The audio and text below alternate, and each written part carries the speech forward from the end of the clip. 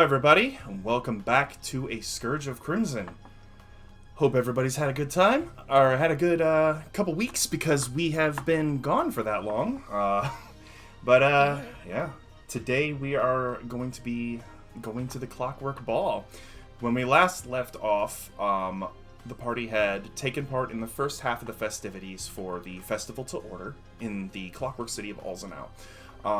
They did some shopping, they watched the parade, and Acer took part in a shooting contest. And Meteora gained some new skills with Tinker's Tools. And yeah, they met Binnick, and they did some research too at the Alzenau Library. But most importantly, they got their outfits, which they need to go get before the ball. Hey. Yep. Oh, wait. Are we gonna put that on before the ball, or get there and then how? Oh, this is gonna be. We have to get dressed in the store. And then you gotta walk through the streets and wearing that. Oh, that's gonna be uncomfortable. There are carriages and clockwork trains and things like that too. So we could reserve like a carriage ride. Mm-hmm. Yeah. All right. But yeah, so you guys wake up at the inn, and you emerge from your rooms, and you have a nice hearty breakfast like you have the last couple days. It is currently day 3 of the festivities, day 4. 3 was the shooting competition. Today is general celebration. You do have most of the day before the ball begins, because the ball is at sunset, and the auction immediately follows the ball. So, you have the daylight hours to do what you must. Alright. So, when you guys gather up at the inn, I come down just kind of like observing the new gun that was given to me by Binnick. And I kind of go over to you guys and I'm like, this is quite an interesting craft. It's not like what I've seen back in Mercia. And as I say that, I push a little bit on like the trigger guard of the gun, and as I do that, the barrel hinges off from where the action is, but to you guys it looks like I broke the rifle in half. Oh. Pasley just looks really bewildered, like, what?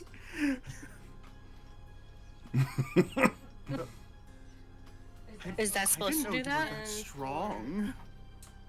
Oh, and I'm like, oh, no. We could have spent it to get a fix for you. Oh, no. This is how it's supposed to work. As I do that, I kind of pull where the frizzen and the or where the, what do you call it? The powder tray is in the frizzen. I pulled, or the flash pan in the frizzen. Pull that out, and there's like a little metal tube in it. From what I understand, instead of what I used to do, which was load the bullets and the powder from the front of the barrel, you load it into this thing, and then put it back together. As I do that, I show them, like, I put the metal tube back in where it was supposed to be, and then fold the rifle back up, and it looks like it's brand new again. I look at it and say, can we put raisins in there? I raise an eyebrow to you. You raise an eyebrow. Sorry. I mean, you could, darling, but I don't understand why you would do that particularly. Oh, yeah. I'm like, yeah. The thing is, Could keep snacks in there. I understand. Oh, I see. I was thinking if you were going to use it as ammunition, it would probably burn up as soon as it's fired.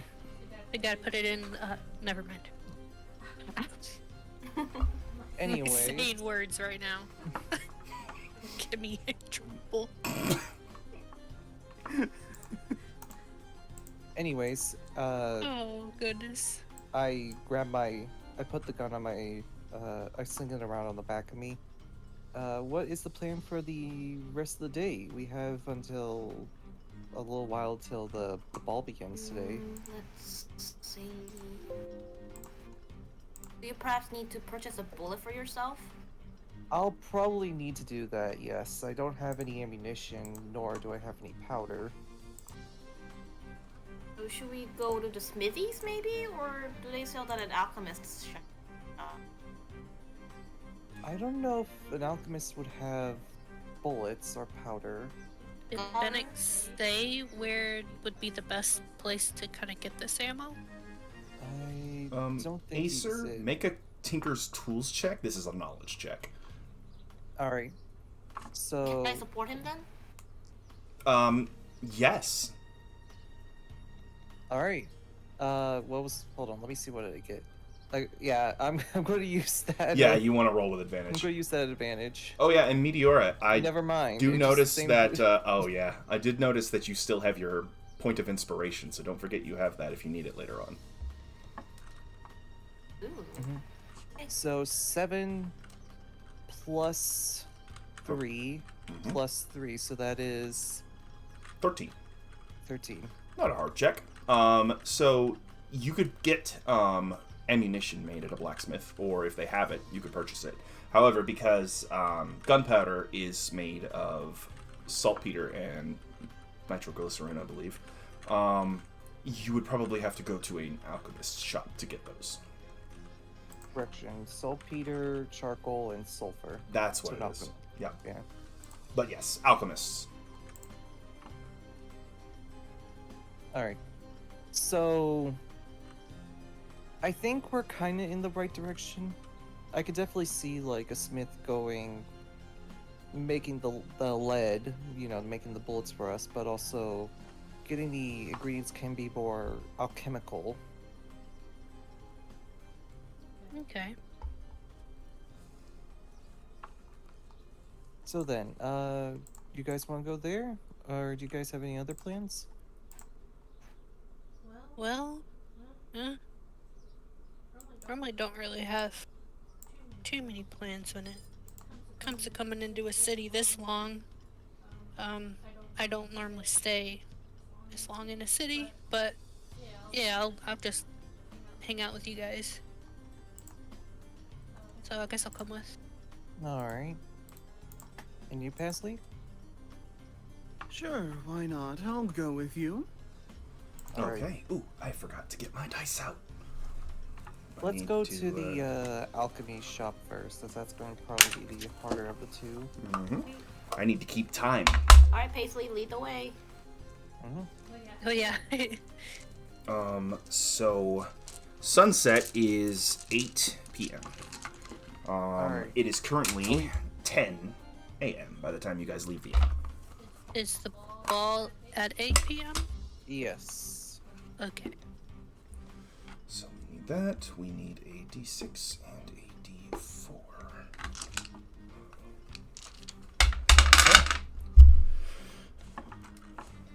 Let me set the time. 10. And alright. So, with Pasley's assistance, it only takes you 10 minutes to reach your destination. So, by the time you guys get to the blacksmith, it is 10:10. And to remind you of what the blacksmith's shop looks like, I'm sorry. That also reminds me. Yeah. Mhm. I have a gift for both you, Pasley, and you, Meteora. While I was at the general store yesterday, I bought some of these. And in my bag, I pull out 2 bullseye lamps. And give one to each of you. Aww. Yeah. Thank you. Now you needn't struggle with not having dark vision.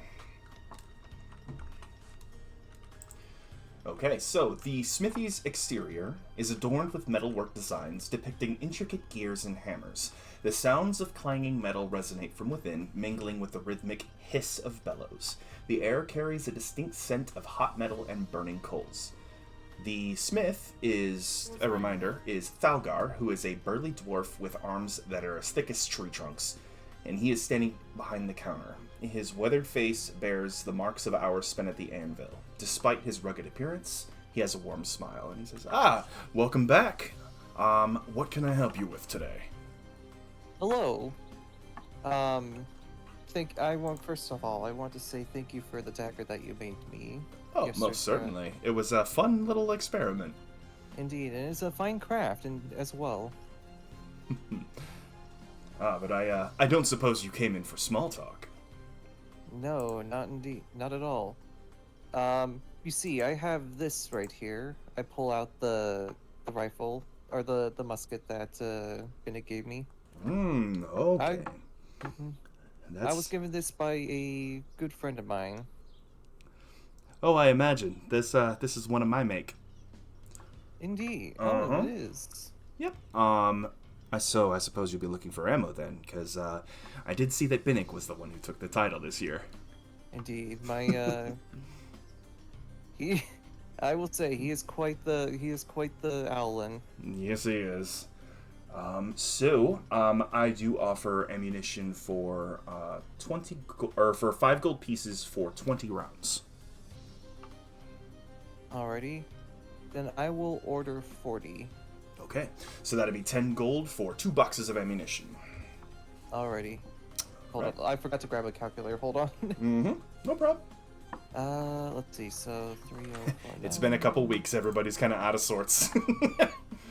Yeah. All right. There you go. I hand him 20. It's 10 gold. And 10 gold. Yeah, you're right. So 10 gold for 40 rounds. So he takes the gold and puts it into his little lockbox, and he walks over and grabs 2 boxes of, like, heavy boxes of ammunition. He puts them down on the table with a thump, and he opens the boxes in front of you, revealing in each box 20 spherical pieces of lead. And he says, these will go perfectly with your Alzanawian musket. And if I might ask, since you guys are travelers, and we don't get many travelers who carry firearms around here, if you ever end up in Korenheim and you get any designs from the gunsmiths up there, I will pay a pretty penny for that. I'll keep this in mind. I would appreciate it. Otherwise, I do have blueprints as well for other forms of firearms, if you are interested. I have blueprints for palm pistols, and I'm working on something right now. I'm going to call it a pepper box, but that one's not ready yet. Alright. Also, wait, what was the first one called again? I have palm pistols and then just regular full-size pistols. The palm pistols are smaller ones. Yeah, alright. I'll keep this in mind. Think about it. I may come back a little later, depending on... how much are each of them? So the blueprint for the palm pistol is 50, and the blueprint for the pistol is 150. I see. But, Again, I'll of keep course, this in you'll be able to mind. make your own with those blueprints. Will do. Alright. And I suppose you'll probably need black powder for those rounds, so you'll probably want to go to the alchemist shop down the way to get your hands on some gunpowder. Yep. Excuse me. Certainly. What's up? What can I help you with? Do you perhaps sell a pint of oil? I would like to purchase it from my lamb. Oh, yeah, oil, certainly. Let's see. Normally you would get that at the general store, but I think I can do something for you. Scroll up, scroll up, scroll up. I have the list somewhere.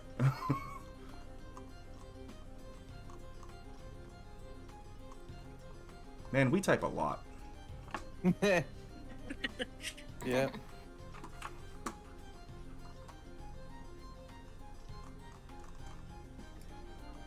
I have it somewhere around here.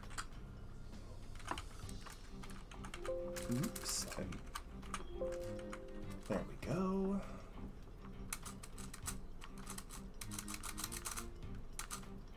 So I have oil in flasks for a single gold piece each. Give me 5 of those. 5 of those? Okay. 5 gold, and they're all yours. I'm gonna have to hit the store to get me some more then. Thank you very much. While you're exchanging, I put the 40 lead balls into a pouch. All right. So that oil will, one of the flasks will work for, let's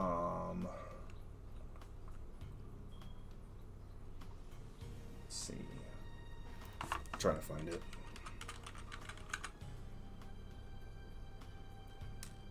It'll burn for 6 hours if you fill one of your bullseye lanterns with it. Okie dokie. Is there anything else I can help any of you, any of the rest of you with?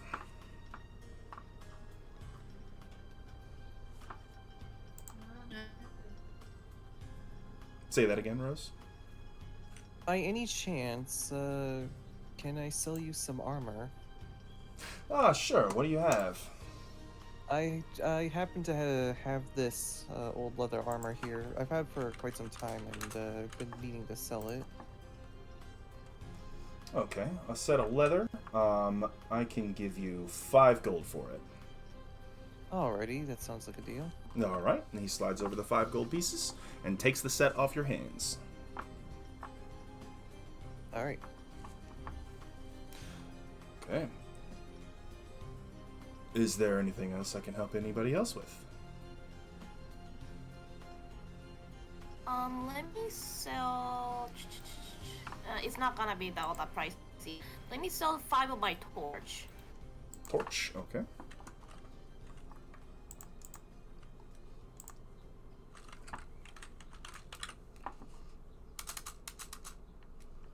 I will give you a gold piece for each of them. Sounds good. Alright. Here you are.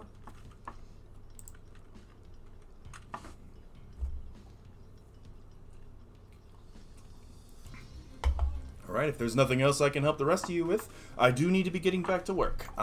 This festival has had me working like a dog. So I'm going to go ahead and get back to that. Understandable. You all have a wonderful time and enjoy the festivities. I hope you do as well. Thank you. Thank you. Thank you very much. And he kind of traipses back to the back of the shop, and you hear that he just picks up the hammer, and you hear him kind of step on the bellows with a whoosh, and you just hear bang, bang, as he just starts molding some metal on the anvil. Alright, where are we going next? I think we need to go to the alchemy store next, right? That's what he said. Alright. Okay. So again, with Pasley leading you, you head over to the alchemist shop. And again, it's a charming little shop tucked away on a corner street.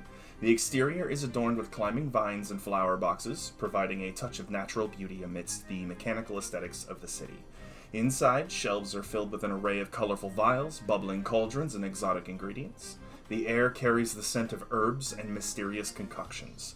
The shopkeep is a fire genasi named Amara, with a friendly demeanor, and extensive knowledge of potions and herbal remedies. And as you walk in, she speaks, and that familiar elemental tone to her voice, almost like an undertone of crackling fire, mingles with her speech. And she says, "Welcome in. What are you looking for today?" Hello. I am looking to get some black powder for this rifle I have here. Okay, so I sell it in horns or in kegs. What are you looking for? I'm going to get 1 horn and 1 keg's worth.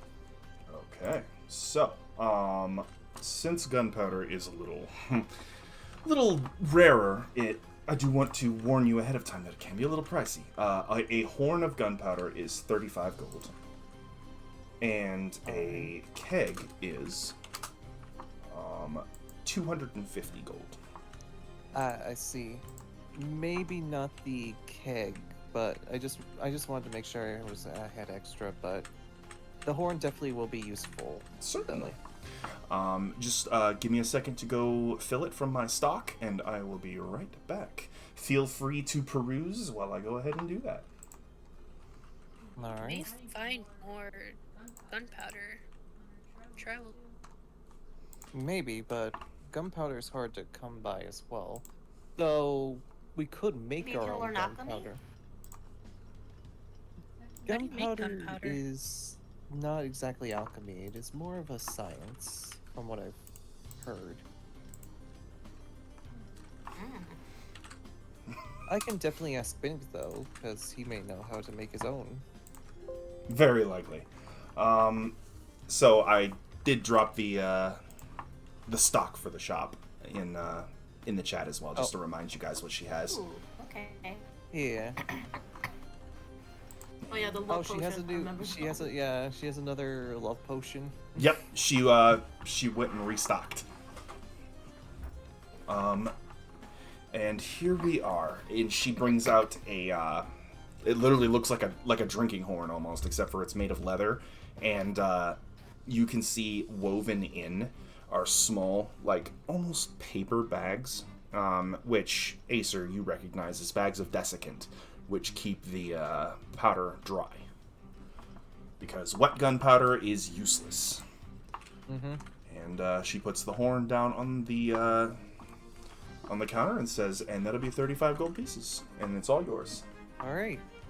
I hand her over the 35 gold pieces. Safety warning: don't use it in the city. If it is anywhere near fire, you are doing it wrong. I should know. I am a fire genasi. And also, if it's wet, it's useless. Look at Sophelia. So I should describe really what a fire genasi looks like, since they're a little rarer. So this woman in front of you, her skin is like black like obsidian, and her eyes are very, very bright red. She has black sclera, and her hair is very red. And at the edge of her hair, on like her back, it looks like it's on fire. And her skin is got cracks here and there that kind of glow. And yes, and that, like I said, that is to be 35, and just be safe. Indeed. And if there's anything else that you saw while you were walking around, looking around, just let me know. By the way, my Aarakocra friend, you haven't snuck that filter of love into anybody's drink yet, have you? You think I would do that? What gives you that idea? Not that I'm assuming anything of you in particular. It happens a lot, and I just want to make sure. And Pasley also gives like a sort of like like not yet kind of look. Well, be on your best behavior. Oh, I will. Trust me, trust me. And then, I whispered to Sophelia, "We might need to break Paisley out of jail tonight. You want to bet on it?" How do you know I'm not going to be in jail too? Of course. Well, as long as, I should warn you, if you hurt anybody, it ain't jail you're going to. Remember, I mean, I don't plan on hurting you. remember the Maruts are around, It is the festival. Wait a minute. I asked the lady, has anybody been sent to prison for sneaking in a love potion festivity? Thankfully, it hasn't gotten to any serious problems yet, though there have been some pranks pulled by the nobility, and yes, sometimes it leads to jail time for them, especially if somebody's father or mother takes offense. Of course. That stuff is kind of powerful, and it does not discriminate. Interesting. Could you tell me how rare is low potion? What are chances of us coming into contact with this thing? Oh, well, just make sure you keep your drink around you at all times, and you'll be fine. Low potion is not that rare? It is uncommon. The components are a little bit weird to work with, but anybody who is an experienced alchemist will know how to make it. Got it. Mm-hmm. The specialty that I have really are the potions of maximum power and the superior healing ones.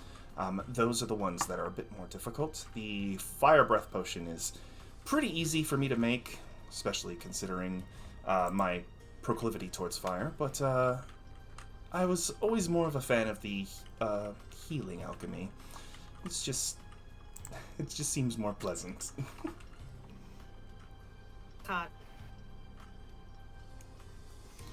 But if there's nothing else I can interest you in, please do have fun at the with the festivities, and again, stay out of trouble. Indeed. I hope you have fun at the festivities as well. Thank you. Have too much fun. All right. Is there anywhere else you guys would like to go? It is currently 10:40 a.m. We have a lot of time. You do. And remember, you can just tell me to pass time if you like. If you don't have anything you want to do. Were any of us planning on getting like I don't know what's it called, going to like a place to like get ready for the ball or anything? Oh, we could definitely do that like near the time. Mm-hmm. Definitely. We could go to the tailor. Yeah, because that's where your outfits are currently. In character. My guy says, I'm gonna head back. I got everything I need for the day. I'm going to be heading back to the inn to do some stuff. Oh, I can't get drunk just yet. Pasley looks over to Meteora. Meteora, how serious are you about the ball?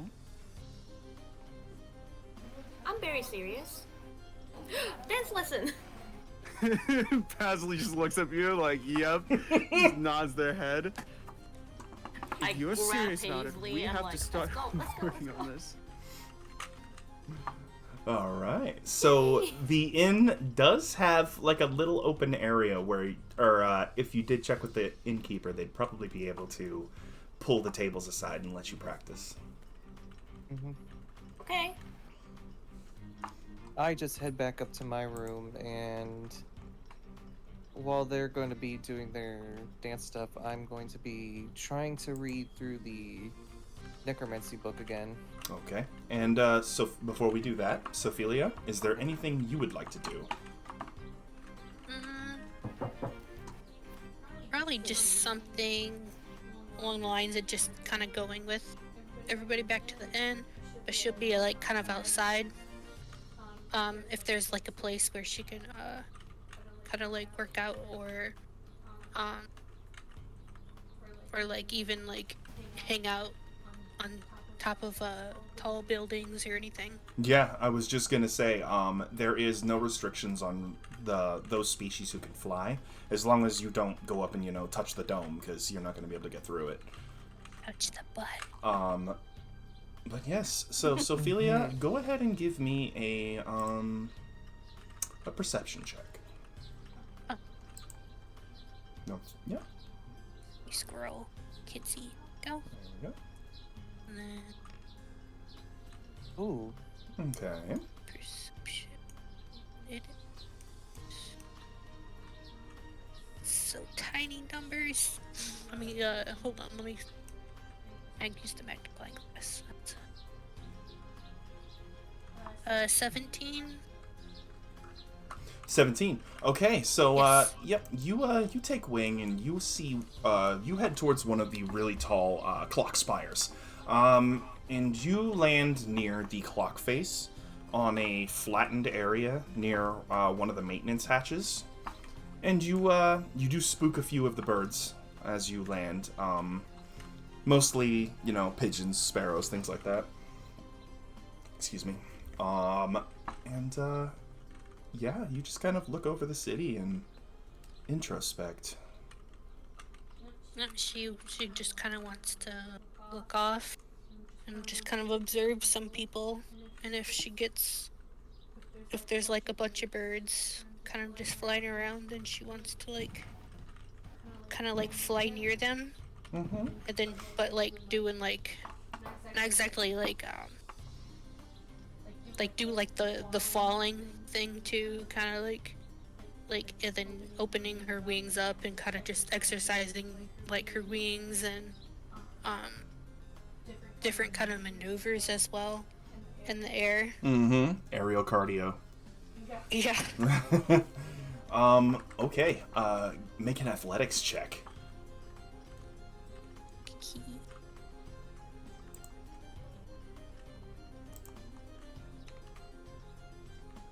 That's not. But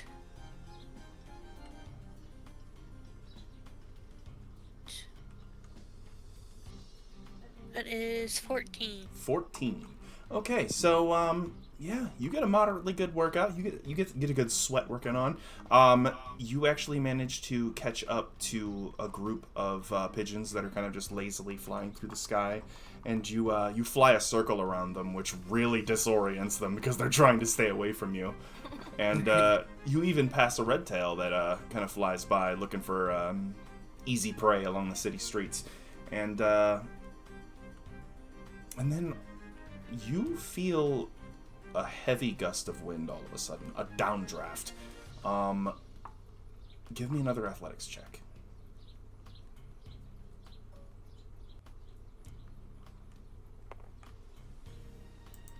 Oh. 24. 24. Okay, you very easily regain your bearings. And as you tumble through the air and you snap out your wings and catch yourself, a shadow passes over you, but just as quickly as you see it, it's gone. Oh. Weird. Did it go anywhere, or is it just over me? It flew directly over you.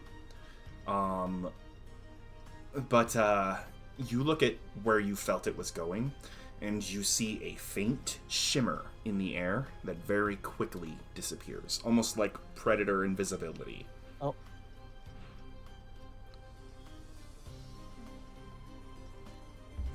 Ooh. And I land on a roof somewhere, and then kind of the similar kind of shimmer anywhere.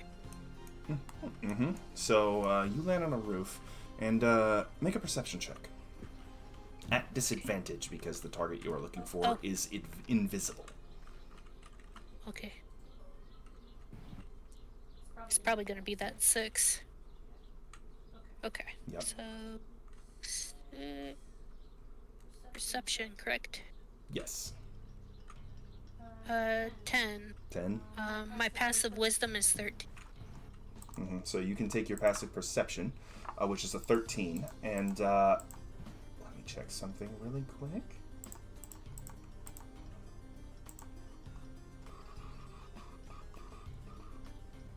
Yeah, you do not see any more shimmers.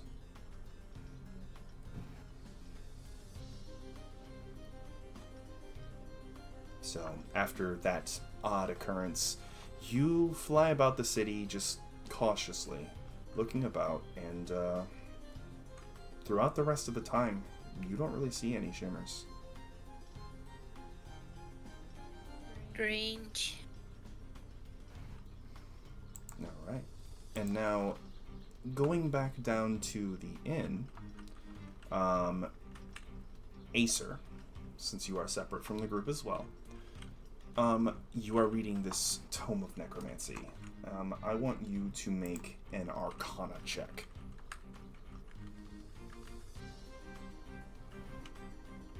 Did Acer step out? Or did Max step out? I think so. He's muted. Oh, okay. Yeah. Okay, so instead we are going to go to Meteor and Pasley. So the two of you are at the inn as well, on the first floor. And the innkeep, the little gnome guy, he, let me go to the inn.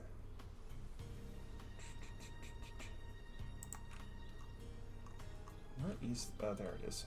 I guess I didn't highlight it. Okay. Where is he? So Oswald, the gnome, very happily pushes the chairs and tables out of the way to clear a space. Currently, everybody is out of the inn, walking the city streets, and it's not quite time for happy hour yet, so the place is pretty empty. And he looks over at Meteora, and he's like, "Have you done much dancing at all?" I was, is this a dance? And, the weird horse trot. When horse trot happens, Meteora's upper body does not move. She's stiff as a board. And she's just looking straight. She's just looking straight. But her horse legs are moving. Pasley, looking at this, immediately just puts their hands over their face, like, "Oh, here we go." Oswald just looks over to Pasley and says, "Good luck. Best of luck." It's going to be difficult, but I've never had a bad dancer before, so they're going to come out great. I know they will. Well, mind your toes.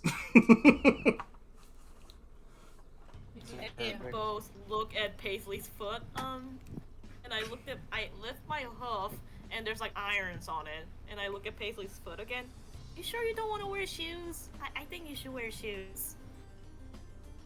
I think I'll be good. Paisley, I killed a man with my hoof. It happened. We have to be careful. Seriously, these are weapons. It's not like I have shoes anyway. Excuse me, I'm like, excuse me, I'm a shopkeeper. Do you guys have some old shoes you could let us borrow for a moment? My dear, apologies, but I'm a gnome. The shape of my feet are a little different than your Aarakocra friend. I'm sorry. I was like, Paisley, I have a great idea. Why don't we steal a shoe from a guy who's drunk? Actually, never mind. Why don't we borrow shoes from a drunk man who's not conscious? I would never expect that from you. I love it though, but I don't want to. Desperate time means desperate measures. You know what? You can see Pasley's really determining this. Pasley, as you're determining this, you kind of cast your eyes around the inn's regular bar restaurant area, and you see one really old dude in the back corner of the shop, day drinking, and kind of eyes closing, leaning over, catching himself falling asleep, pulling himself back up, leaning over again. He's a human, so he's definitely a bit bulkier than you, but that foot shape's gonna be a little rough. I think I found my target. Target acquired. All right, how do we want to do it? Oh my gosh. What if I try to distract him by doing a backflip? Oh no. Somebody's been hanging You're out with a going- certain frog. You're going to too break much. the floorboards if you do that. That's true. Let's see. We have to distract him somehow, though. Well, I am the master of distraction. I'll go ahead and try something here. But who's gonna take the shoes? Cause it's not like I can fit under the table. Or we could just persuade him to borrow. We could borrow his shoes. I mean, it depends on how drunk he is. He might be able to do it. Paisley, I want you to flutter your eyes as much as you can. You're the pretty one. You got this. All right. Okay, so you head over to this drunk guy. And he is currently just nursing this mug of beer. And he looks up at you, and so he's definitely grizzled. He's got a kind of a how do I say this? Very sharp-looking whiskers hanging off of his chin, and his eyebrows are kind of just everywhere. And he's wearing like a soft cap and then like a vest, and he just looks up at Paisley and just like, "Whoa, you are so bright." And he kind of blinks his eyes a couple times and he says, "Oh, I'm sorry. I didn't catch your name."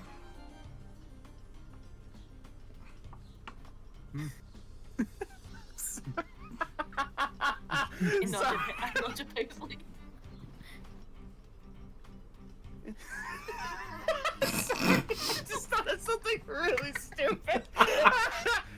Do it. I love it when please. you think of stupid things. I love it when you go stupid. That's part of the day. You can call me your goddess. The only god in this city is Bastion. B. You can see Paisley just putting their like their claw against his lips, just like. Make a persuasion check. And I support him. Are you proficient in persuasion? Let me see. I think so. I'm sorry, it's been a while. Mhm. Yeah, I'm +4 in persuasion. You are proficient. Oh. Yeah. Actually, yeah. So Paisley, roll at advantage. Oh my god, here we go. Meteora kind of trots up, and she kind of just. Boom. All right, a Oh, 16 that is- plus your persuasion comes No, actually, there's out. an 18 in there. Was that an 18? No, wait, no, you're right. It's No, a 12 and a 16. I thought there was 16. This is 16. Oh, Okay, no, this guy is absolutely convinced because that's a 23. And he's like, "Wait, no. You're an angel. You got feathery wings." This dude is so fucked up. Like, you got the feathery wings, you're shaped like a person. You're an angel. And then he kind of just realizes himself, and he's like, "I'm sorry." He just kind of face plants into the table. Just thump. Almost like a bow.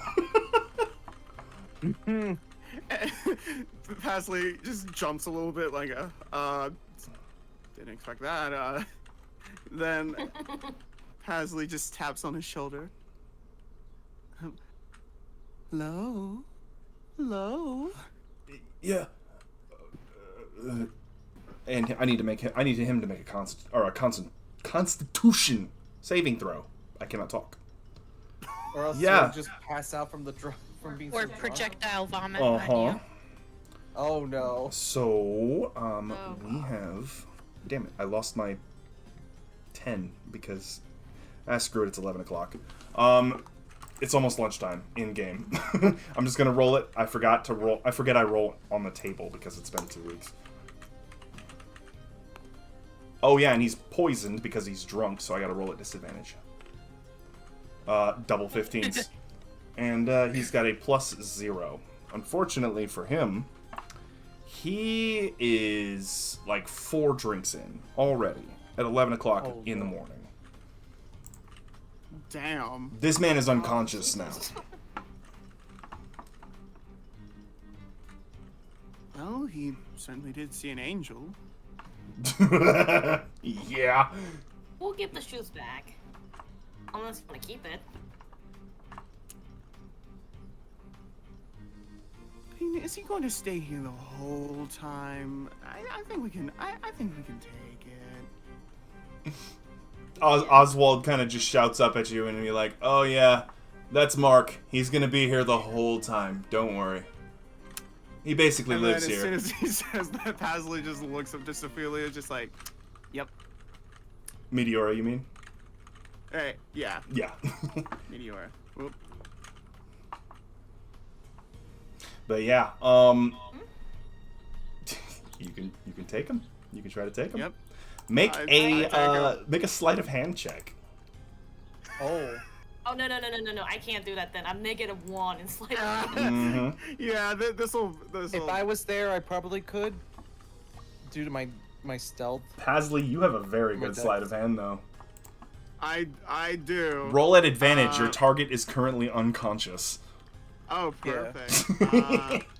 I mean, yeah, that would help. All right. Oh yeah, that's a lot better. That is a 16. A 16. Yeah, you pretty easily slide this man's shoes off. So they are a little worn, but they are pretty nice leather, like, shoes that you would find on, like, a working guy. They're not, like, there's no holes or anything. And, though they are definitely not meant for your feet, you should be able to slide your talons into them. It won't be comfortable, but it'll get the job done. Yeah. Okay. So, with those shoes on, any saving throw you make against Meteora stepping on your feet, you will make at advantage. So, Oh, no. you guys head over to the little open spot that Oswald has cleared for you, and you begin dancing. So I want you guys separately to make performance checks.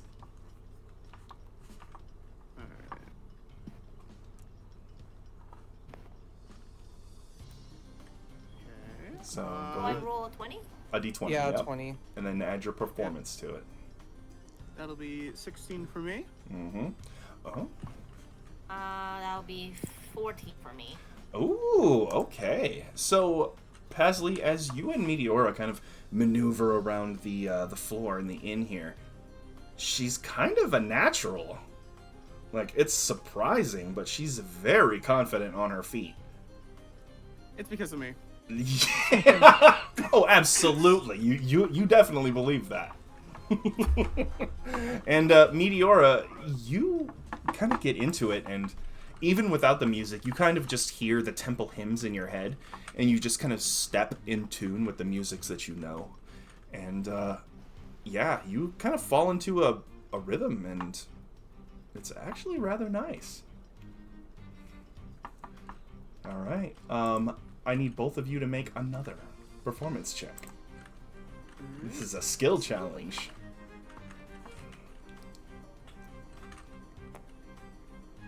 Okay. Oh, yeah. All right. Hey, nat 20. 12. 12? Okay, so because Pasley got a 20, Meteora is going to roll at advantage. So just roll another die. Mm-hmm. Okay. And if the number is higher, you take that. Okay. So you're Oh. taking that 11. You're taking that 11. We got the nat 20, we got the nat 1. Uh-huh. So, Meteora, your performance was +2. So, yeah, you got a 13. So, Pasley, you are, of course, just you're feeling yourself, right? This is your element. Even without music, you are unstoppable on the dance floor. And Meteora, she does kind of tilt a little bit. She's off kilter. Her center of gravity shifts uncomfortably, but you catch her before she can go anywhere, or more importantly, step on your talons. And yeah, you guys get another good dance in, and one more roll for each of you. Alright. Alright.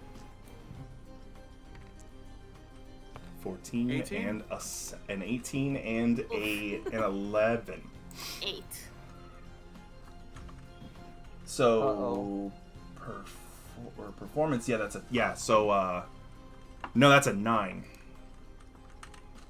So Pasley, make a dex save. You have advantage because of the shoes. Okay, and then the other one. I mean, already looking kind of good. Oh, okay, that's better. That is a that is a 16. A 16. So Meteora is dancing with you, and you're doing fine, Pasley, and you do a quick flutter of your wings as you show off a little bit, and the flash of color really it kind of knocks Meteora out of her reverie for a moment, and she backsteps and then forward steps, and you just barely pull your foot out of the way of one of her hooves, which clocks to the floorboards with a thump. But yeah, you guys dance for a little bit more until you get tired, and overall, it's a pretty good experience. Meteora gets a little bit of experience in actually dancing for like the first major time in her life. And it's all because she had a wonderful teacher. Absolutely. Absolutely. Especially with And nat okay, 20s. As we dance, So, go ahead. As Sorry. I dance, I tell Paisley though, you know, the first person who taught me to dance was the stable guy. He knew how to teach the horse how to dance, so he didn't give me any human teachers. Oh. How interesting. Well, at least, yeah. I mean, he was really good with horses, so I kind of get why they partnered me up with him. He was a nice guy though, so I couldn't complain too much. Every time I did well, he gave me an apple.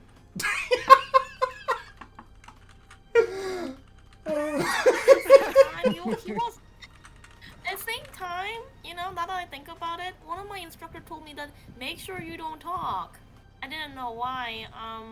I think the old guy was kind of senile. I think he thought that I was actually a horse. Pasley has literally no words. They are just looking up at you like, huh? Oh man. Okay, so you guys. Leroy, darling, Oh, sorry. you worry me. I'm not too worried. I got you as a friend. Oh. That is very true. Alright, so you guys spend the rest of the morning and into the afternoon practicing your steps. And meanwhile, we will go back to Acer. And Acer, you are up in your room. This is all concurrent. Currently, Sophelia is flying around, and Meteor and Pasley are learning/teaching how to dance. And you delve back into this necromantic tome. Make me an Arcana check. All right. Before I do that, I'm just like, please, I need to learn this. And then, yeah, I make the Arcana check. Mm-hmm. It's just a flat 9. Gosh dang it. 9. You look into this book, and it all just blends together. Your eyes just glaze over, like it's so complex and so different from what you're used to. Like, you're definitely gonna need somebody to help you with this. somebody did mention that hermit that lives out in the desert was some sort of mage. So maybe they can help you, because this is really advanced wizardry. You can tell just by looking at it. Yes, yeah. So, as he's trying to, read the thing, it just, as you said, makes no sense right now. Mm-hmm. And that is the This one is that is not so allowed to leave insane. the city. It's not allowed to leave the city, yeah. This is going to be difficult. Oh, man. I'll have to leave it here for now. I have to find this.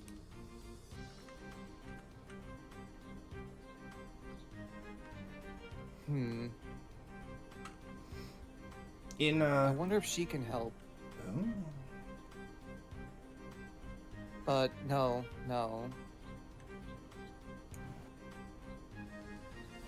I just put as he's just thinking all this, he just puts the book back. Mm-hmm. Not now. Not for a little while. You put the book back, and your hand kind of brushes the green gem from Votraka's forehead, and I want you to make a wisdom save. Oh. Okay. 18 plus 3. Okay. So you are jolted. You stand stock straight and you start feeling woozy. You sit down on the bed, and you for a minute your vision blacks out. Everything blacks out. But then you come back and it says Kingslayer protocol rebooted.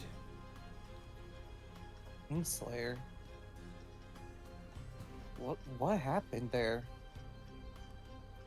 As I'm thinking this, I just close up my bag and I just head out to see how long I've been out for.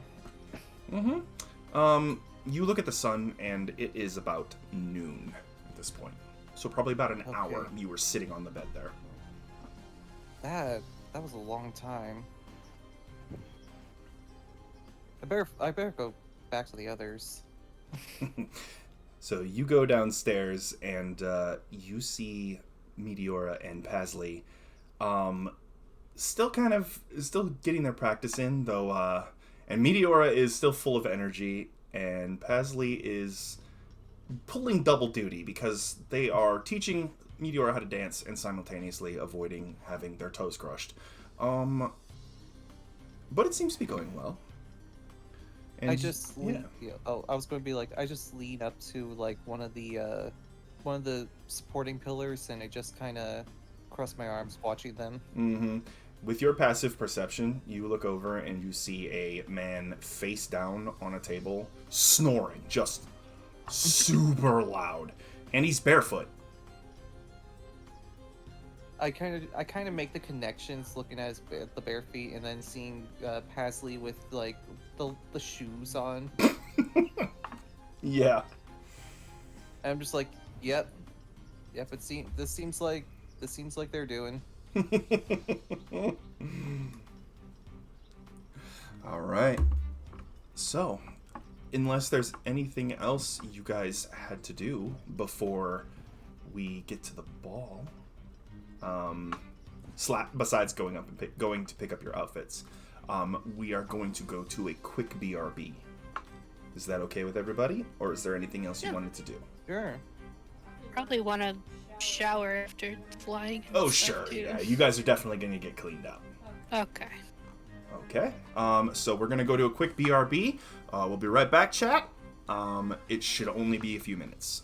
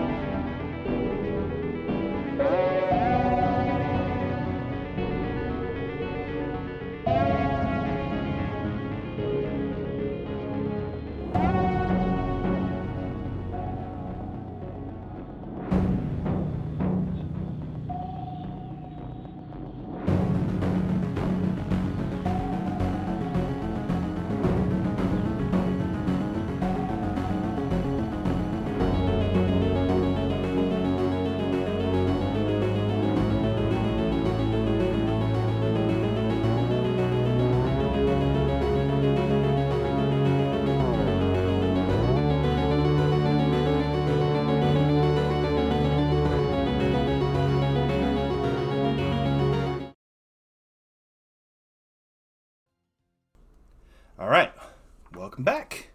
The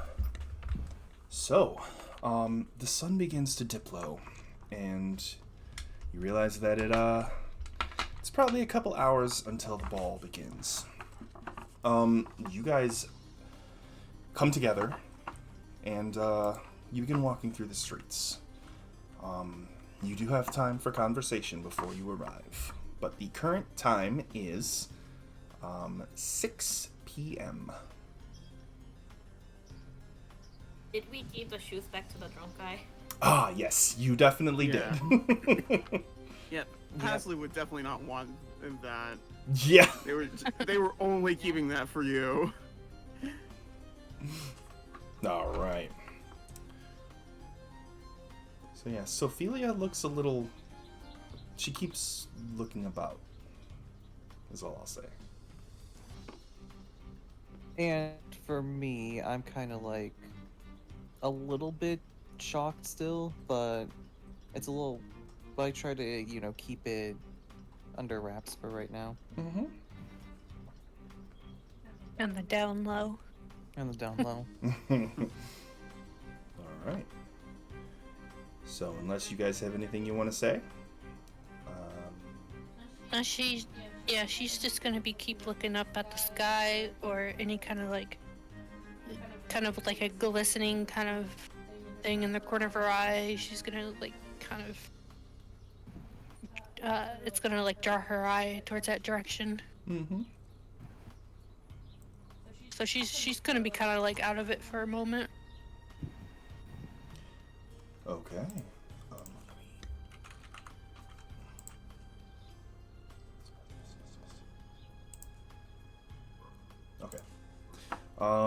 So you guys you arrive at the tailor at 10 after 6. And, oh man, I have way too many tabs open. Mm-hmm.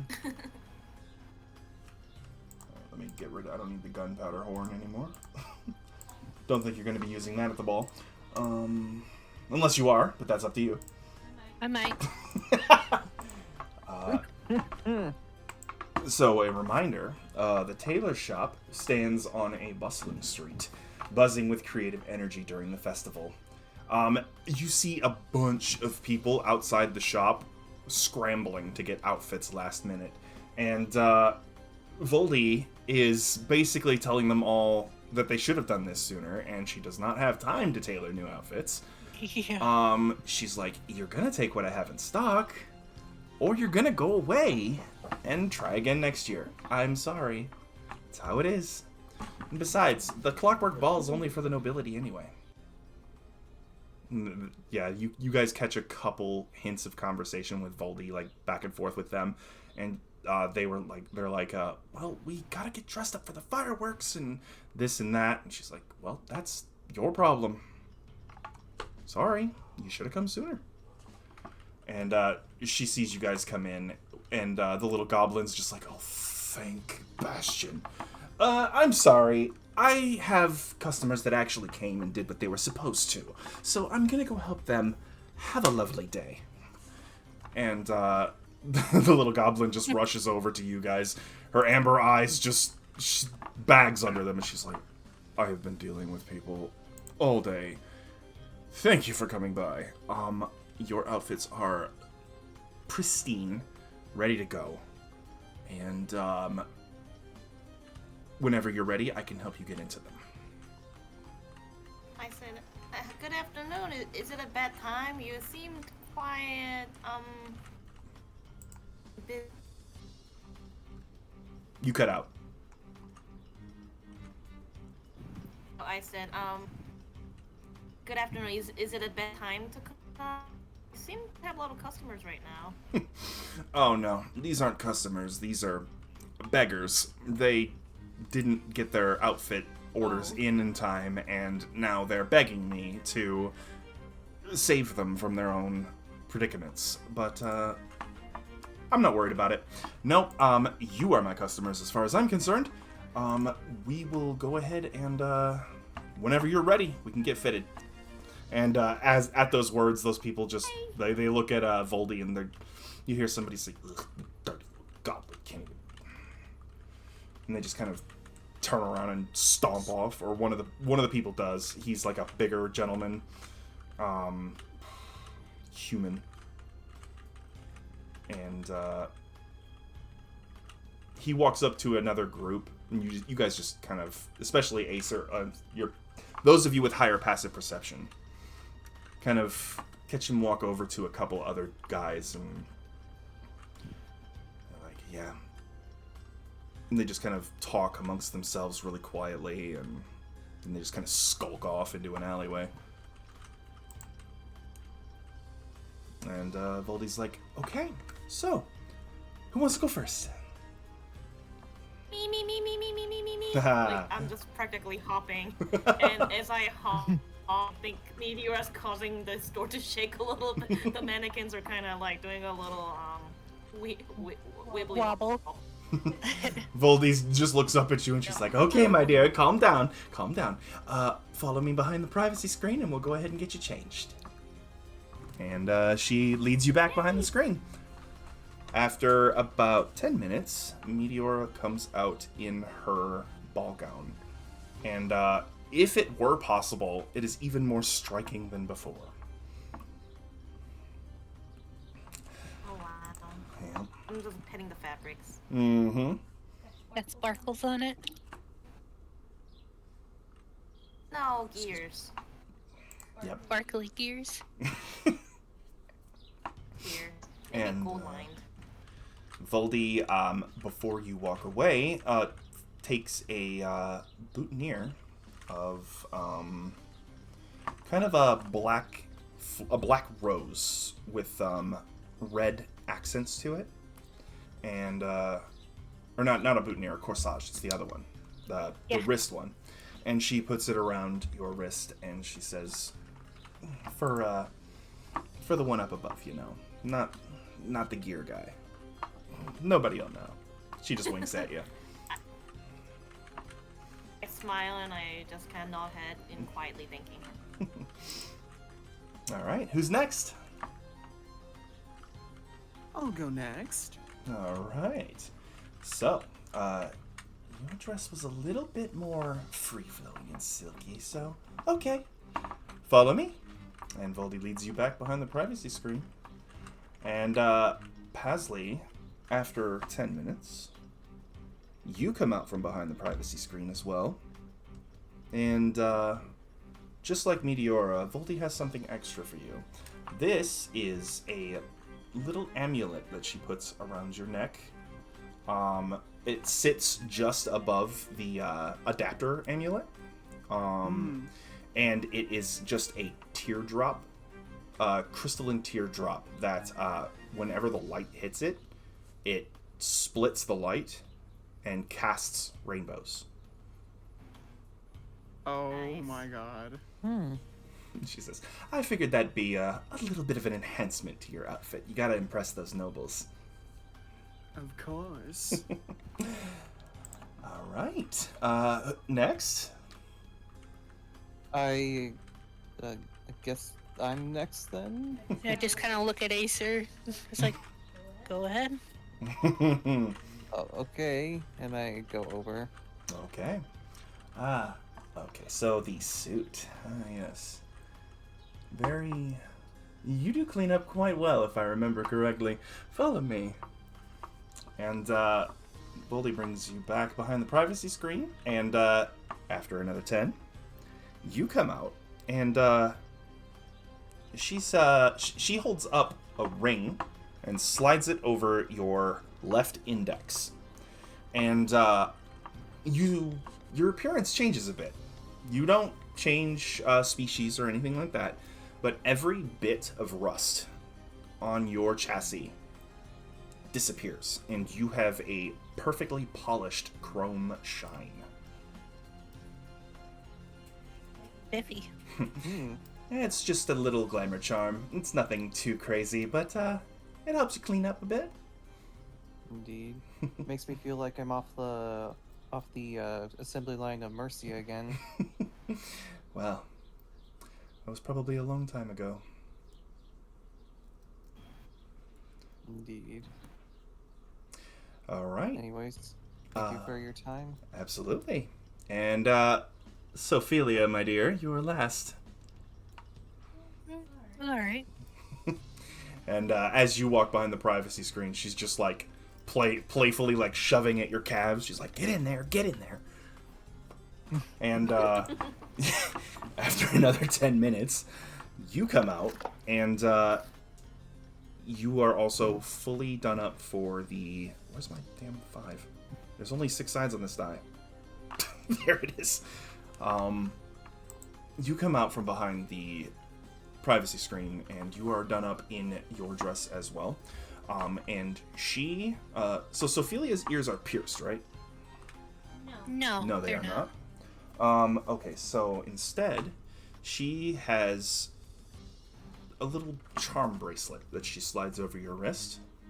And hanging off of the charms is this adorable little bear. And she's like, I don't know why, but I just got that feeling from you. Just call it the old goblin intuition. And she just kind of taps on her head. Thank you. You're very welcome. Now, you have about an hour and 10 minutes to get your butts to the ball. So, don't tear your fabric, don't ruin your accessories, and please take a carriage. Yeah. Speaking of which, Voldy goes, or she reaches down to her, like, her neck, and she lifts a, kind of like a twine thread from underneath her shirt line, and you see it's got like a little whistle on it. She says, I'll get you sorted. And she walks outside with you all, and she raises it to her lips, and you hear nothing.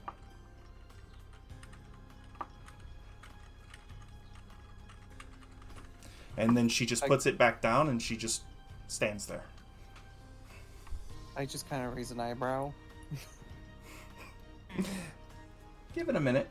Give it a minute. You all of a sudden hear the sound of wings. And she's like, can't have you going along the streets. You gotta travel in style. And a gigantic metal bird carrying a basket lands in front of you. Gold, I think you'll be familiar with what this would kind of look like. Think the Corvinite taxi service. I was just thinking about that for a second. I was like, But instead of a Corvinite, this is just a clockwork bird. oh, A big clockwork bird. And she says, I wanted you to travel Anvilrot. Your fare is paid. Thank you for being such wonderful customers and for getting me out of talking to those people. And she just points at the crowd behind her. Let me know if you have any more trouble with him, and then too. I pick her up and I just give her a hug. Well, thank you. And Voldy looks over to you, Sophelia, and she says, yes, I know. I saw it too. I'll let you know if anything happens. But Okay. and Voldy just kind of squishes in Meteor's arms, and she's like, okay. She just kind of reaches a tiny little... She just kind of reaches up a tiny little green arm and just pats you on the head. Yeah. My ribs.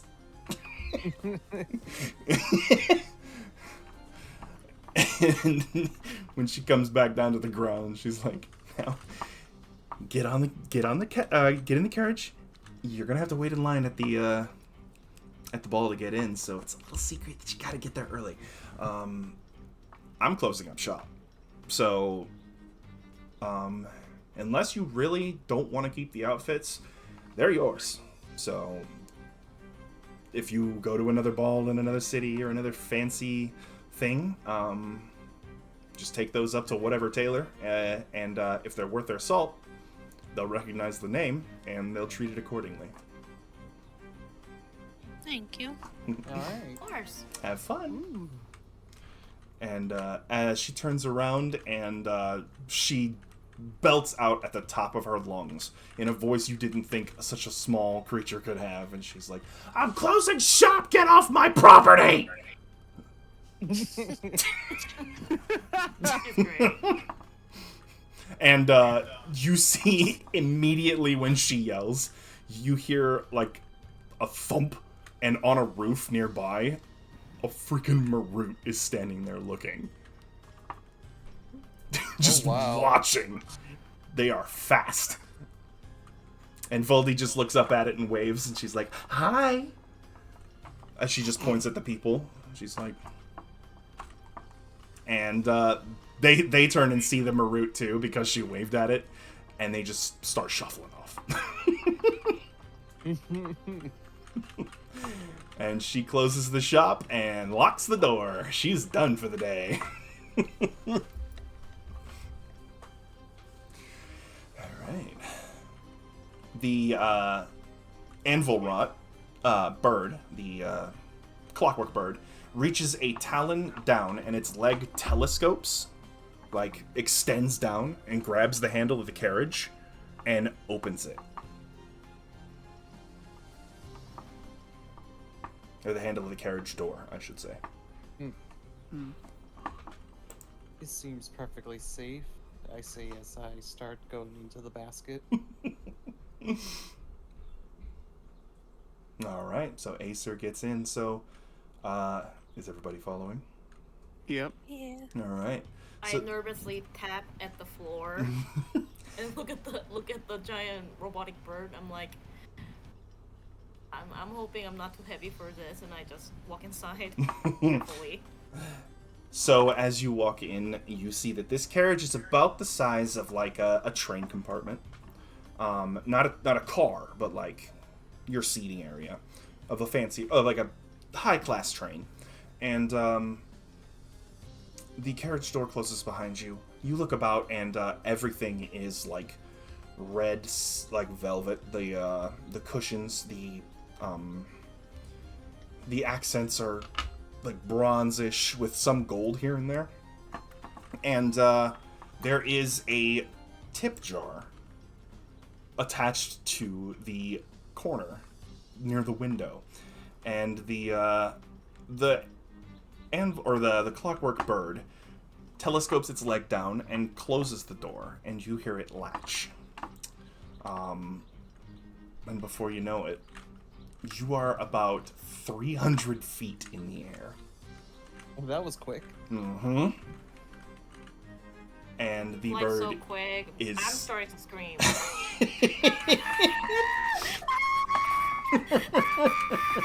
I just have my fingers in my ear. Earthbound creature. I'm an earthbound creature. This is my first flight. I'm like, what are you maniacs are doing? I tried to calm her down. Mior, please. You're fine. You're fine. Trust me. This is totally safe. Get up, and I'm running in circles. As much as space it could get me, I'm running in circles. Is this thing shaking like crazy? Surprisingly, no, not at all. Wow. I tried to get in front of them. Meteor, please. What do you mean, boys? We're 300 feet off the ground. This is not normal. I was It may thinking not feel normal. 450, but okay. It may not feel normal, but trust me, we're fine. We're safe. Do you feel any? Does it feel like it's uncomfortable right now? Meteora, darling, Meteora! Meteora, you feel your heart begin to slow. Meteora? Remember the rhythm.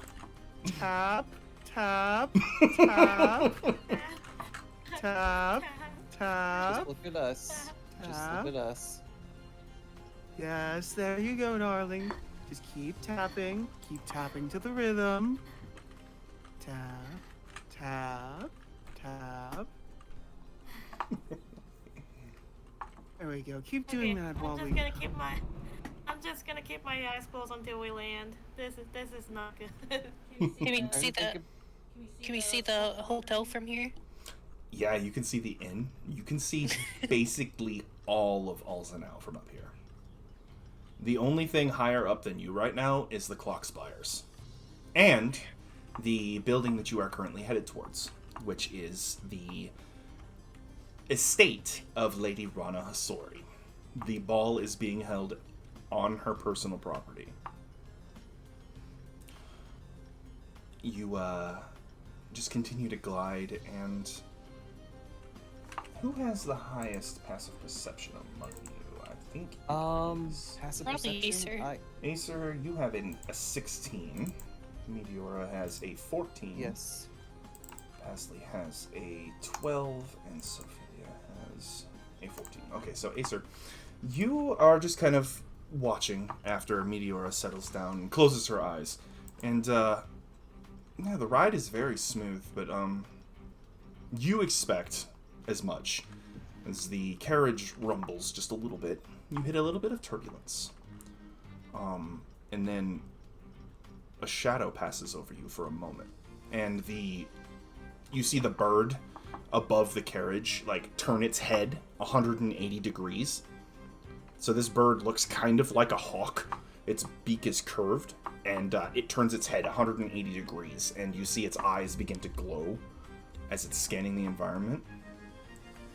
And it begins to descend to the skyline, like below the clock towers. And you hear a voice enter the carriage and says, "Please remain calm. There has been a slight anomaly detected." Interesting. And Acer, as you descend, you see this anomaly. A shimmering figure, hard to make out. Make a perception check. At disadvantage because your target is invisible.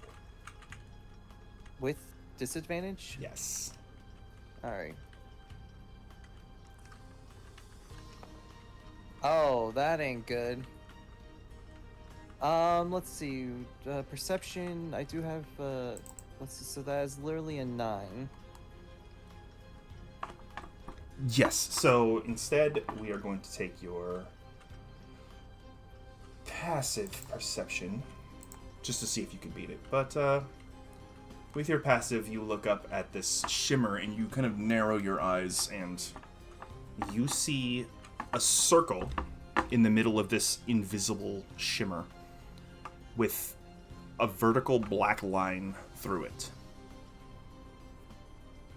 And then it disappears again. Odd. The anomaly seems to have disappeared, returning to cruising altitude. And the bird begins to ascend. Leo, are you alright? You got a pretty high ping. Can you still hear me? Leo? Yeah, Oh no. knew that was coming. Just a second, chat. Let me go ahead and re-invite her. Yeah. You guys hear me? Yep, We hear you. I just got to send you another invite. Yeah, my internet just decided to poop.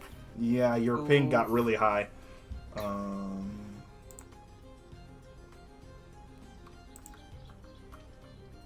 Invite. This overlay is so bad. There we go.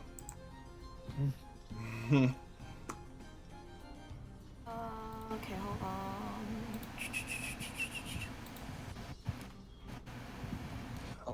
Your gain is really high all of a sudden. We're hearing a lot of background. Hold on. What are you hearing? It sounds like a fan. Okay, hold on. Let me see what's wrong with it. Give me a second.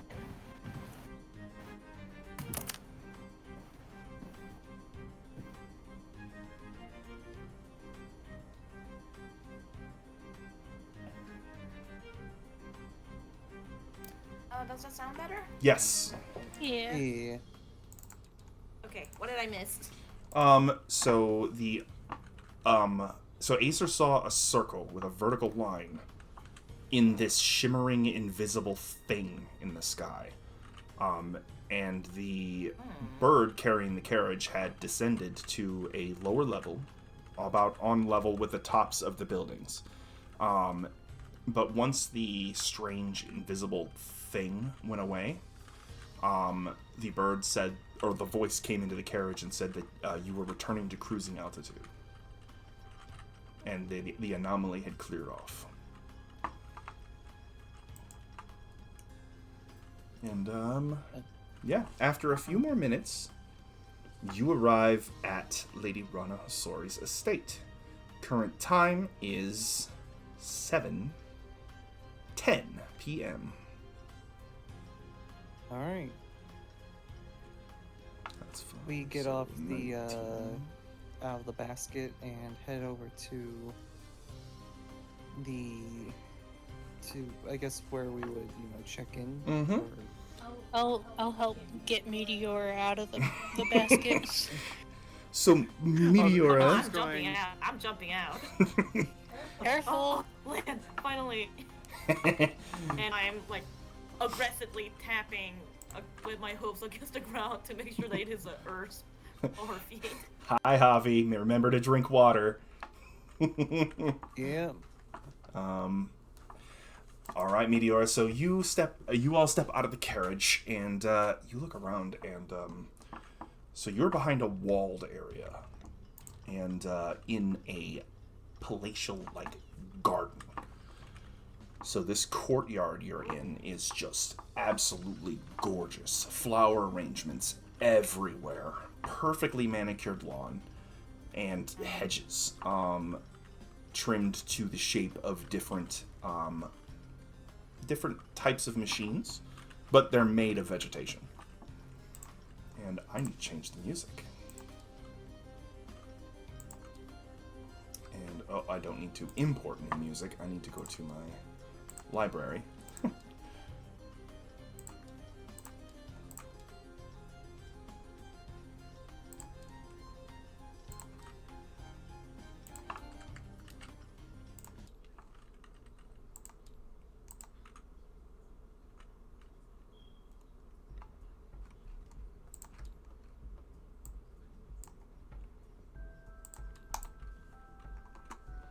So all around you are people dressed in outfits just as stunning as yours. They are of all different makes, from all different places in Eisenkranz. You see very shimmery, light cloth representing the people from Kams or Sheergrund. You see more bulky, kind of warmer looking outfits of the people of Kornheim. Even you see some handmade outfits that look really nice, and they are just I don't know. They're really gorgeous outfits, and everybody is standing in line to a pair of large double doors, attended by a pair of monodrones, and a clockwork servant of some sort that seems to be holding a registry. And yeah, so that's where you are right now. All right. I'm just shall we wait in line then? All right. Yeah. Okay, so let me go to the Clockwork Ball. So, you guys wait in line, and it takes a while for you to put you in, Coach. It takes you a while to get up to the head of the line. Matter of fact, it takes about 30 minutes. So it is 7:40 when you finally get to the head of the line. And the clockwork servant looks over to you and says, "Welcome to the estate of Lady Rana Hasori, High Priestess of Bastion and ruler of the city-state of Ulsanau. Please present your invitations." So I grab the pendant or I forget what it was called. It was a but card. The card that they gave us when we completed the trial. You walked the pilgrim's path and succeeded. Please, enter. When you cross the threshold, you will be asked to place your weapons in a security safe. They will not be moved, and they will be where you left them when you leave. But no weapons are allowed within the premises. I give a nod. Please, enjoy your time. So you walk past the construct, and there are modrons all over the place. Duodrones, tridrones, and you see a Marut or two as well walking through these halls. We're talking vaulted ceilings, marble floors, columns of marble. This place is gorgeous. Every display and every decoration seems to be moving in tandem, just like the rest of the city, but on a smaller scale. And you come to a small desk at an intersection in the halls. Behind the desk is another clockwork servant, and behind them is what looks to be like some sort of dumbwaiter. And to their right is a set of double doors. And they look at you and they say, "To my right is the ballroom. Please place your weaponry on the table. This includes spellcasting focuses, firearms, and melee weapons." I give a nod and put my weapons at the desk. Okay. The construct reaches out and takes all of the weapons, or all the weapons that you put on the desk, and turns around and places them in the dumbwaiter. The door closes and then opens, and they are gone. Before I put the weapon away, I kind of hesitantly look, and I could hear Cyrilio, complaining the back of inside of my head. Mm-hmm. Like, you can't just leave me here with these guys. And I just tell him, "Okay, I'll pick you back up later, I promise." And I hesitantly put my weapon away. Mm-hmm. So not only did did the construct say weaponry, but it also said spellcasting focuses, which is your holy symbol. Mm-hmm. The construct sees your holy symbol and does not react. Not what? It does not react. Oh. It simply reaches out, grabs the items, turns, and places them in the dumbwaiter. Closes the door, it opens again, and they are gone.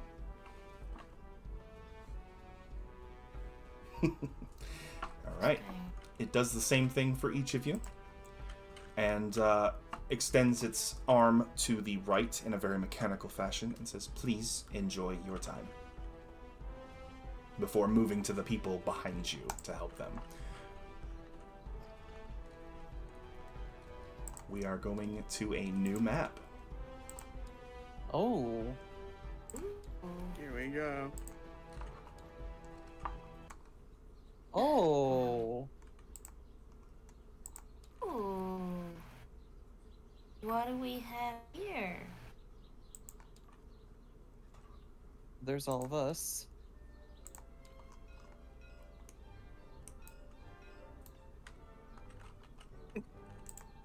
So I know you see people with armor and weapons in here. Nobody's armed except the guards. And also this big guy right here. This guy? Uh-huh. Because you can see the top of his body, even at the balcony, you can see him. And on his left arm, that gun is attached, so that ain't coming off. Mm-hmm. Yeah, you look about, and let's see.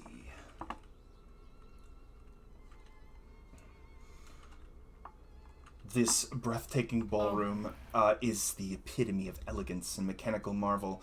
The opulent venue is adorned with a harmonious blend of intricate clockwork decorations, metallic accents, and a symphony of shimmering lights. The high ceilings are embellished with exquisite chandeliers crafted to resemble suspended clockwork masterpieces. They cast a warm golden glow across the vast space, reflecting off the polished marble floors and illuminating the intricate details of all of the attendees' attire. The walls of the ballroom are adorned with ornate tapestries woven with metallic threads, depicting scenes of clockwork mechanisms and celestial constellations. Gilded pillars rise along the periphery, intricately carved with intertwining gears and cogs. In the center of the ballroom, a grand dance floor awaits, its surface polished to a mirror-like sheen. The dance floor is bordered by delicate, mechanized floral arrangements that bloom and sway with precision, mirroring the graceful movements of the dancers. Directly above, reflecting onto the floor of glass, a massive timepiece ticks away.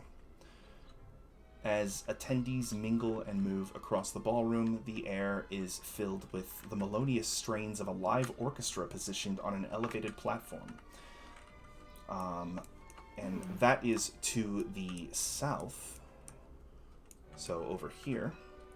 And the orchestra seems to be a single person at this piano, which while you look at it, they have one hand on the keys and then another hand on a switch panel that is operating all of the other instrumentation.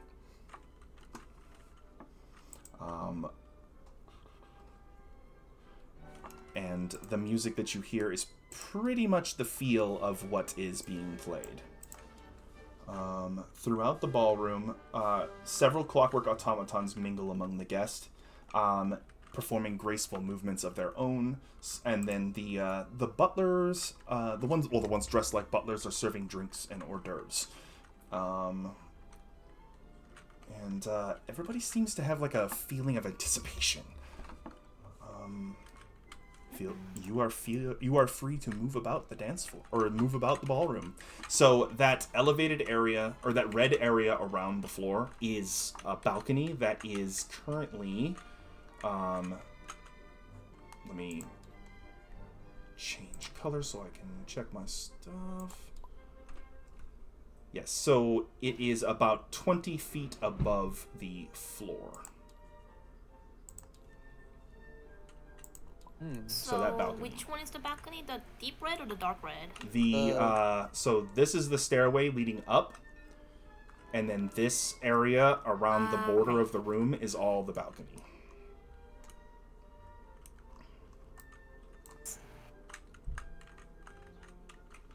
So yeah. Oh. And I'm gonna talk to Paisley real quick. Mm-hmm. Hey Paisley. What's up, darling? I giggled and I said, "You think some lord would ask him to a dance, like from the fairy tales?" I mean, with a lady as lovely as you, of course it'll happen.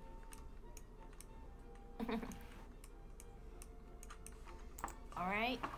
So, what do? I look at Paisley awkwardly. Never been to a dance before.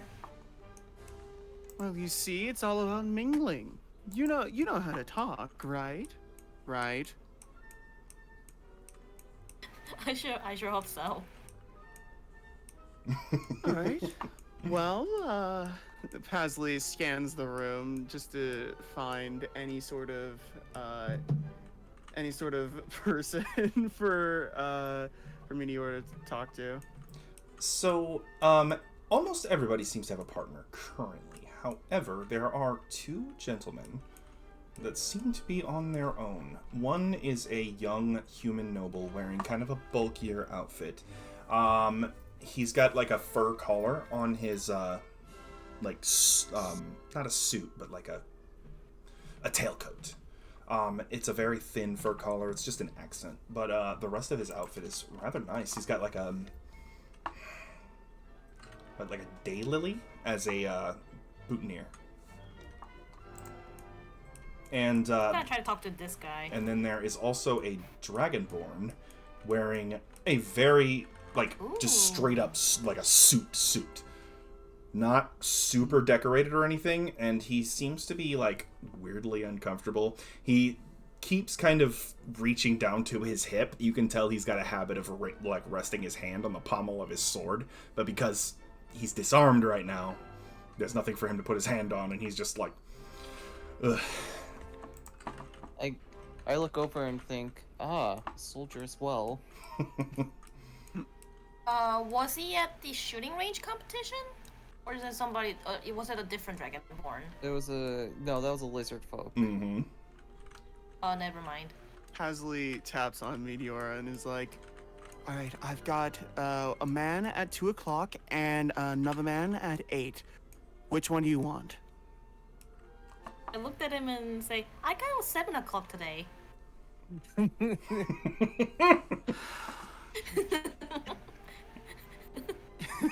Pasley just looks back up. Alright, either the Dragonborn or the human. Which one do you want to go for? I think I'll interact with the human. I'm not too familiar with interacting with a Dragonborn. The Coven I grew up, they're mostly humans, so I think I'm more comfortable with a human. Alright. So, Pasley looks up directly at Meteora. Alright. Pretend I was that human. What would you say to me? Okay. I think I read this in a book. What's your secret? Secret? That's what you're going with first? The secret of being a good looking? Pasley immediately looks shocked at you, not expecting that from you. Well, certainly, you would definitely get his attention. I mean, you got mine. You definitely do not seem the type of person to say that. Forward.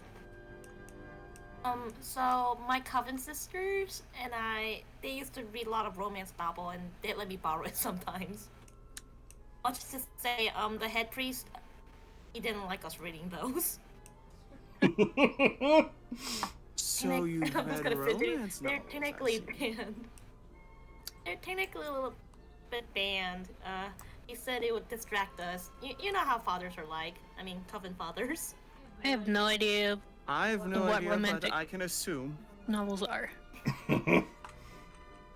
I don't really know romance that well. I'm just kind of confused by these words. As you guys are kind of chatting, one of the butler robots walks over with a domed tray and lifts up the dome, revealing a plate full of hors d'oeuvres. Basically just little toothpicks with different kinds of assortments of vegetables and meats, all really, really tasty looking. And says, please help yourselves. I take one and I thank the butler. I take the whole tray. I take one. She doesn't know custom. She just thinks he's just bringing it to him. I just kind of raise an eyebrow, like this is weird but interesting. They're so small. Kind of just take a bite of it. Like, I know it doesn't do much for me, but I still can taste to an extent, so I know. So, what it... Meteora, Acer, and Sophelia, you all take a bite of these, and Sophelia, you put like 3 or 4 in your mouth at once, and they are just the vegetables are beautifully steamed. The mushrooms that are in there are like kind of meaty, and the sausage is really just strikingly good. And the construct looks at its empty kind of hand with the tray in your hands and says, "Returning to kitchen," and it kind of just marches off. Anyways, while you guys are chit-chatting, I'm going to strike a conversation with a comrade. Hmm? You know, I'm talking to the Dragonborn. Okay. So, Acer, you approach this Dragonborn, and you give me a quick history check, since you would have a reason to know any insignia he has. Nat 20. Hey, all right. So Nice. this man is actually kind of renowned. This seems to be Sir Arnex, a knight of Alzenau, and he is a friggin' war hero who has helped fight off many attacks by Farron's scout forces. And you know who this... You've heard this guy, or about this guy through the grapevine. And as you walk up to him and he says... he kind of stiffens up for a moment.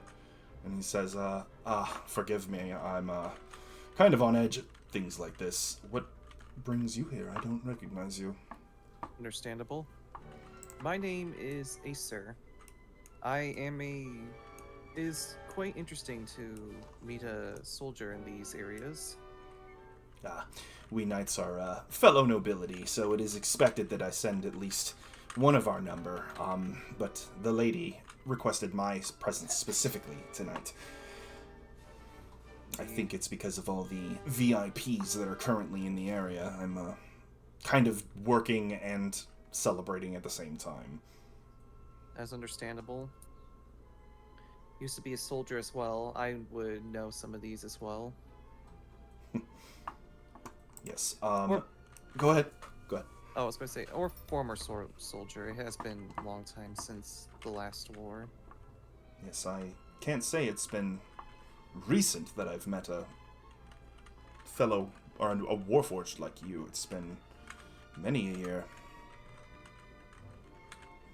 So there are still warforged out there.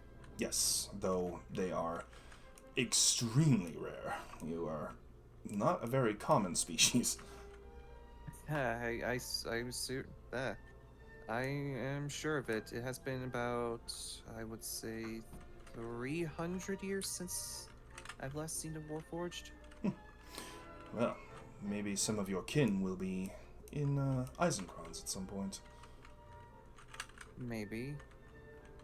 Though I haven't seen any, just pure automatons like these. Yes. Yeah, they are very interesting contraptions. I'm used to seeing them, but I can never get over how jerky they are. It always makes me feel like they're going to fall over. Trust me, I know that. I've seen many automaton my time as well. I was kind of raised under Binnick as well. The Tinker. Yes. Mm-hmm. He's quite the marksman. Mm-hmm. Yep, if it weren't for him, I'd be a bucket of rust, still living on a mountain for possibly another 300 years. Arnex gives like a little bit of a chuckle, and he says, "Yes, Oops. Hand twitched. Don't worry. He casts a quick glance up to the. Let me see. I should probably put a compass on if I'm going to use cardinal directions. Boop, and line, and we'll do this. It's supposed to be pointing straight up, but yeah.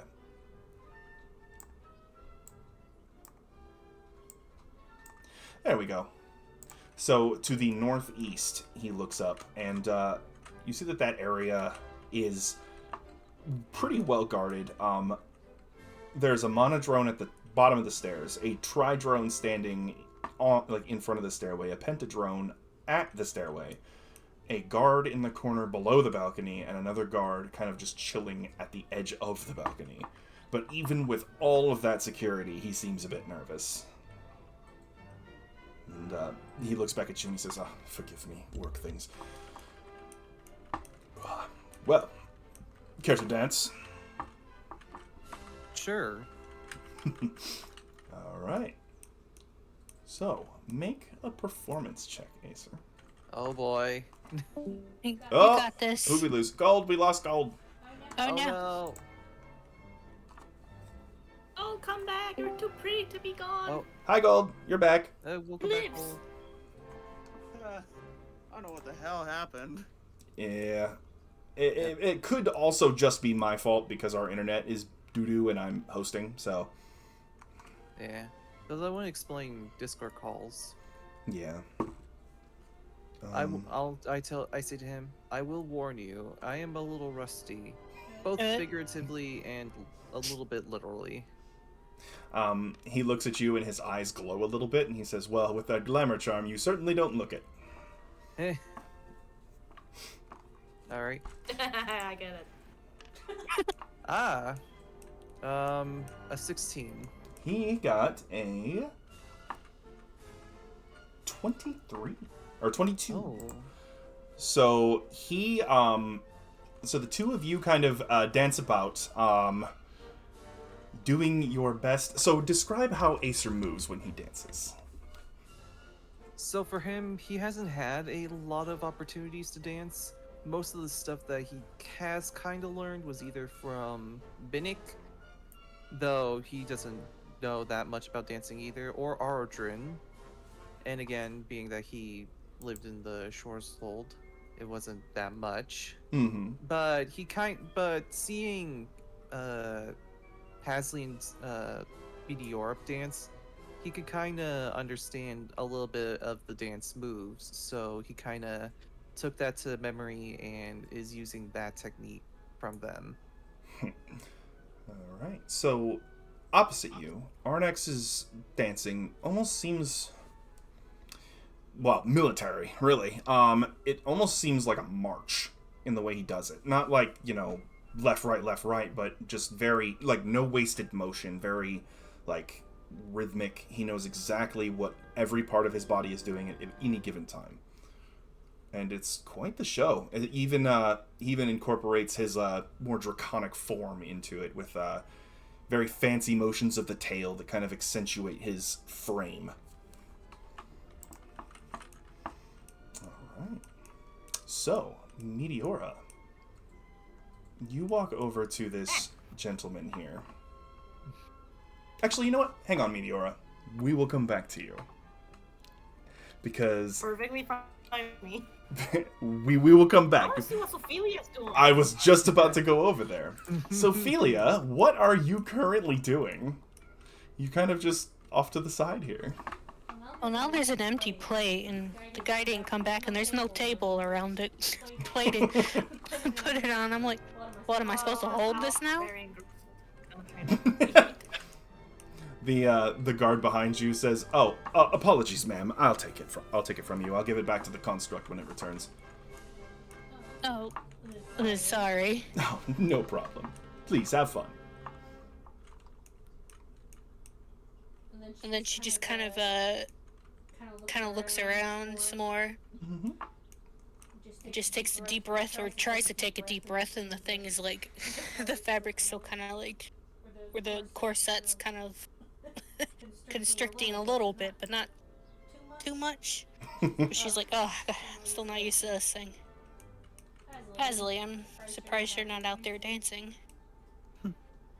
Well, you see, right now I'm kind of watching Man at 8 o'clock. I want to see how this goes. Where's 8 o'clock? Pasley immediately points to where Meteora is going over to see the human. Mm-hmm. Oh, okay.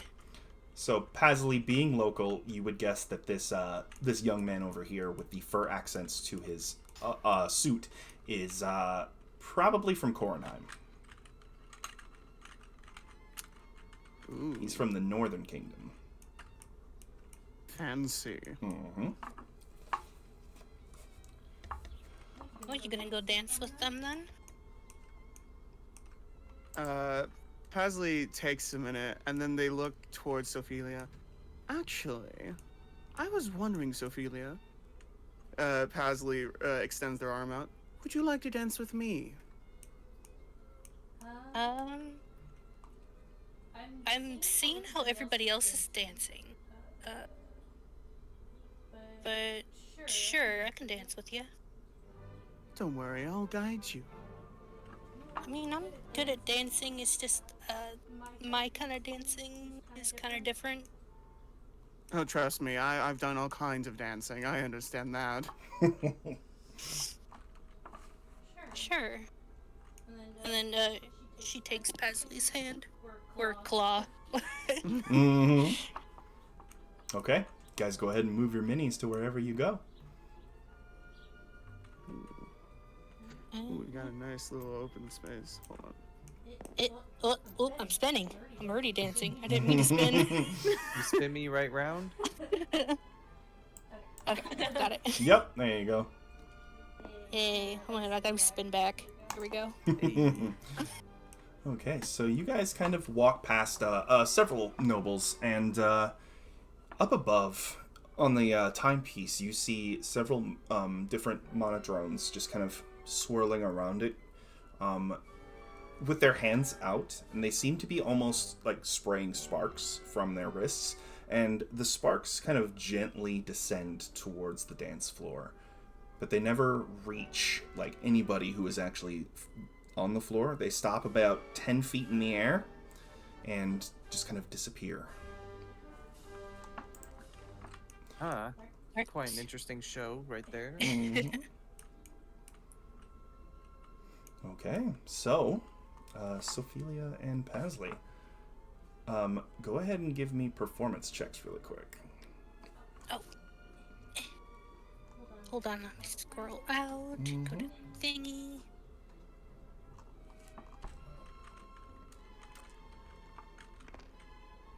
Oh man. I'm gonna nervousness. I'm gonna blame on nervousness. So, I mean, you are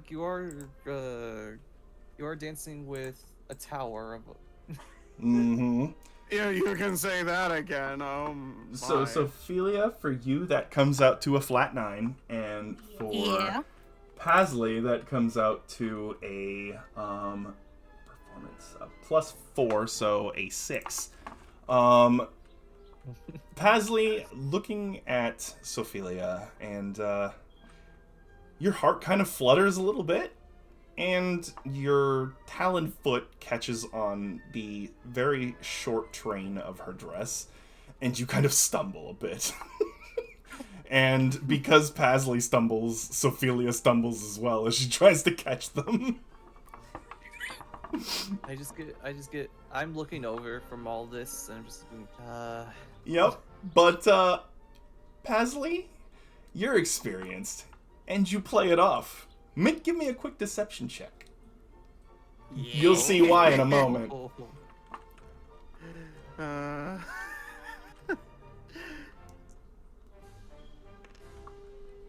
There we go. That's a lot better.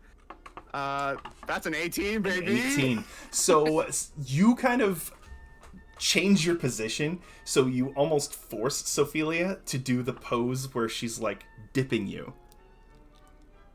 And you bring your leg into the air up behind her. And so she's just dipping you, and then she picks you back up to your feet. That's amazing. I kind of, now instead of a sigh, I just kind of give like a raised eyebrow, like, very good, very good. Alright, so, you guys begin to dance. So how did the two of you dance together?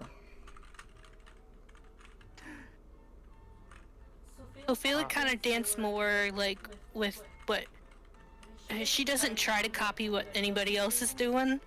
She does like her dances with like the kind of like the leg out, and then like kind of like the hips kind of move a little, but and then she's like, oh, I can't because of the corset. I see why they dance so slow. Pasley, considering that they have done like they've had partner dances before, they try to mimic as much as they can without it being like super obvious that they are like mimicking Sophelia. So it's more like a reactive kind of dancing. Okay, nice. All right. So now we will head over to Meteora. So Meteora, Alrighty. you approach this guy, and you don't really recognize his garb, besides it being, you know, a fancy outfit. But he seems to be probably about... He can't be any older than like 20. He's a young guy. And he's on his own right now, and hanging from his hip, you see a small satchel with an insignia on it. With, not a gear, but, oh, excuse me, goodness. Whew. Damn, what was it gonna be? Forgive Not me a for a gear, moment. but- Not a gear, was a like a symbol? circle with like a hammer. A hammer. Mm-hmm. You can make a history check if you like, if you want to try Can to I do identify. a history check Uh-huh. or religion check? It is history. This is not a religious Oh, symbol. history. Okay, let me try a history check then. Mm-hmm. That's the wrong one. You have no I idea. think we got that. No, that was a D4. Oh, okay, good. Oh, It doesn't have... you have no idea. Still not gonna know anyway. Nope. And he sees you approaching, and he's taken aback for a moment, not expecting a centaur to walk up to him in Alzenau. But he says, pleasure to meet you. I am Lord Eric of Corenheim. And he gives a deep bow. He says, might I ask your name? You know how you bow with the dress? Oh, the curtsy? Mm-hmm. Yeah, courtesy. I do that back, and I smile back at him. Meteora. Ah, I'm called Meteora. wonderful to meet you, Meteora. Would you care to dance? And, Of course. he is blushing a little bit. And, he takes your hand and, give me a performance check. Oh. Let's hope he's wearing steel toes. Paisley. What about... I was gonna be like, can it be an advantage because they were... Nope, she's got to do this all on her own. Oh. Well, you have It's high 12, performance. 12, and Oh, 13. Nice. 13? Okay. So, you and Eric kind of begin to move about the dance floor. You are being very careful not to step on his toes, but you look down and you see that his boots are actually steel-tipped. Yeah, there you go. Oh, thank God. He I'm on. he sees you look down at his boots and he's like, yes, I learned my lesson a long time ago. Some of the ladies in Corenheim just love to step on toes. So... I just tell him it's a good investment. Oh, I agree. So where did you come from? What brings you here? Apologies, I'm so nervous. You're nervous too? So do I. It's my first ball. Oh, mine as well. My father sent me down here, but he decided not to come, so I'm just kind of here on my own. I'm sure that's more exciting. Instead of having parents breathing down behind your neck, you get to at least go about doing things freely. I must admit, you are not wrong. But honestly, he... Enjoy it while you can. Yes. He was really more interested in the auction and wanted me to go and get some things for him, so that's mainly the reason why I'm here, but you know what? I figured I'd try to get a little culture while I was here. Oh. Was it the auction, if you don't mind me asking? So, About it. I did see a couple of the items while they were moving them in. I think there was a few... Oh? There was a magical ring. There was a set of what looked like iron bands. A really interesting looking cape. A strange black, like almost dog-shaped figurine almost like made of like obsidian, it looked like, and then a bright red feather. Interesting. And I do not know what that feather could be. I tried to place it, I thought about it, but I had never seen a bird that would drop such a bright feather. Maybe a phoenix. Maybe. A phoenix feather. Interesting. That would be quite... Possibilities are endless. Agreed. Alright. So, as you guys dance, the music pauses for but a moment, and you hear the sound of silverware on a glass as Lady Rana Hasori steps forward to the balcony, and she says, "Noble ladies and gentlemen of Eisenkranz, thank you for joining me on my estate for this year's Clockwork Festival to our Lord Bastion, the God of Order. We are joined today by quite an illustrious company. We are joined by Lady Valrissa Hope of Sheergrunt. We are joined by Lord Gareth Brynja of Corenheim. These two, I'm sure you are familiar with. They are the rulers of their respective city-states. In the company of Lord Gareth Brynja is Sir Exter Kerben. And we also have some guests of honor, namely a Miss Adel Kirk Logan, and a woman steps forward from the northwest corner. You can see that Rana's voice is being magically amplified, so her voice carries through the entire hall. And so this woman is rather, she's very full-figured. Brown hair held in a loose bun that kind of hangs down to her shoulder, a feathered cap with pink flowers, and a just really pretty but form-fitting dress. And also, the merchant Maximilian Sterling of Cams. And My eyes widen. As soon as I hear Maximilian Sterling, I also light up as well. Wait, oh no!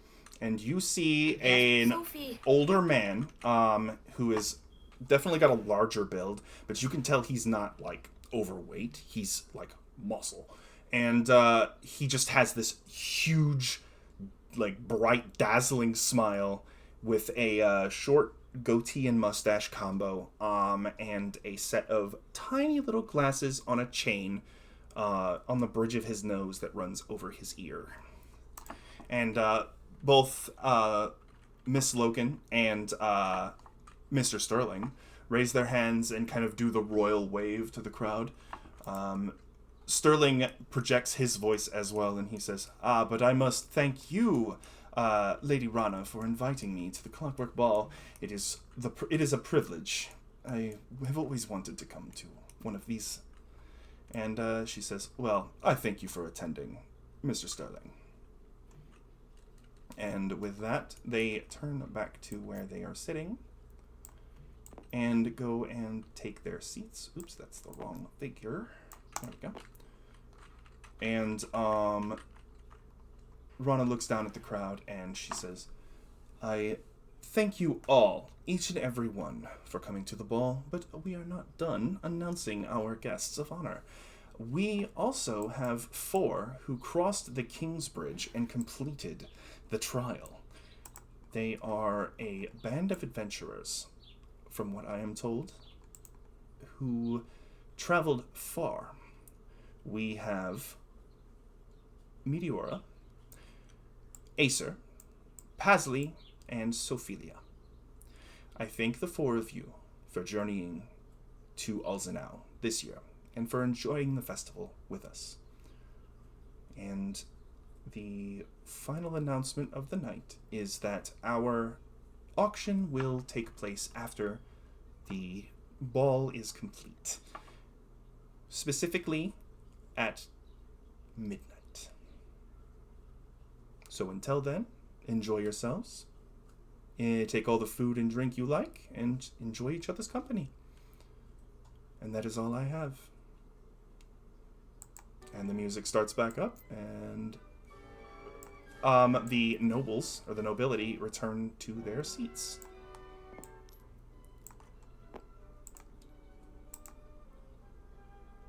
You just kind of see Sophia just standing, like, in the middle of the ball, like, just stopped in her tracks, pretty much what she was doing, and just kind of just has, like, the biggest, like, scariest look on her face. And she's, like, staring, like, almost like when you see, like, when a cat kind of sees a bird, kind of thing.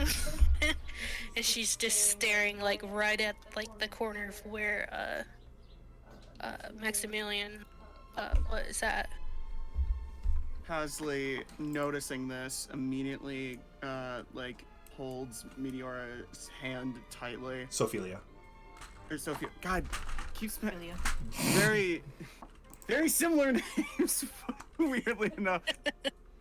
Anyway, Sophilia's hands and goes, I don't like this either, darling. Not one bit. But let's try and stay as calm as we can. He's just, like, just still, like, staring at that, where he was. And then, she's just kind of, like, shaking. But not to, like, a scary kind of thing, but almost like adrenaline. Kind of, like, get you that kind of shakes. Rage? Mm-hmm. Uh-huh. Like He's you're shaking about with to rage. start rage up. Yeah. She's just shaking, and then, like, her fangs are kind of, like, just biting really hard on her lip. So she's, like, kind of bleeding. So she kind of has this intense, like, look on her while just... At this point, Pasley is a little bit scared, but, like, is trying to feign it, and just kind of is, like, kind of yanking on your hand, like, Sophelia, darling. She just kind of, like, squeezes his hand, or their hand. I'm watching all of this, and I start to turn to my my dragonborn friend. I'm like, excuse me for one moment. I need to go check up on some friends real quick. Ah, of course. Thank you very much for the dance. Indeed. And I just start making my way toward Sophelia and Pasley. Mm-hmm. I'm just like, is everything okay? Sterling. Yes, I know, I saw. We all saw. And then Pasley points at Sophelia. Sterling. Yeah. We don't have any way of dealing with Maximilian right now, especially in our current condition. I want to do something about it too, but this just isn't the place or the time for it. Indeed. Yeah, she's just shaking right now. She's just, like, there's, like, no moving her right now. Mm-hmm. Mm-hmm. And we can't do it here I either. will- Remember, we're under oath. Mm-hmm. Go ahead, Leo. So, Quick I look second. at Lord Eric and I said, Lord Eric, thank you for this dance. This was my first ball. It felt like a fairy tale. So I gave him a quick peck on the cheek. But my friend, Aww. and then I have to go. He goes Like just a beet dash over. red. He tries to stammer something out, but you're gone before he can even finish. That's sweet. I come over and I see Sophie bleeding from, where she bit. So there's blood coming out. And I Mhm. reach out, and I just get Sophie's hair, and I said, "Oh, Sophie, come on, talk to us." And I still look at the blood running down on her lips. What did you do? Basically, you guys can kind of tell, like, she's trying not to scream. So, like, if she opens her mouth, then she's gonna scream, kind of thing. Okay. Hey, I look at Paisley. Is there like a ladies' room? What do they call it? A powder room where we take her. I have an idea. Can you, if you guys want me to, I have a way to make a room, but we may need to be outside for this. Problem. You don't have your spellcasting focus. Oh, Also, right. problem. So Ophelia isn't moving right now. Yeah, she's kind of a statue. Oh no. You hear the Modrons at the other end of the dance floor step out of the way, and two people begin to move down the stairs. Oh dear. Sophie, and I'm just shaking her arm. And they are making a line for you. Look like they're coming over to talk. Keep Sophelia away from him as much as possible. Okay, we also need plans. See, if she does attack, we can't be associated with her, because we have to break her out if it's necessary. Problem. That she introduced us as a group. It's going to be hard to not associate. Yes. We're going to... Okay.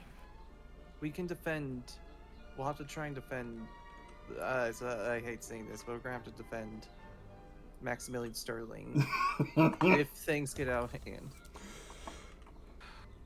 Again, that's not possible because, one, we don't have a weapon. Two, look at all the guards. And I just look at Sophie and I grab her by the face. Sophie, come on, talk to us. Wake up. Wake up. She's just staring at, like, her pupils are getting, like, bigger and bigger as he's, like, getting closer. Alright, you know It's like what? I just Sophie. start trying to tug at Sophia and like we're gonna go somewhere. Come on. We all need could we all collectively use our strengths at the same time to sure.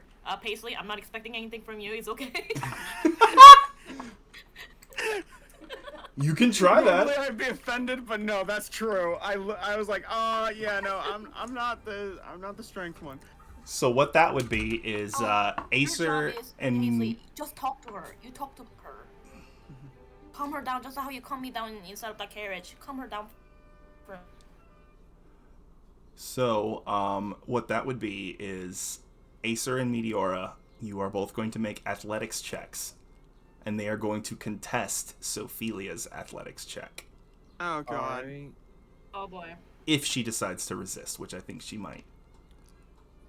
That is going to be an just a regular strength check, or no? You said Athletics. athletics, right? Mm-hmm. You don't know, I can roll low. Athletics is going to be And I did not. Alright, so that's a plus 3, 21. so 11. So I got 14. Mm-hmm. Oh Sophilia. boy, I got guys. 21. Mm-hmm. Oh. What did she get? Oh no. Okay, so 24. You're not going anywhere. Dang it. And the pair Okay, roll. walk up to you. Ah, fellow guests of honor, Maximilian Sterling says. Oh god. He says, I just walk up to make sure. uh-huh. Hey, You like put ourselves between.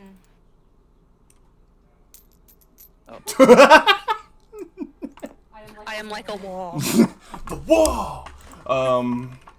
Yeah, so he walks up and he says, so, adventurers. You came from, where exactly? we were from originally, Ingendorf. Oh, terrible shame. It's wonderful that you survived and made it this far. Mm-hmm. Ingendorf. Okay. And when you mention Ingendorf, the woman next to him kind of starts a little bit, like she jumps. And then she looks at all of you again and she says, it has been a while since I've been there. But then again, It feels like it was just yesterday. Well, Yeah. it is lovely to meet you, but Max and I were just thinking of trading off some dance partners, and I was wondering if I could borrow your very showy avian friend, and Max here would love to request the hand of our tall lady tiefling. She's not feeling. I just rush over to Max. My friend's not. She's rather feeling under the weather. May I have a dance with such a dashing gentleman as yourself? Make a persuasion check. Actually, no. Make a deception check. Paisley, help! Paisley, help! Yeah, Pasley, you gotta say something if you're gonna aid on a deception check. You gotta try to corroborate. Yes. Yeah, I'll corroborate. Okay, so what are you gonna say to him to back up her story of Sophelia not feeling great? I can't. You see, Mr. Sterling, sir, Sophelia did not have a good breakfast this morning, and it's showing up really bad. She's starting to get really sick. Gassy. And I'm rolling his insight check. So, Meteora, go ahead and roll it again. So take the higher number.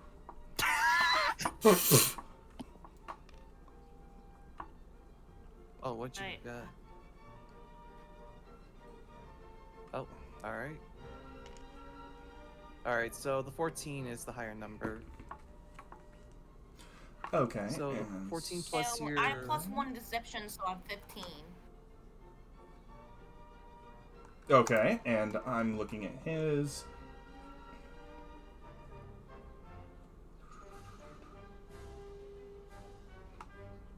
He got a 16. Just barely. And he says, "Oh, nonsense. She looks fine." And he walks over to her and just places a hand on her arm. And No, don't touch her, don't touch her. he's like, "Please, my dear, it is only polite."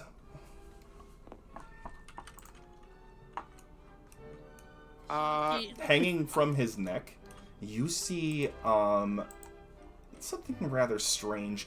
It's an amulet with a kind of a luminous green stone. Oh, can you hear me? Oh, there we I go. hear you. Okay, so hanging from his neck, now that he's this close, is something strange. It is an amulet, but it's really weird looking. The gem is a green, faceted, almost a diamond, with a core of emerald light. But where the metal would be of the gem it almost looks like it's made of flesh. And the band around his neck is made of the same material, and it's like a dark purple. If anybody would like to try to figure out what the heck that is, I would like an Arcana check. Who's good at Arcana? Yeah, I was literally like, oh, well, that's not me. Or, Arcana is just until... Oh. actually, Or? I think because of what it is, a religion check would be appropriate as well. Oh. I'll do it. Alright. Yeah, I guess there's not rolling for religion. Not me can I roll either. for religion? No, I have nothing in it. 15 plus +3. A 19. That is a talisman that is usually carried by those who have made deals with fiends. Oh, Wait, what? fucking hell. Wait, so he made a deal with what? Either A fiend of some sort. So, it would What's a be fiend? so a fiend in this setting would be either a demon, a devil, or a Yugoloth, which is the third type of fiend. So, in this setting, devils are not necessarily evil; they're just beings from another world. Demons are straight up just chaos incarnate, and they want to destroy everything. And Yugoloths are mercenaries, otherworldly mercenaries. They work for whoever pays them. My bet's on a demon. Mm-hmm. Or Yugoloth. Or a Yugoloth. And But no, like as soon as like he does like touch her though, like kind of like her kind of claws kind of like come out like more. So she's not holding like Pasley's hand anymore. It's more like they're just out and she's like just shaking even more now. Trying not to like kill, but also wants to kill him so bad. Sterling looks down and sees this, and yeah, he definitely detects the change in you, and he says, Oh, wow. Your nail work is quite fantastic. I'm gonna have to find who did your manicure. I'm petting Sophia's arm. Sophie, would you like to dance with this nice gentleman so you could maybe learn more about him? well, how about you and I go and dance, and we'll talk about some history and introduce ourselves to each other. What do you say?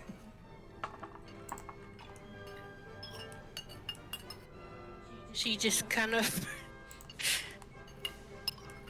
you can tell like the blood just keeps dripping off of like her mouth, like because you could tell like she's really like biting down on her lip.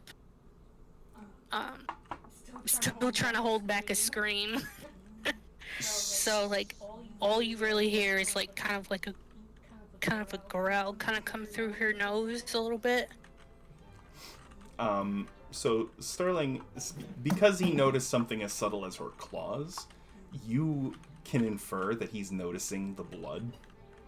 And, he doesn't seem to be thinking about it at all. Almost like he knows what he's doing. Wait.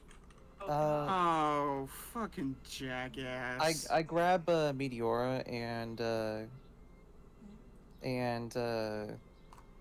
pull her aside real quickly and just whisper to her, "Hey, do you still have the letter?"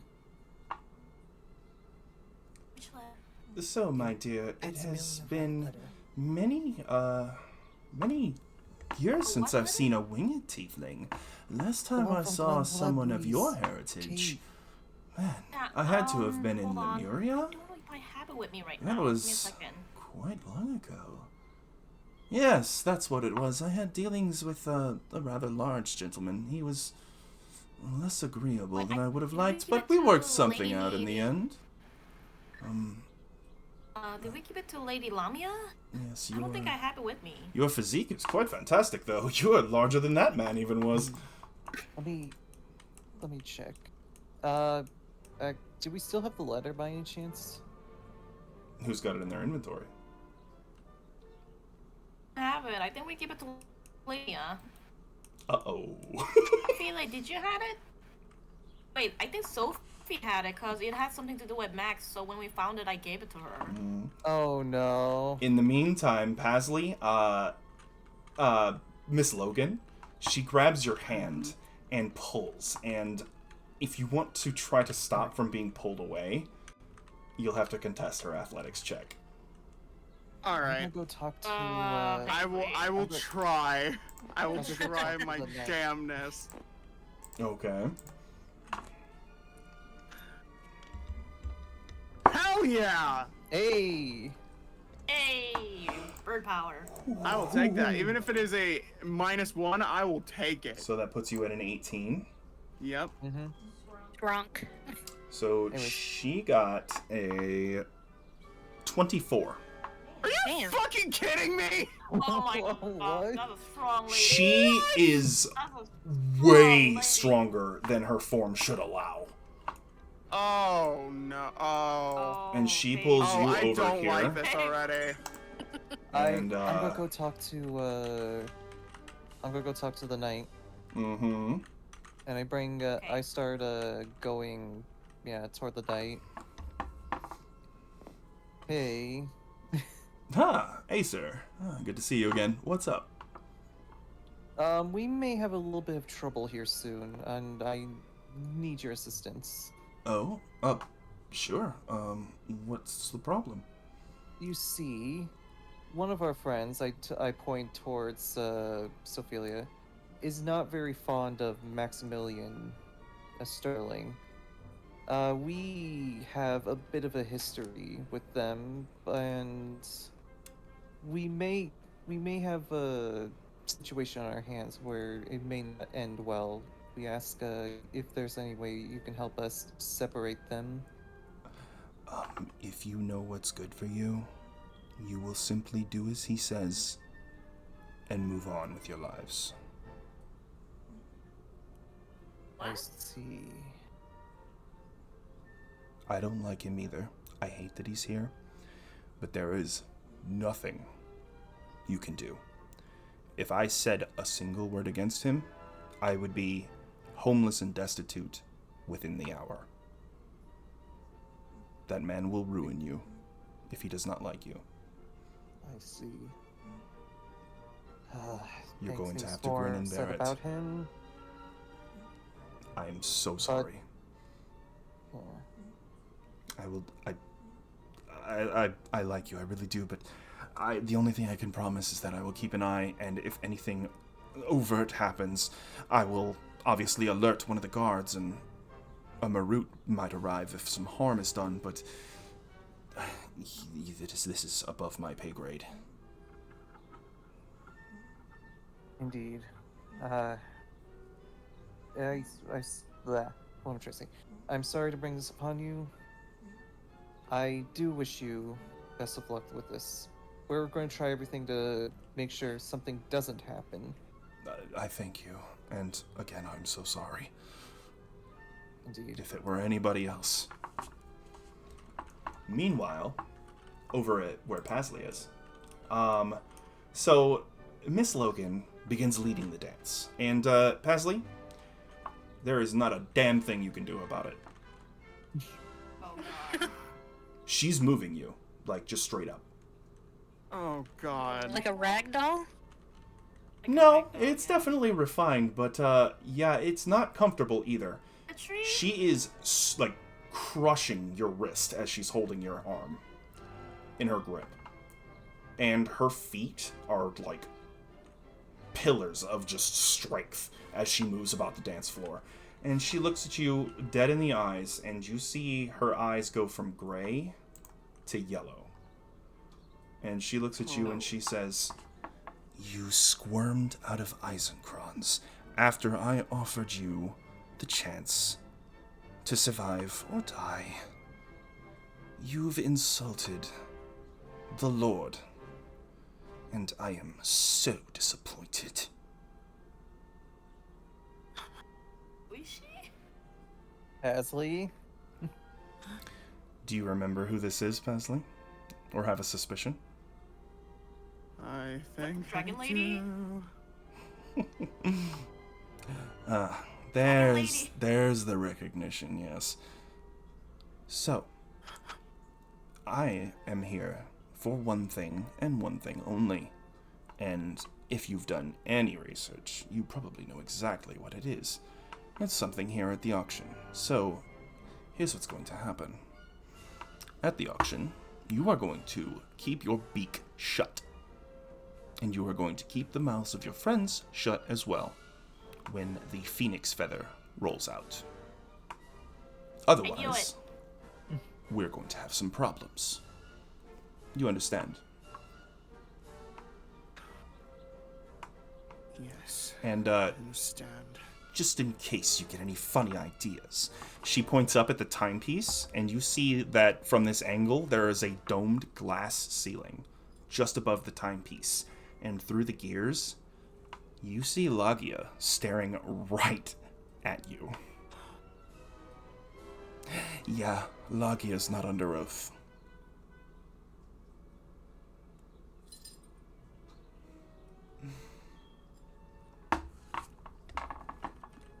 Pasley at this point is just probably the most furious you guys have ever seen them, but they're trying so hard not to say anything bad. They just go along with it. So, I'm going to send you back to your friends now. You're going to give them a smile and tell them we had a good time. And no word will be given. Okay? Yes, I understand. That's a good boy. And she leans forward and she gives you a little kiss on the cheek and turns you around and just kind of pushes you towards them with a pat on the butt. Oh.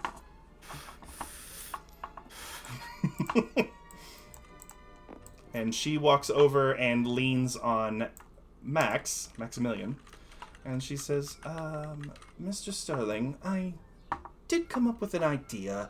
Maybe we should go and discuss. I believe my boss would like to propose another solution to our current impasse.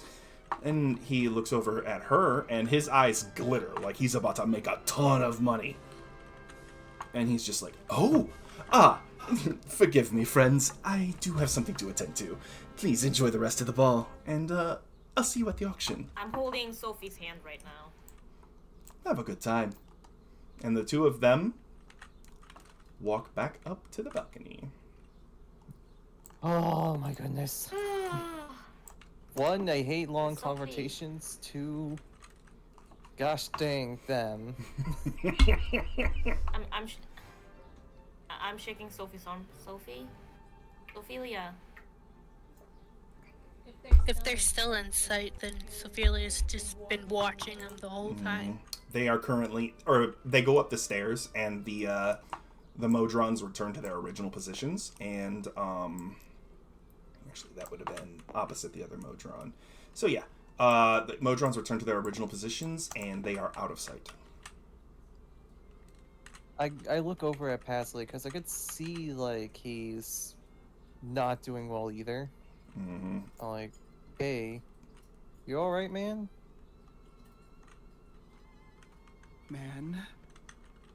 Man. You can see that Pasley is extremely frustrated by you saying that. So, Paisley, I walk over to him. What's going on? What happened? What did that lady do to you? It's awful. That lady in Eisenkranz. It was her. She's back with him. In that dragon woman? Yes, it's her. Oh, heck no. What she wanted with you? They're here for... I don't know if you've heard about it, but apparently there's a phoenix feather here at the auction. And it seems like they want it really badly. It's true, Lord Eric mentioned that. Why would I want to do with a phoenix feather? But then again, any rich man would pay anything to live like an immortal. I have an idea why they want the phoenix feather. Remember one of the ingredients for the crown? Oh, we have to get the phoenix feather then. Indeed. But if they want it, they must... But if they want it as well, that gives me suspicion they know. They know what's up with that feather, and they did not tell me. Instead, they want us to be quiet about it. He wants to be quiet. That's gonna be rough. They don't want us to have the feather. They don't want us to have the feather. Well, Paisley, are we the type to stay quiet? Pasley just looks up at you. No, we are not the type to stay quiet. And I will do everything Ask the spirit. to stop them. I noticed she gave you a kiss on the cheek though. Ugh, we need to get you cleaned. That's a bad luck, you know that, right? Bird bath. Ugh. Disgusting. Calling me a man. The hell does she think she is? Well, we can always prove her wrong. Gladly. I'm I a little wouldn't- worried though. I wouldn't put it past them though. Isn't- If they wouldn't want us to stay quiet unless they have something up as well. What else? What is it that they do against us if we don't stay quiet? Pasley just looks up and doesn't make any motions, but like they do kind of like they flick their head up. She gesture to look up. Mm-hmm. We all slowly look up. And you see Lagia looking directly back at you. Dolka's Dragonar is staring right at you through the domed ceiling. I see. So, if we stay quiet, nothing will happen. But if we do, we're going to be flambéed, as it were. How about just wait until they purchase it and wait and steal it back? We could try and steal it at a later date. That is something we can do. When we are at in our equipment. Or how about this? What if there's the Phoenix Feather, but even if we have it now, there's no way for us to use it. We could always purchase something else that'll benefit us. But then again, I'm a little worried that I don't feel good about having those guys obtaining a Phoenix Feather. You know how much abuse of power they could do with that? It'll be a lot. I don't think a Phoenix Feather is just a crafting material in all of this as well. They could use it for something else. Oh. Can I make a history check for the Phoenix Feather? Yes, you can.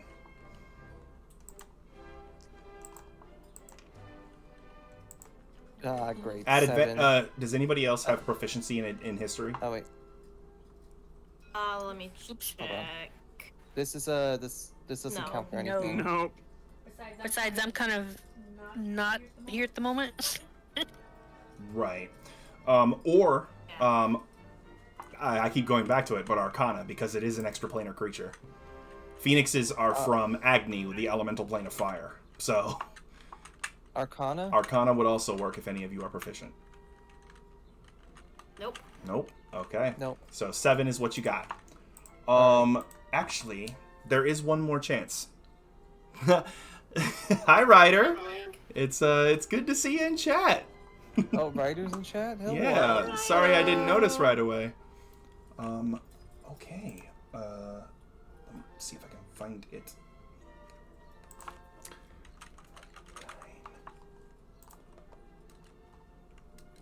Just a moment.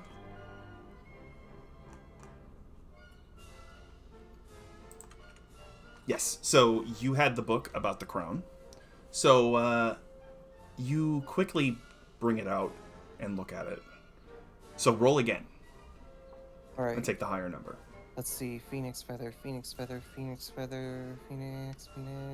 Nat 20! Yo, let's go! Oh, good job. Here, Phoenix Feather. So, you look at it and you point at a spot that says an incredibly hot heat source. Hotter than the magma of a volcano. And, let me, go ahead and read you a little something. So, you surmise that the fires of Mount Kazan, though hot, but might not be hot enough to work the metal, to incorporate the magic that is necessary. The feather from an elder elemental of fire, like a phoenix, would suit that need perfectly. That's why they want it. Because they cannot get enough They're heat trying to otherwise. make something? Adamantine. they're trying to make something, then Yes. It could be anything. Adamantine is extremely strong material. Mm-hmm. But you look at another ingredient, the sands of suspended time, and knowing what you do about working small amounts of metal, incorporating any impurities is going to require you to increase the temperature. Mm-hmm. what are they So, trying to make? the sands are a component, but if they want to work the sands into the metal, they're going to need to have a much higher temp than they would be able to get normally. Oh, that's it. I see. Oh. What's up, Acer? I have a theory that they may not just be after adamantine itself, but also possibly the sands. Sands? The sands of time. I scroll over to the page where the sands of time are. This. So Acer holds up an entry that says, "The sands of suspended time. They reside, or legend says they reside within a mirage-like tower in the depths of the Dunenweight, suspended inside an hourglass as if time were frozen inside. And these sands contain the essence of time itself. And if infused into the molten metal, while creating the crown of the Dragon King will have the ability to withstand the ravages of time forever." Can't be good. Indeed. Again, A dragon that lives forever. That's not gonna be pretty. indeed. So they could make it may not even be a crown like what we're making. They could even be making armor for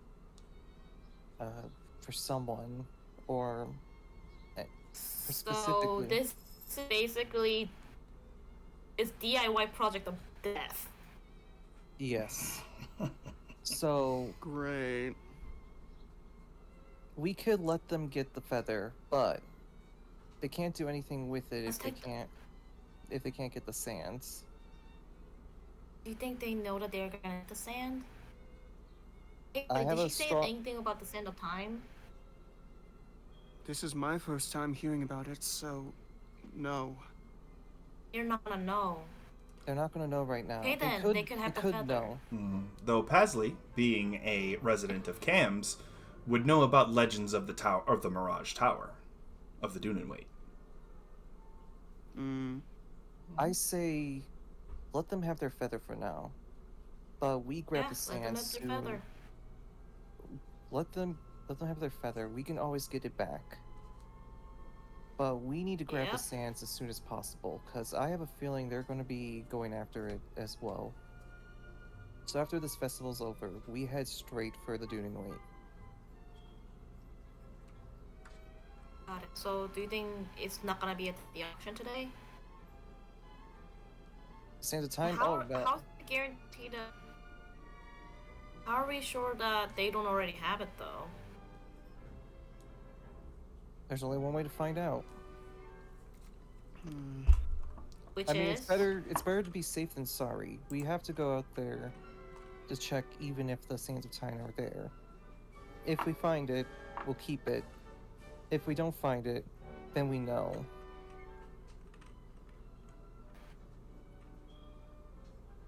What should we do now? For now, let's try to enjoy the festivities as it is. We may not be able to get the feather right And now. I slowly said it's Sophelia. What about Sophie? We're gonna have to try and calm her down for now. Let's see if some more dervs can Are they help. still inside? I don't Yeah, think they... you know what? I'm gonna ask the big guy over there. Okay, I'm gonna talk to the big guy over there. He's Yeah, way up there, though. He's up on the balcony. Yeah, on the This balcony. guy's on the balcony? Yeah, so Yeah, you're gonna have like, to find the way- stairs. Yep, Mhm. yep, he's up on the balcony. Ugh, We're gonna have to use the forbidden power. stairs. Wait, trust me. Horsepower. Wait, no. Can I go up here, or can I ask this guy? So as you walk Where up am I going? to the stairs, so this is the only stairway up. Yeah. So as you walk up to the stairs, the pentadrone, the quadrone, and the tridrone all over here say, this is the this is the noble's only platform. I understand you are guests of honor, but you must stay on the lower floor, please. Oh, I look at one of the little drones. Listen, one of the guests is sick, and I just need I need a help from a big, strong drone, so I could take her to the powder room. She's, frozen, you see. So I need assistance. Let me check something really quick. I just have to make sure that you can write these things. There are certain creatures that automatically know if a lie is spoken in their presence. Well, it's true though, we need to move her to a powder room. She's not doing well. Yeah, true.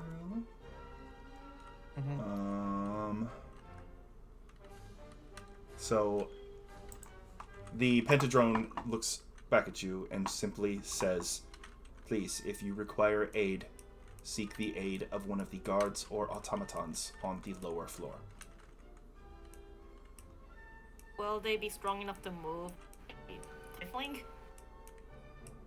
According to my data, tieflings are medium-sized creatures weighing no more than 300 pounds. 2 guards would be easily sufficient. Okay, I hope they don't mind going to the ladies' powder room. Alright. I go over to you. Hey, just to Hey, let you why know. don't we talk to your friend? I'll definitely talk to him. Just want to let you know, though, we've already tried talking about him and Maximilian. There's nothing we can do about Maximilian. Even he's afraid of Max. I'm not talking about I'm not talking about Max right now. We just need to get Sophie somewhere else. That's it. We just need help to move her. Alright, I will go grab one talk of to the him guards. Okay. So. Alright. Yep.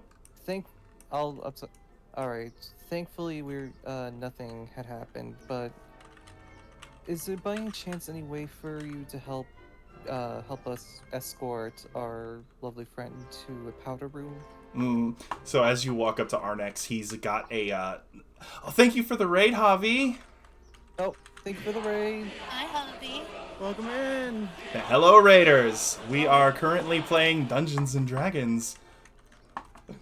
Yes, our party is at a ball right now, and they've just met some, nasty enemies. Oh, Javi, drink some water and get some rest, please. Too drunk to stream, goodness. Alright, so as you walk up to Arnex, he currently has a toothpick hanging out of his mouth, and he's like, oh, yes, sorry. He drops the toothpick back on the tray, and he, jogs over to, where Sophia is. And, he's like, is she okay? She's bleeding. Did something happen? I don't see any... I don't see any... long story, but... I whisper the whole backstory to him. Okay. So, Yeah, you tell him everything? Tell him everything I know about Sophia and Maximilian's history. Okay. So, Arnex says, oh my gosh, that is horrid. Yeah, that's why we were trying to separate them. I understand. And, okay, let me grab a... Your friend is probably stronger than she looks, and she looks very strong, so let me go ahead and just grab some people to make sure. And he walks over to the corner of the dance floor, and you see him just make a quick hand sign, and 2 guards just immediately descend. And let's see, where is the other nearest one? Yeah, over here. Okay. So there's one right here. He's up on the balcony, he's up on the so that's like a balcony. 20-foot drop. And Arnex looks at them and says, "Men, we have to get this lady to a quiet location. Be careful, she is much stronger than she looks." And one of the guards says, "Well, she looks pretty strong, sir." And he's like, "I know." And they walk over. Oh, I need to grab her. And Arnex just looks at Sophelia and says, "We're going to take you someplace safe. Please nod if you understand the words I am saying, Sophelia." She's still shaking at this point, but she's not looking at any of them right now. She's still looking at that area, like fixated on, like I said, like someone who's fixated on like their prey. Mm-hmm. So they are going to I begin. tell the guards she can't comprehend it right now. Mm-hmm. So they are going to attempt to move you, Sophelia. Are you going to try to fight them? No. Okay, so Sophelia does not resist. They bring you over and enter a small side room. So you guys are underneath the balcony in another room right now, okay? So we'll put you over here, just off the board. So you guys are in a small room. You walk in. It is a powder room, as you described. Arnex walks in, and there are a couple people there getting their makeup done up, and he's like, "Hey, excuse me." He holds up a badge, and he says, "I need this room for a moment." And they all clear out. Arnex kind of, he sticks his head out the door, and he's like, "Pasley, Acer, this way." Oh, all right. And I go over. Mm-hmm. Smells so nice in here, like lilacs. Okay. And he closes the door, and the music is kind of muffled. So I'm gonna play it. I'm just gonna turn the volume down on it. Okay, so I understand what happened. Use this room to calm down. I get why you feel the way you do, Sophelia. I understand. Just, this cannot be done here. At least not during the festival. I'm sure you understand what is at stake here. She nods some more. Okay. I am going to post a guard outside of this room. I will make sure that anybody who is trying to use the powder rooms move to other rooms. And this will be a quiet place until you are calm. Men, one of you watch the door. The Take other, a towel and keep an eye on Sterling. And please, if you can, I know what he is, but if you can, try to direct him away. I will assist as well in trying to keep him clear of this spot. And one of the guards looks over to him and says, "Is it really that serious, sir? I mean, she's just an adventurer. Like, Sterling is..." I'm like, and he's like, out. This is a ladies' room. Out. Yep. Arnex is like, "Congratulations, you just volunteered, soldier. Let's go."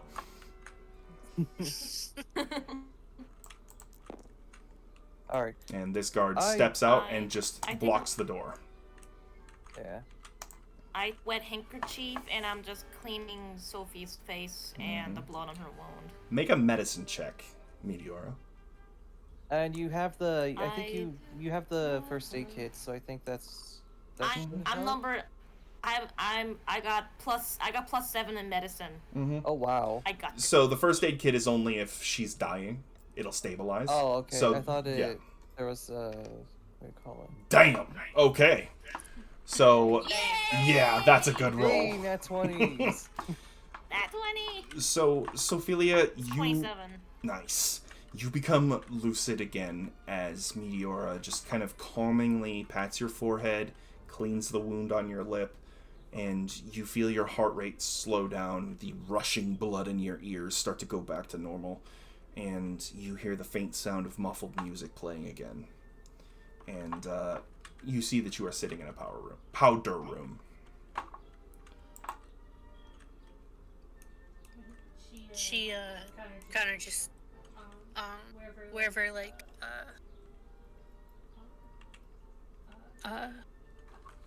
sorry, my brain. No problem.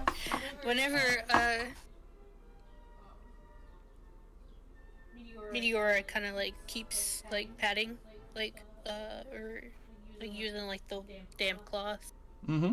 She kind of like touches like where like her hand is, or Meteora's hand, and then she just starts kind of crying. See, I'm sorry. I'm giving her a hug. Mm-hmm. Shh, it's okay.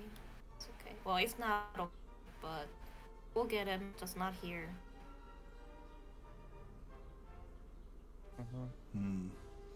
There's a lot at stake here. It's a very tense situation, and I can understand that. Yeah, and like as you guys know, she does not cry like at all. I give her a pat on the back just to help calm her down. And Pasley, since you had dealt with Dulka, what's going through your head as well? Pasley is like almost just as upset as Ophelia is right now. Just like, I cannot believe the audacity of that woman. Like, with Maximilian here, like, all this is just awful in general. Like, just in general. Yo. Pasley is trying to reassure Ophelia, also trying to reassure themselves at the same time. And seeing you as well, I also noticed that, like, so I head over to you. Listen, I'm sorry about before. I'm not good with speech, and knowing that you also went through something like this, I can only hope the best for you as well. Thank you, darling. I appreciate it.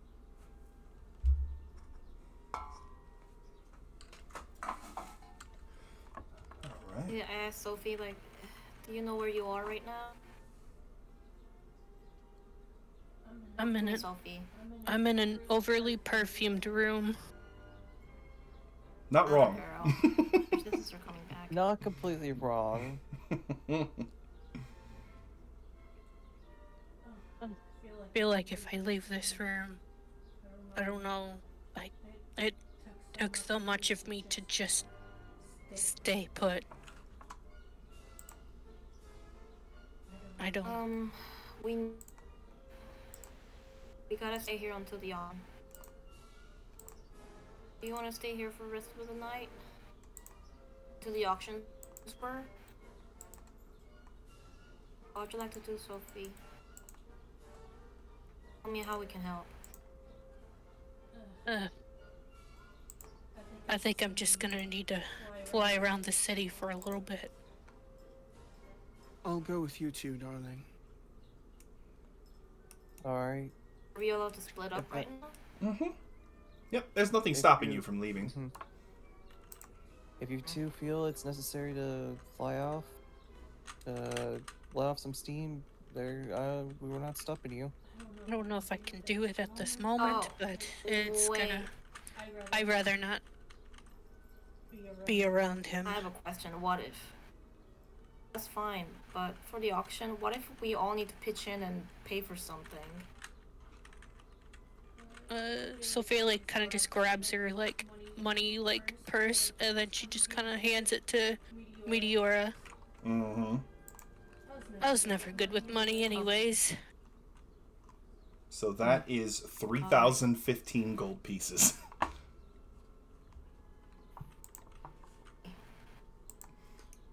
Alright. 8,000.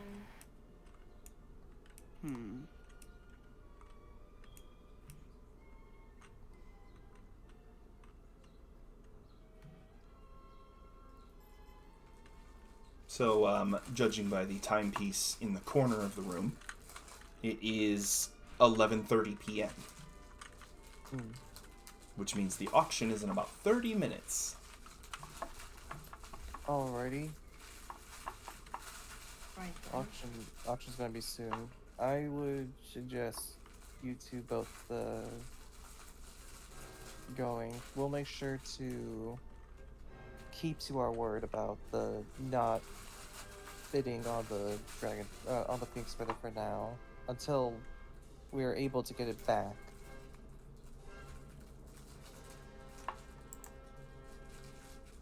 Alrighty. Otherwise, we're going to be in a lot of trouble. So, Yep. Sophelia and Acer, you both also realize something. Having seen, I should have mentioned it earlier, but you would have realized this as soon as you saw her. But the eye that Acer saw and the shimmer that you both saw was Lakia, Oh. who was invisible.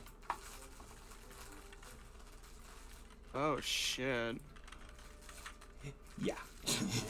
I should have mentioned that earlier. Invisible. Yeah.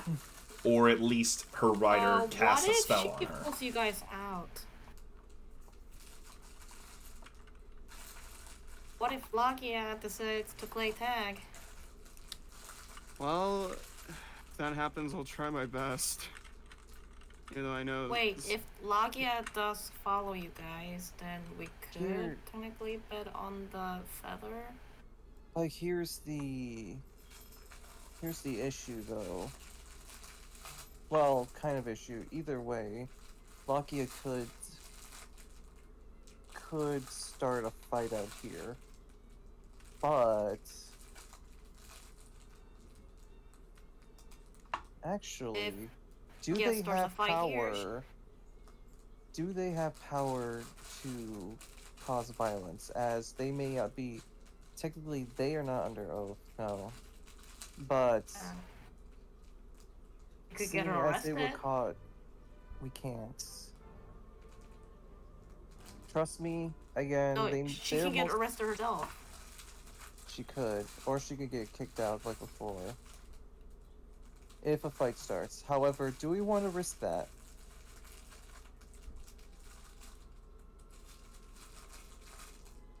Let's see, we buy the feather, takes off Lakia takes us, and we get to see the as-announced wonder of...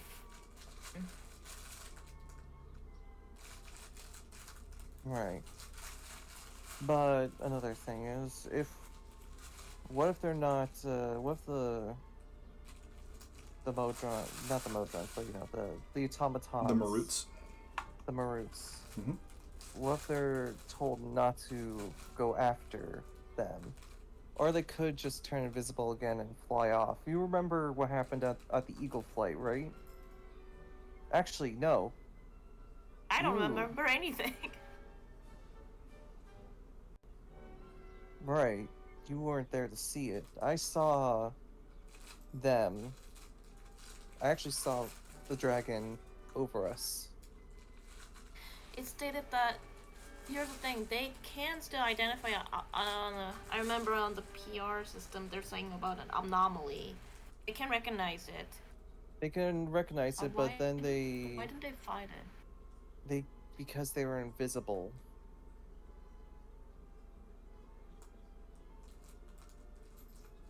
The thing is with invisibility, most things need to be really, like, something has to have really good vision to see. If not most cases, most people cannot see anything that is invisible. You either need to be magically adept to do that, or you're just really good at seeing things that are not natural or invisible. Eyes that can see through illusions. Mm-hmm. Yep. Because invisibility is an illusion spell, I believe. Exactly. So he's not gonna trick the drones? It most likely will trick the drones if it goes invisible. So I don't bet on, betting on the feather for now until we have the ability to get it ourselves. Alright, what do you guys think? Well, who's the original owner of the feather? The Phoenix? Yeah, the phoenix feather. I mean, finding the phoenix is going to be difficult. Like, it may not. He may not even be in this plane of existence. Yeah, but who had it and then decided that they were going to use it as an auction item? Somebody who It needs could have money? been, maybe. It could also be that it was found as a archaeological site, like a relic.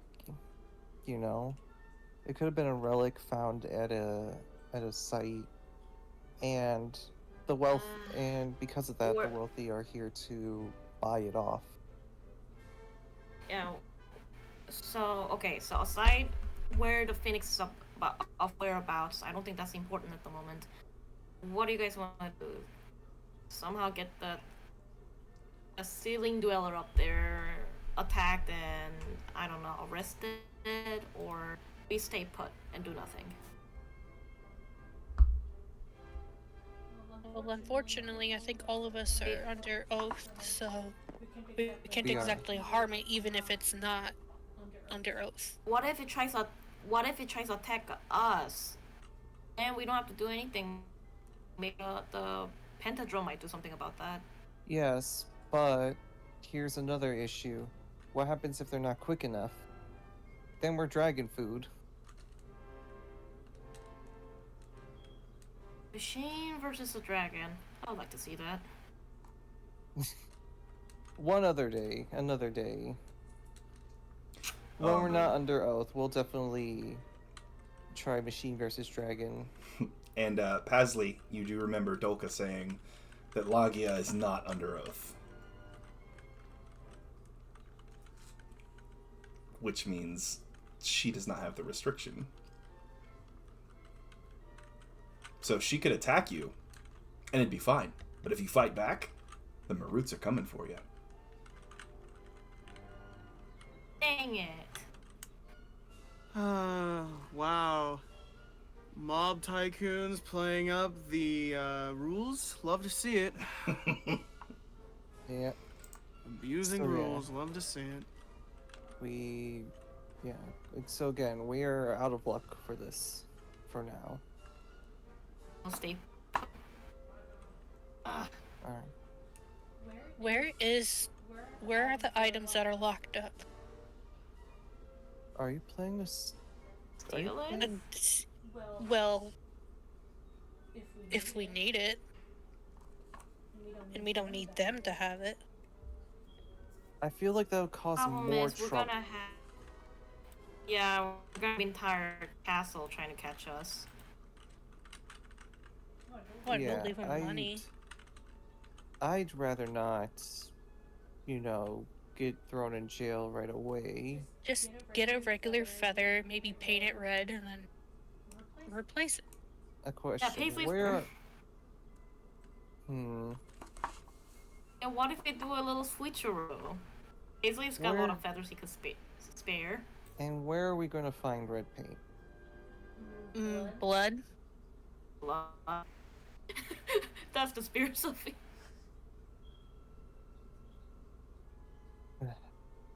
And besides, we don't We even need know to where the steal it, we should swap heck, it. Yeah. the auction items could be on the balcony for all we know, and we have no access to the balcony.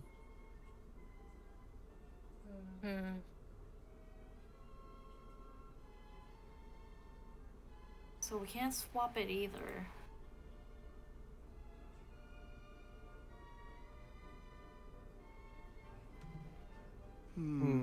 Sophie's kind of fireproof, so she could swallow it.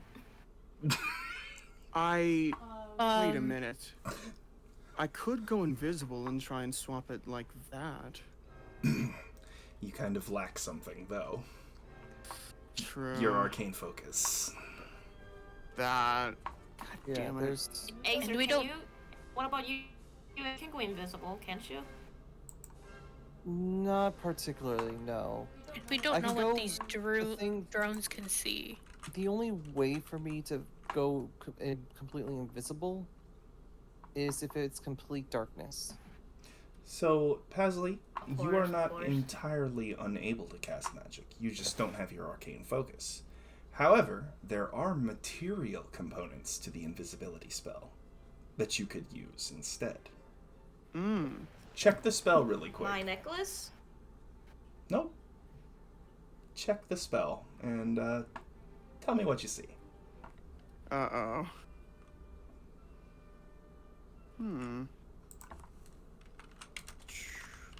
Check.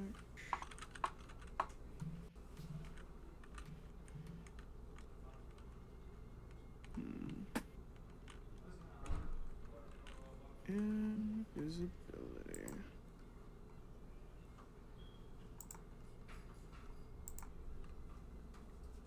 Sorry, still pulling it up.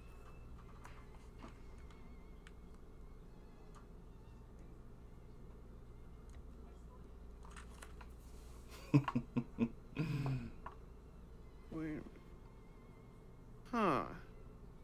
VSM, and what is the material Yeah. component? Talk to us, pretty bird.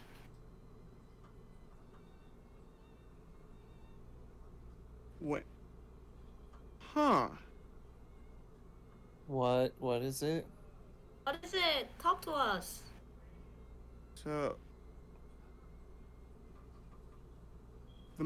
Wait, am I looking at the material? Mm-hmm. The material component, VSM. What's in the parentheses? An eyelash encased in gum Arabic. Mm-hmm. Wait a minute. What? What does that mean? Gum Arabic is the sap of acacia trees. Okay. Oh. Remember what was out front in the courtyard? A Oh, giant shit. garden. Oh. A giant garden with Look at all this. sorts of exotic plants. Can we find it in time though? You have 30 minutes. There's 30 minutes. We could. I have a feeling you guys could, but we'll need to be swift about it.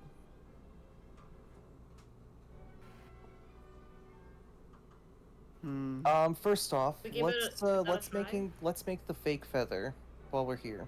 Well, also, if there are more plants outside, are there any red flowering plants with red pollen? Well, we don't know until we go out. Would Paisley be able to... Wait, hold on, I have a question. Would Paisley be able to cast a deception on the feather? Is that possible or no? Depends on the spell. And depends on if it requires concentration, because if they are going to go invisible, they need to be able to concentrate on that spell. Yep. Wait, let me Okay, check it. Let me okay. check something. So, hey, open up your book. Is there a picture of the phoenix feather on your book? So the book doesn't actually have a phoenix feather specifically. It just lists an otherworldly, like, heat as one of the needed ingredients. The phoenix feather is just the method with which that they plan to accomplish that. Oh, right. Hold We on. can make them as close as possible. I may have an idea, but I don't know if it requires a material. What spell? Disguise self, but on the feather. Oh wait, it's only on self. Mm-hmm. So it's a touch. It's not a touch, so I can't really do that. Never mind. However, you can cast that spell without material components. It is the only components are verbal and somatic. Yeah. So I would not be able to. Oh.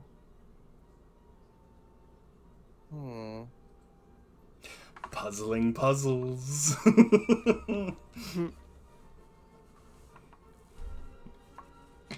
I have an idea. What if I disguise Alright, myself let's as hear it. Pasley and while we're out on the Okay. auction. Okay. That way, they don't have a may I ask suspicion. why? Think of it. They won't have a suspicion to where Pasley is.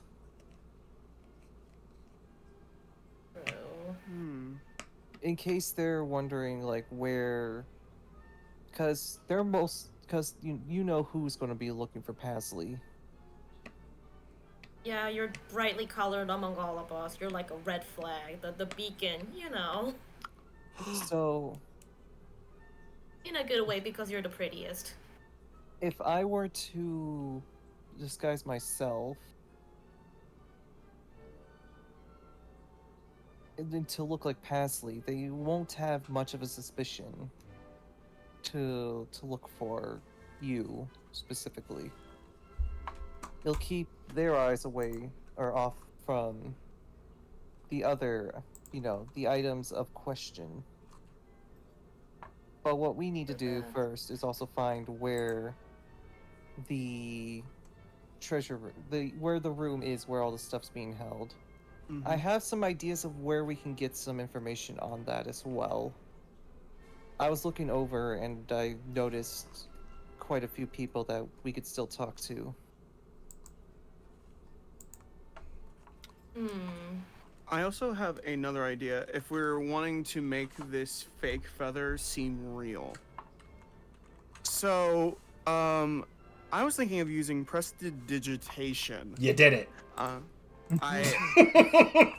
So hard. What is it? So basically, it's basically a very minor trick and it has many different uses. But one of the uses that it has is I can either chill, warm, or flavor up to one non-living material for an hour.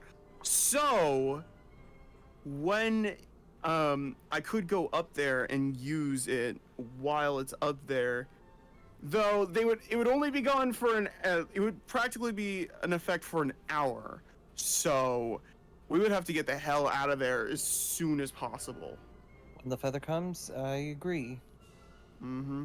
As soon as we grab it and swap it, we would have to immediately get away. Because if they know and understand that the feeling of the heat is gone, they're gonna know shit is up. So we're gonna have to get going as soon as possible if we do go through with that plan. Are we sure Ophelia can't swallow the feather? Because I'm pretty sure her stomach's like fireproofed.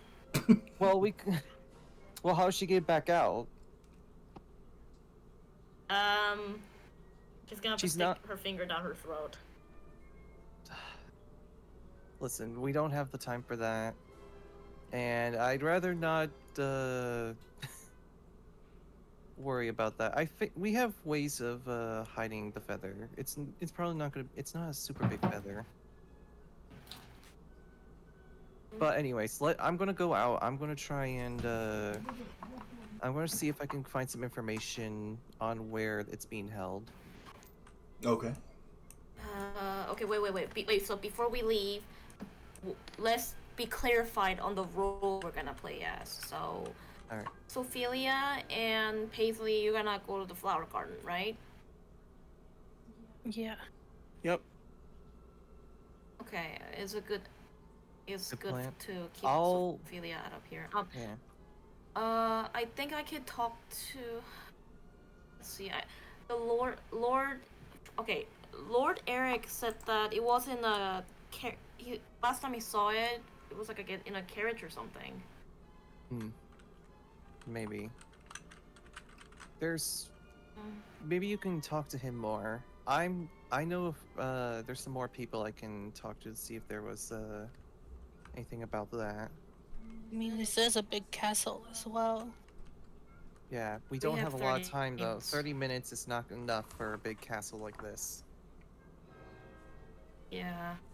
So we have to definitely pinpoint out where these things are. Yes. That's why I'm going to check for it. Well, what's our meeting back plan? We can meet back here in this powder room. Yep. What if I see Sterling?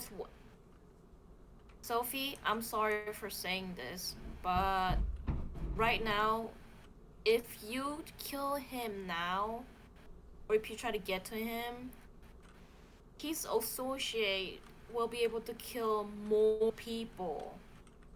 And I know that you that's won't the let problem. that happen. But you have to What let if him I'm not live able right to now. stop myself? Like I did. And there's gonna, if you can't stop yourself right now, then there's gonna be another little girl who's about to lose their family. Think about them, Sophie. This plan has to work.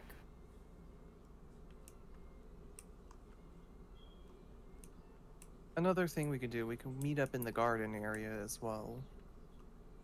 I think that'd probably be best. Yep. Okay, That so... way, yeah. Alright. Okay. So we got our plan straight then? I'm gonna ask Lord Eric if he can introduce me to his father, because he seemed like he was very interested in the auction. Maybe I'll be able to get some information out. I Yeah. don't think Lord Eric knows all of them. I know, yeah.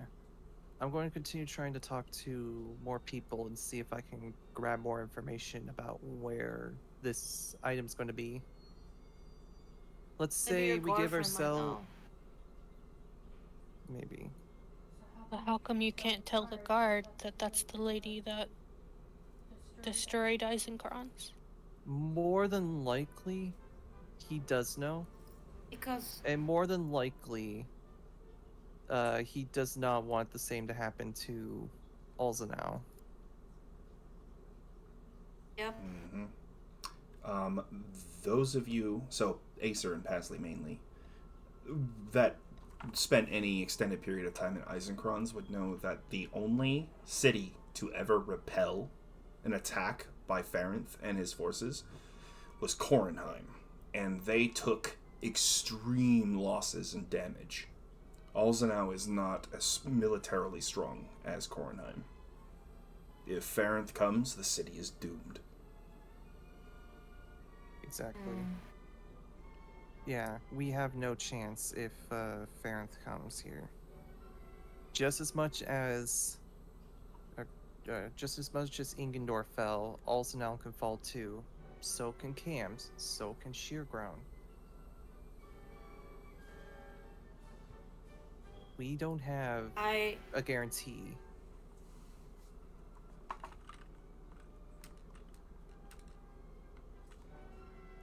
I grabbed Sophie and Sophie, you're strong. You're so stronger than you give yourself credit for. If you see him, you can still fight him up, but not physically, but what emotionally. You can do it. You got this. You survived up till now. You can still fight off this hot. I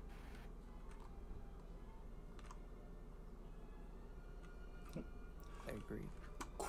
Quick second. I'm going to turn on a light. I'm just going to cut my mic for a sec. Alright. I'm scared of the dark. And I tell Acer, I kind of wanted to dance with you in the end, but I guess we don't have the opportunity for it. I mean, hey, if we get out of this alive, we can always dance back at the inn. Yeah. And I pulled it out from my pocket. I was hoping to give it to you after we danced, but I still wanted to do it. I give Acer a watch I created. Died and came back. You didn't recognize me.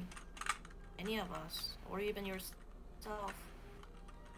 So I thought of, what if someday it happens to you again, and there won't be your friends to be there to tell you what your name is.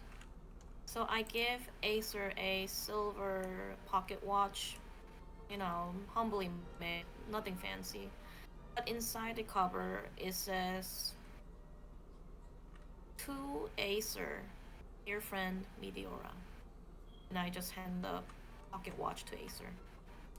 There'll be days when I won't be around anymore. You lived for so long. But maybe when you look at this watch, you'll remember your name, and you'll remember us.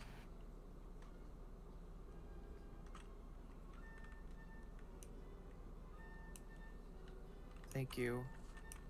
This means a lot. You still owe me. I kind of poke at Acer in the shoulder. You still owe me that dance, though.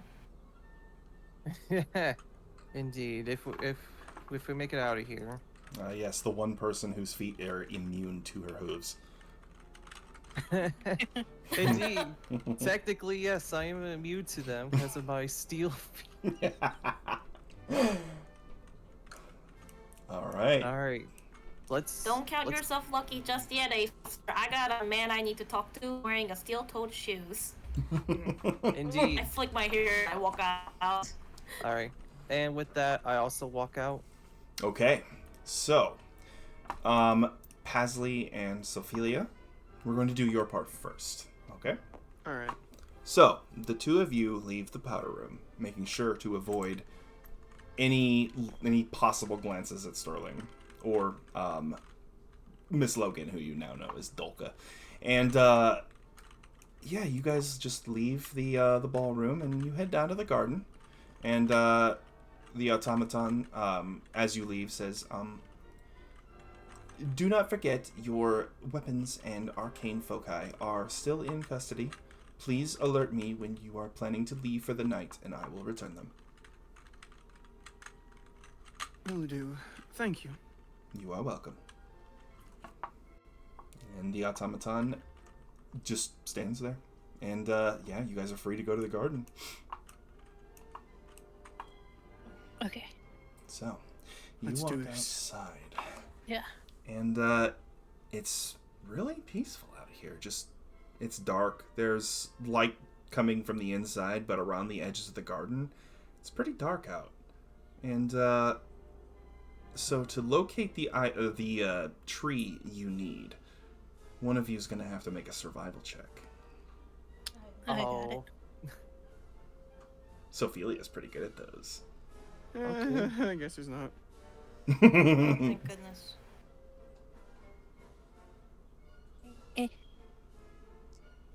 Alright. Ooh, that's pretty That's good. pretty good. That is an 18. Okay, so the two of you take wing after Sophelia describes what the plant looks like to Pasley. And you both come upon a tree that matches. You look at it, and I'm going to pull up a picture. Acacia tree, so I have a reference. Okay, so it is a really large tree, like the tree you think of when you think of the African savanna. You know, the big multiple branched trunk with the almost dome-shaped leaf arrangement, and the branches covered in thorns. And yeah, really quick, Sophelia, you just use your claw to cut one of the branches, or to cut into the trunk, and you collect enough sap, enough gum arabic, for one casting of invisibility. It's just a ball of goo right now. It needs an eyelash to be a proper spellcasting component. An eyelash? Mm-hmm. That's the other part of the Ew. component. So do keep in mind, Pasley. Paisley has the longest eyelashes. Do keep in mind, Pasley, that the material is not consumed when you cast the spell. Which means as long as you have the gum arabic with the eyelash in it, you can cast invisibility as many times as you have slots. Hell yeah. Ayo. Mm-hmm. I hand Pasley the goo. The goo! Oh boy. Alright.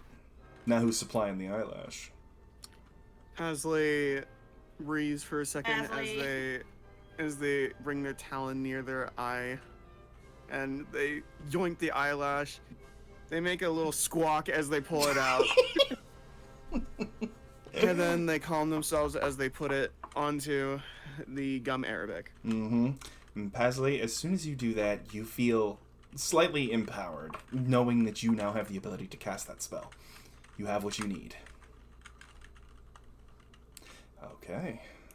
So, you two are pretty much ready, right? Was there anything you had to do, or anything else you had to do? I kind of forgot. Was it a yay or nay for the looking for any kind of like a plant or anything, or clay to kind of like paint like the feather? Look for red flower or something. Yeah, red flower. Because there's this paint that's like burnt sienna. That is a clay like derived from like parts of Italy, and it's made into paint. So I wonder if there's like a way. Does anybody have a healing potion? Because maybe we dip it in healing potion and make it red. I actually have 3 healing potions. I have 2 regular and 1 Healing greater. potions. Yep. So that would be a good way to give it a like hint of magic, because if somebody casts detect magic, they might be able to see whether it's magical or not. Yeah, that'd be a good idea then to use. That could But work you also too. don't want to make it super wet. Is the thing. Yeah. Right. We'd have to dry it off beforehand. Or after. Paint dries pretty quick. Yeah. Mm-hmm. So How about this? Mix the paint with a little bit of healing potion in it, so it can be magical, but it's still pretty red and dry. How thick is the fruit punch, by the way? Is it like a water consistency, or is it kind of like ketchup? It's definitely more like water or juice. If you mix it in with the clay, though, it might thicken. Yeah, I want to see if You just have to there's find any the clay like first. dark red kind of clay, or Make another survival check. Pasley, with you are aiding, even though you are not proficient in survival. I'm going to say that Sophelia just tells you what to look for. So roll there's also at advantage. red flowers that could add more of a vibrance. Mm-hmm. All right, Sophelia, roll survival. I at got advantage. those on me, the one that the lady gave me, remember? All right. That's The black. flower. Yeah, it's black. The flower's so- black. Oh, it was... Never mind, it was mixed with red and black. Mm-hmm. Ugh. So that is a 17 plus your survival. That's a +4. Okay, so 21. You guys look around for some more Mediterranean plants, because you know what soil would be required. More of the like kind Arid. of olive plants, or kind of grapes, and or like dates. And you do find them. You find a date tree, and it is planted in reddish clay. And yeah, you scoop up some of that good red soil, and you got yourself a bit of burnt sienna. Hell yeah. Mm.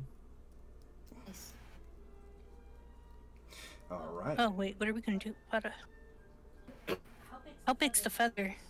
So a phoenix's feather. So a phoenix is, let me pull up the size of it.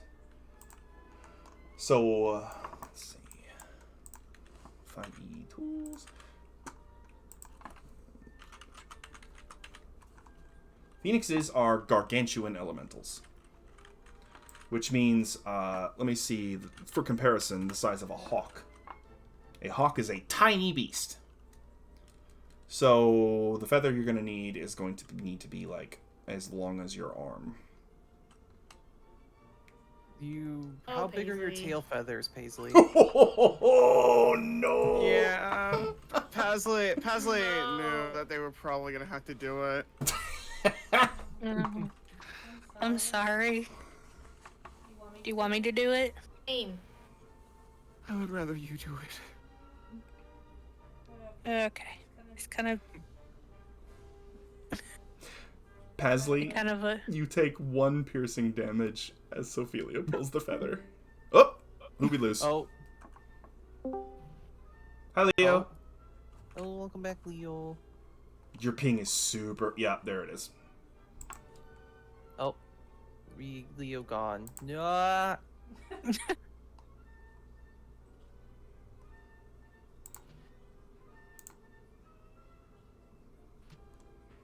Invite resent. Alrighty. You think I was plucking her feather? Yeah, I was hoping it wasn't gold again, but that would have been perfect timing.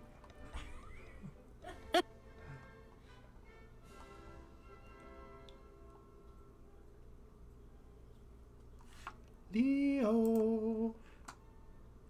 Let me try to. Oh, Whoop. Hello.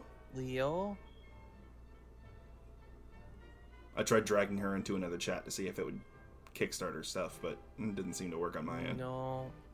Technical difficulty. Yeah, sorry about that, chat. You gotta love Cox Internet. Mhm.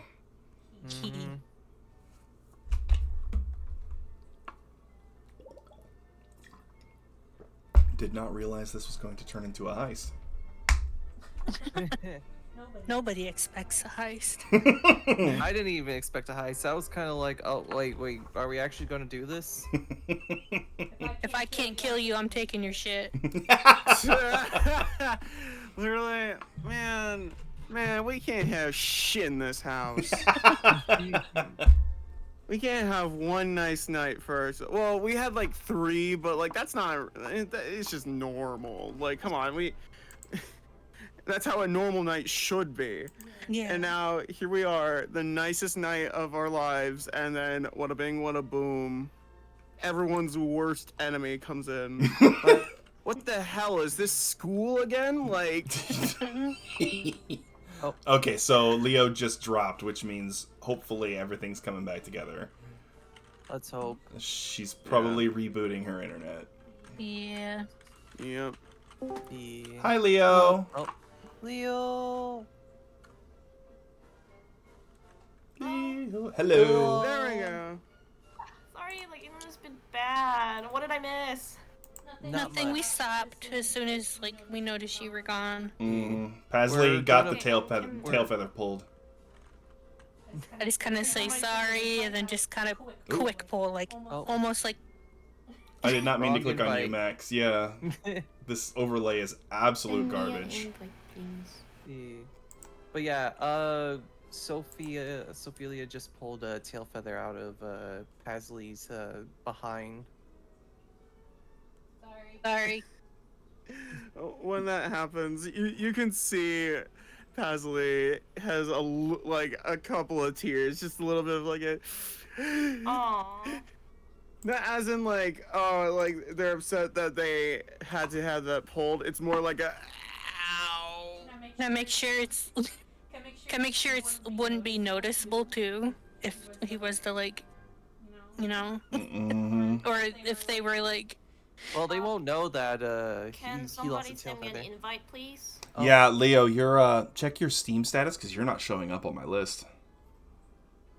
You may be no. turned off. You may show us offline right now. It should be easy to turn back on. Why do I? Check friends list.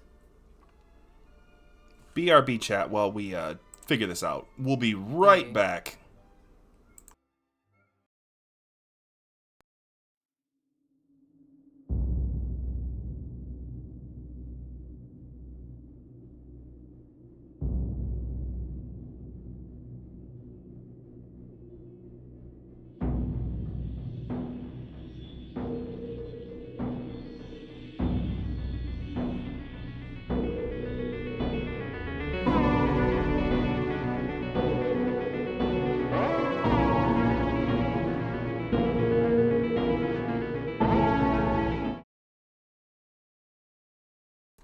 Hello, sorry about the technical difficulties.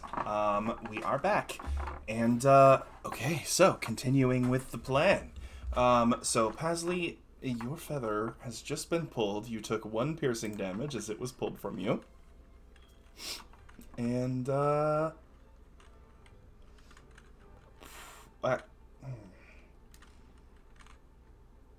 you guys, might have a bit of a problem, though. Hmm? Sophia just harmed another living creature. Oh. Oh. Are you fucking serious? Son of a bitch. No. You mean the plant? Nope. No, Pasley. Me. Oh. Frick. I should have done it myself.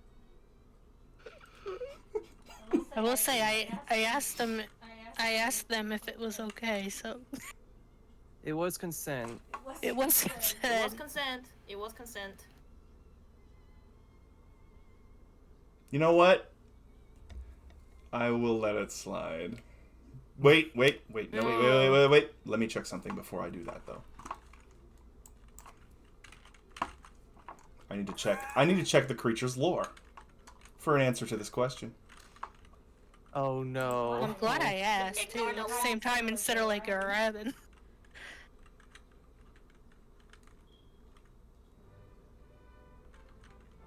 Hey, but if that counts, then mental damage hurts too. So those guys should be arrested too. The contract said physically. True.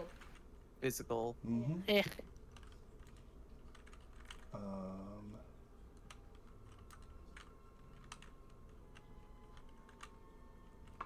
Inevitables care nothing for the spirit of an agreement, only the letter.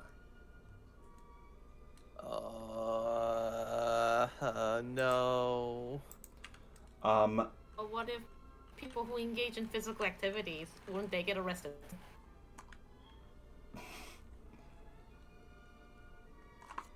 Paisley, just tell them it's your king. They'll let us off. You guys are kind of standing out in the garden minding your own business when a spotlight hits you. Oh. And, yeah, you hear a voice just speak. It says, "Halt, you have broken the vow. Raise your hands into the air and be apprehended or face force."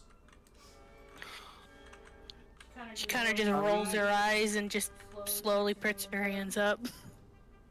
So remember how we were talking about some of us getting arrested?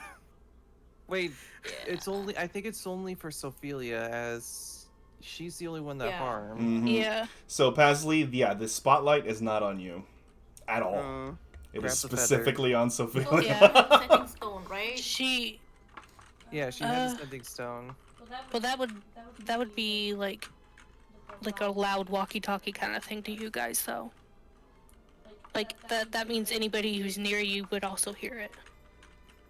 I don't know if you guys are sneaking or anything to where I don't. We're not sneaking right now. We're just having conversation. Okay. The Marut, the large construct that is roughly twice the height of Sophelia, lands right in front of her, and you see a pair of shackles emerge from its palm in its right hand.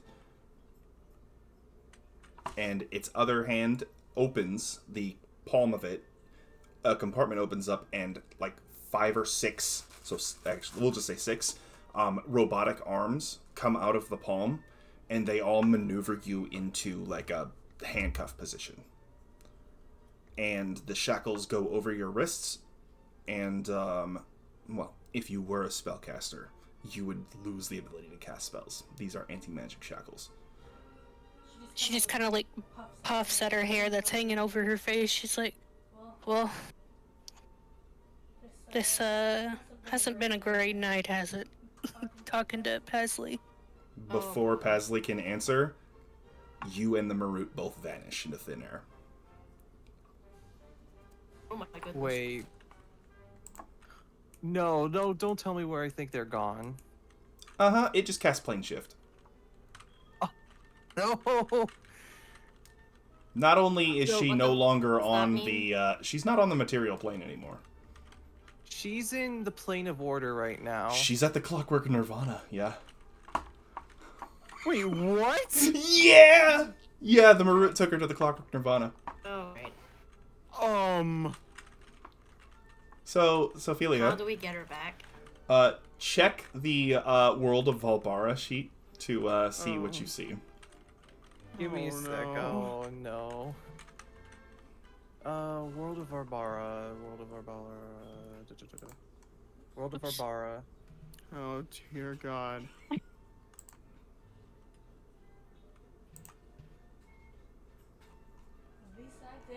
At least I didn't kill anybody, right, guys?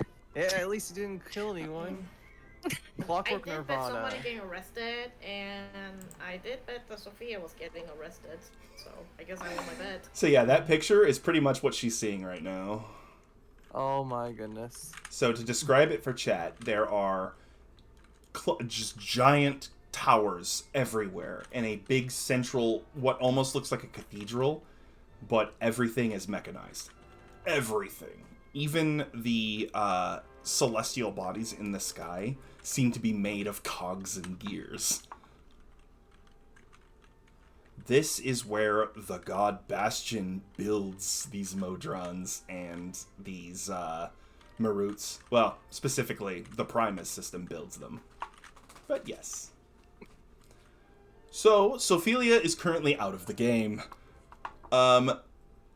We will come back. But, Pasley, the Maroot is gone. You're good to go. You got everything you need.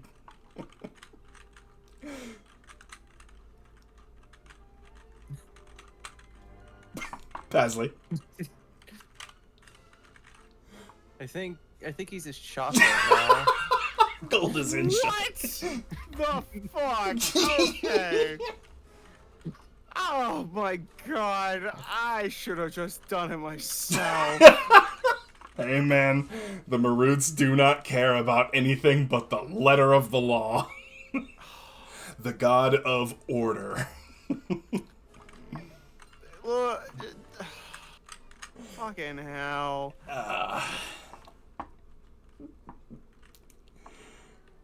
Oh, Dungeons and Dragons is fun. Alright, Pasley.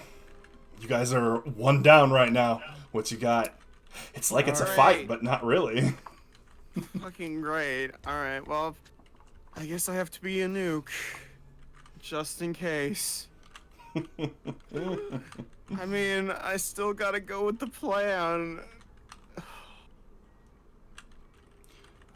Alright. I've got You the feather, I've got everything I need. got the feather, you've got the gum arabic with the eyelash in it, and you've got the burnt sienna to color the feather.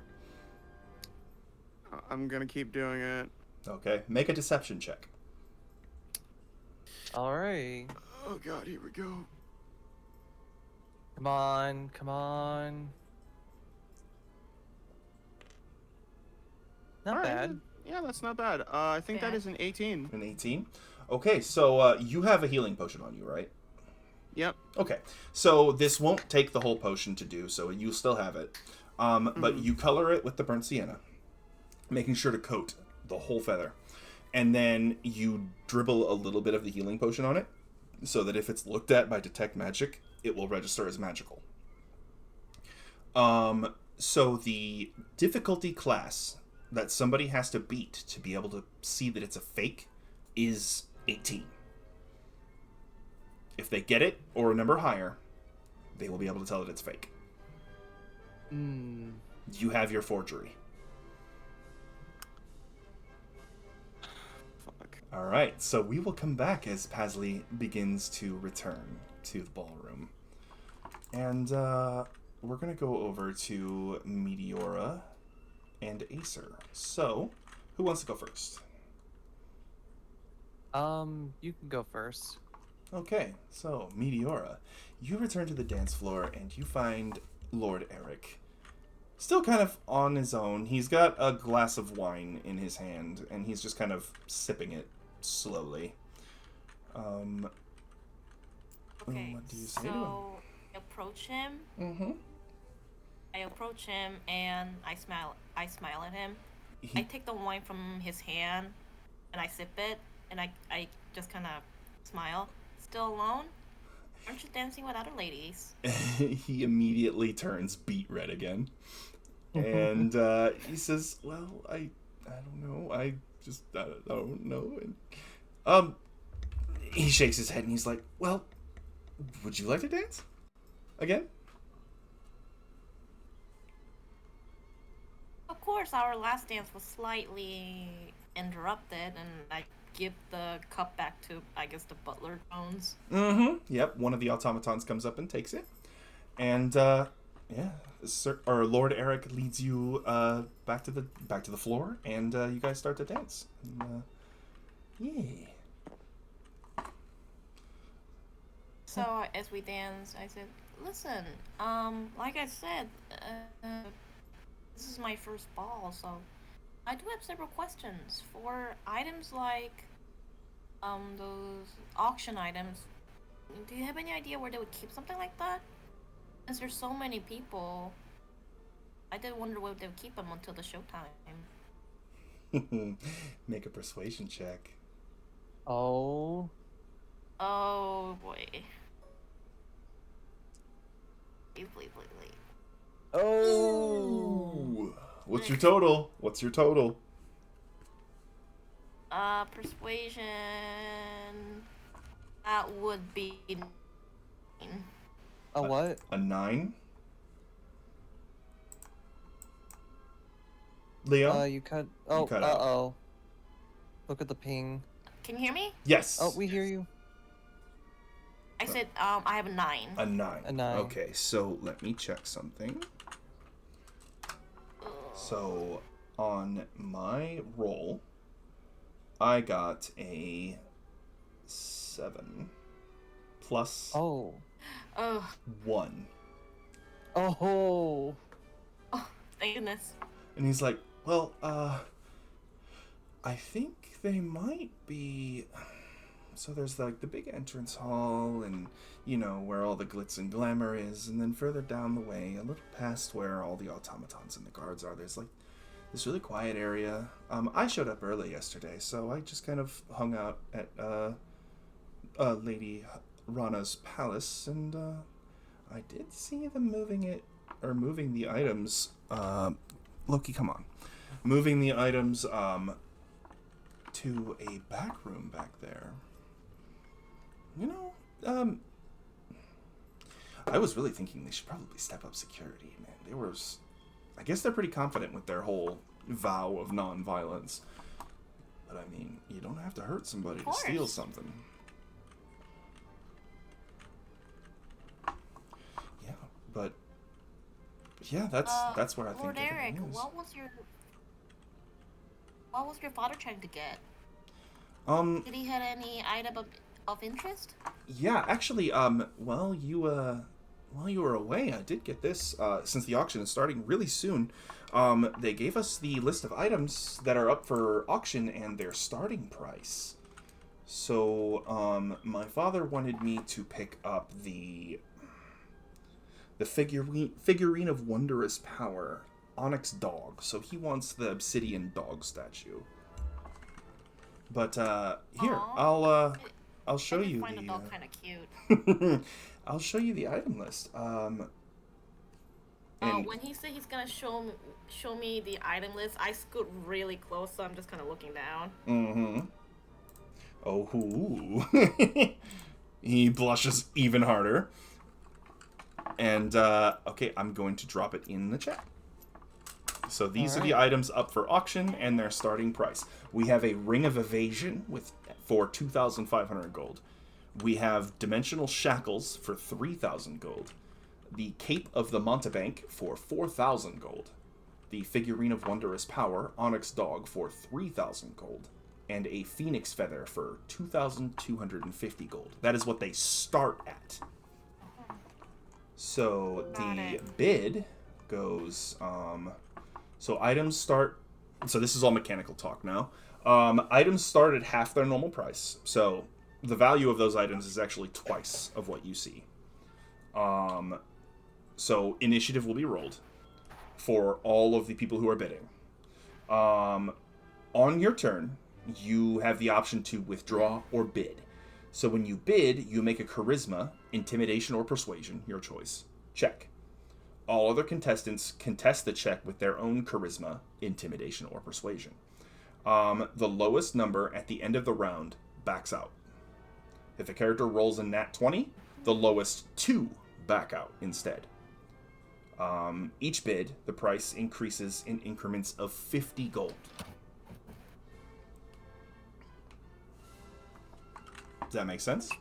Thing. Hmm. Yeah, I guess. I kind of Yeah, you'll see it in practice and you'll get it. got it. Um, Asked Lord Eric. I'm genuinely curious. What does the figurine of wondrous power, the onyx dog, does? So that particular item, so from what my father tells me, the figurines of wondrous power, they're like a statuette of a beast. You can speak a command word, and you throw the figurine, and the figurine transforms into the living creature that the figurine is based on. So, that's like, so cute. the onyx dog would become a mastiff, like those big working dogs. Yeah. Oh, I want one. And from what I hear, the animal that comes from the statue can talk too, which is kind of cool. That is pretty cool. Mm-hmm. So your father wants a talking dog. Yes, he very much does. Though he's not really the sentimental type. I'm pretty sure he just wants me to get it so he can sell it for a higher price to somebody who wants it. You know, noble crap. A rare item, huh? Yeah, it's pretty rare. Forgive me for asking, what is the name of your father? I'm sorry, I'm still not familiar with this town and city. Oh, yeah. He's Lord Andre of Corenheim. Or Andre. What does he do? Merchant or just selling rarities? Yeah, he's a magic item merchant. Mostly only works with the nobility. And forgive me for asking this again. Which city did you say you're from? Oh yeah, you're not from Eisenkranz. So Corenheim is the city furthest to the north. We're in between the Eisfeld and what's left of the Valendar Magocracy, that cursed swamp out there. So, our city has the distinction of being the only one that has actually fought the dragon and won. Well, we didn't kill it, but we made it go away, which is victory in my eyes. Are you trying to impress me? He turns immediately red again. No. Nothing impressive about a man who can fight a dragon. Dreamy.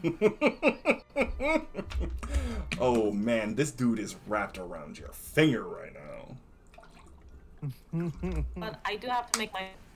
And I'm just kind of keeping my eye on the time. Listen, I have to go join my friends soon for the auction.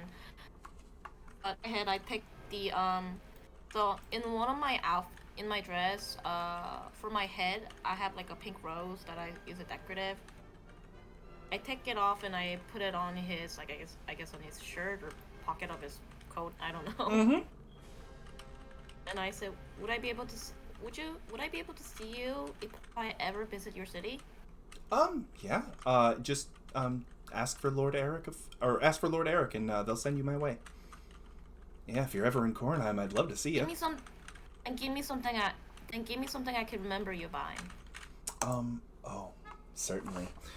He reaches down to one of his fingers and he pulls off a simple silver band, and he hands it to you, and he says, "This is not just a silver band." Just a sec.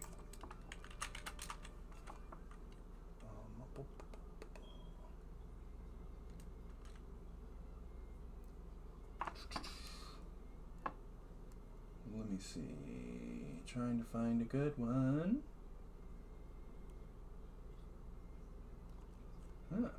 Okay, so this is a ring of warmth. They are very useful, especially in the frigid north where I live. Essentially, you put it on, and you don't feel cold anymore, really. It gives you... So, mechanically, outside of character, this ring, if you attune to it, gives you resistance to cold damage, and you and everything you wear and carry are unharmed by temperatures as low as -50 Fahrenheit.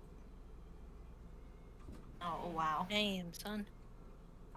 He's like, if you ever do come north, this will keep you toasty on the journey. I take the ring and I just kind of, as I wear it, I finger it a little bit. The warmth is so gentle. It's like, and I walk away. I hope to see you again, Lord Eric. If timings are right. I hope to see you too. And he just has the biggest, stupidest grin on his face.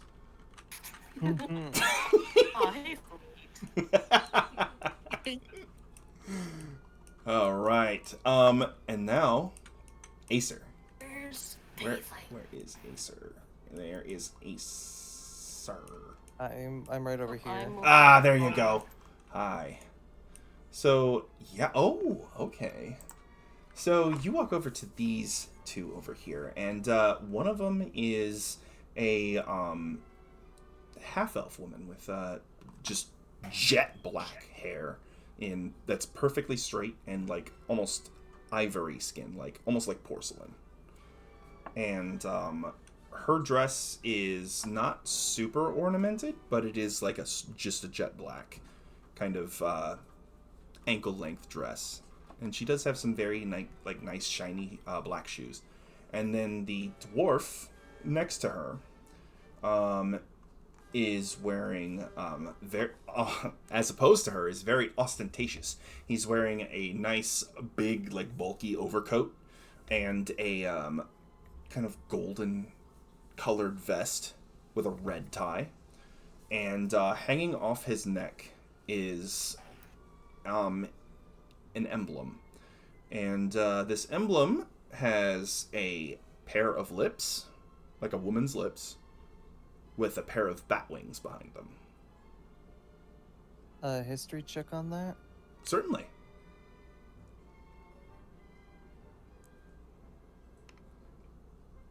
Just a straight 12. You do not recognize this symbol. And you walk up to these two, and they seem to be standing away from the dance, and they have been since the beginning of the event. And Drogar here walks up, and he puts his hand up, and he says, slow down, son. What did you need? Hey, what'd you say? He said, he put his hand out and said, slow down, son. What did you need? I greet them both in their own tongues. Dwarvish and Elvish, very nice. Yes. Yeah. And tell them both, I'm just here for conversation, nothing more. Oh, fair enough, though. You could certainly find better conversationalists around here, I'm sure. But, shoot, what did you, Trust me, conversations are not my thing, either. But, or not with these noblemen. Fair enough. I can commiserate. Yeah. So what troubles you? Not much. The elf has said nothing except give a slight nod when you greeted her in Elvish. Or the half-elf, I should say. Mm-hmm. I noticed you both standing here before. By any chance, seeing from your expertise, by any chance, are you two from the Adventurers Guild? No, actually, we are attendants to the Lady Almira. She lives, God damn it, I gotta pull up the map. All the names. Don't worry, I mix up my own names sometimes. And pins. And map, please, map. There we go. So, yes, she comes from Freiburg. She is the regional ruler of that town. And we've come in her stead. We asked the lady Rana, to not announce our presence. We are simply here for the auction. Freiburg. Remember hearing about the city? Mm-hmm. Or the town? But yes. What do you plan on obtaining from the auction, by any chance? Well, we are mainly after the dimensional shackles that my lady requests. I'm not sure why, but when she wants a magic item, she sends us, we go and get it. Understandable. I respect that. He gives a nod. Mm-hmm. But, yeah, I gotta say, this wine really isn't my thing. I'd kill for a mug of ale right now. Oh, man. If you were at the pub, I could totally offer you a Halls beer there. Oh, Holsbeer. You know, that does sound like it would hit the spot right now. I might have to hit the pub afterwards, because this is just water, basically. And he holds up the wine, and this is something that would knock Meteor on her ass. And has. My hunches, you mean? My hunches! Your hunches, yeah. And the half-elf Zara just kind of gives a quick smile before returning to a completely neutral expression. Don't mind the lady. She's less for conversation than I am. No worries, no worries. I used to actually be mentored under a wood elf a long time ago. Or not too, yeah. For a long time I've been mentored under a wood elf. Interesting. So, ranger then. Indeed, part of the Schwarzwald. Ah, okay. Yeah, Zara here cut her teeth in that region, though she left after some nasty business with a dragon. Not the red one, though. Shh, don't tell anybody. There's another one here. Nobody'll believe you, but I swear, we've seen it. Dragon? Mm-hmm. I've been... A big green female. That is very odd. I've been in the Schwarzwald for 5 years and never once spotted a green dragon. Oh, greens. You don't spot them. They spot you. No, greens take to the forest like a fish to water. You won't know they're there unless they want you to. But rumor has it that the red went to the forest and first did, kill another dragon in his territory, but found out that she was a female of breeding age, and let's say he got a little smitten. But from what I hear, she told him off. See, I've been to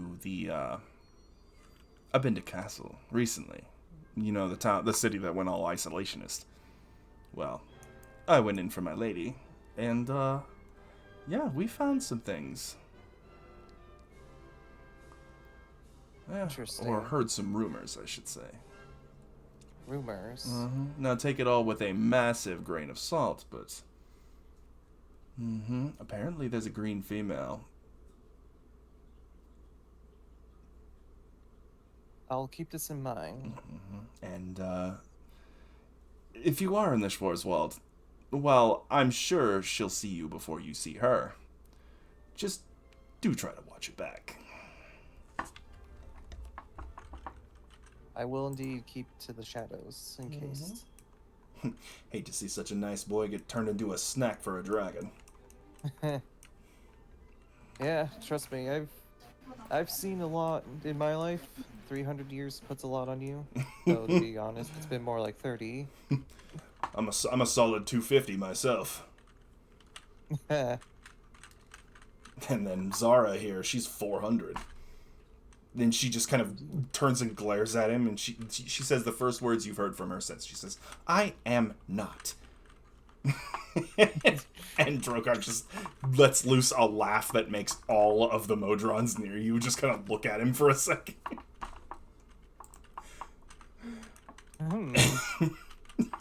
Well, even if you're not 400, you must have been here before the changes then. I did see Eisenkranz in its back before Farenth took over. Yes. Yeah, I was born just after that myself.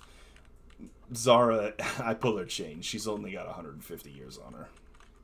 150? Mm-hmm. Hmm. She just kind of glares at Drogar. But, Indeed. yeah, and if you ever do find yourself in Freeburg, do come check out the Lady's Manor. I'm sure she'd love to meet you, too. Indeed. Oh god, Loki is going crazy. One question. Trying to think of a good way to word it right now. Mm-hmm.